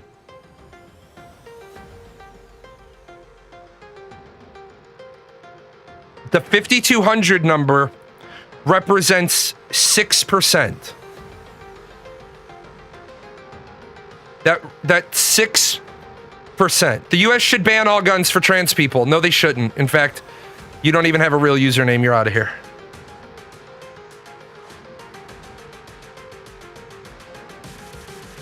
So, this is how many reported and documented we have. And that represents 6%. So not even part of the problem. Not even the whole fucking range. I'm gonna be sick. 86,667 sexual assaults in 6 out of 26 of the years. So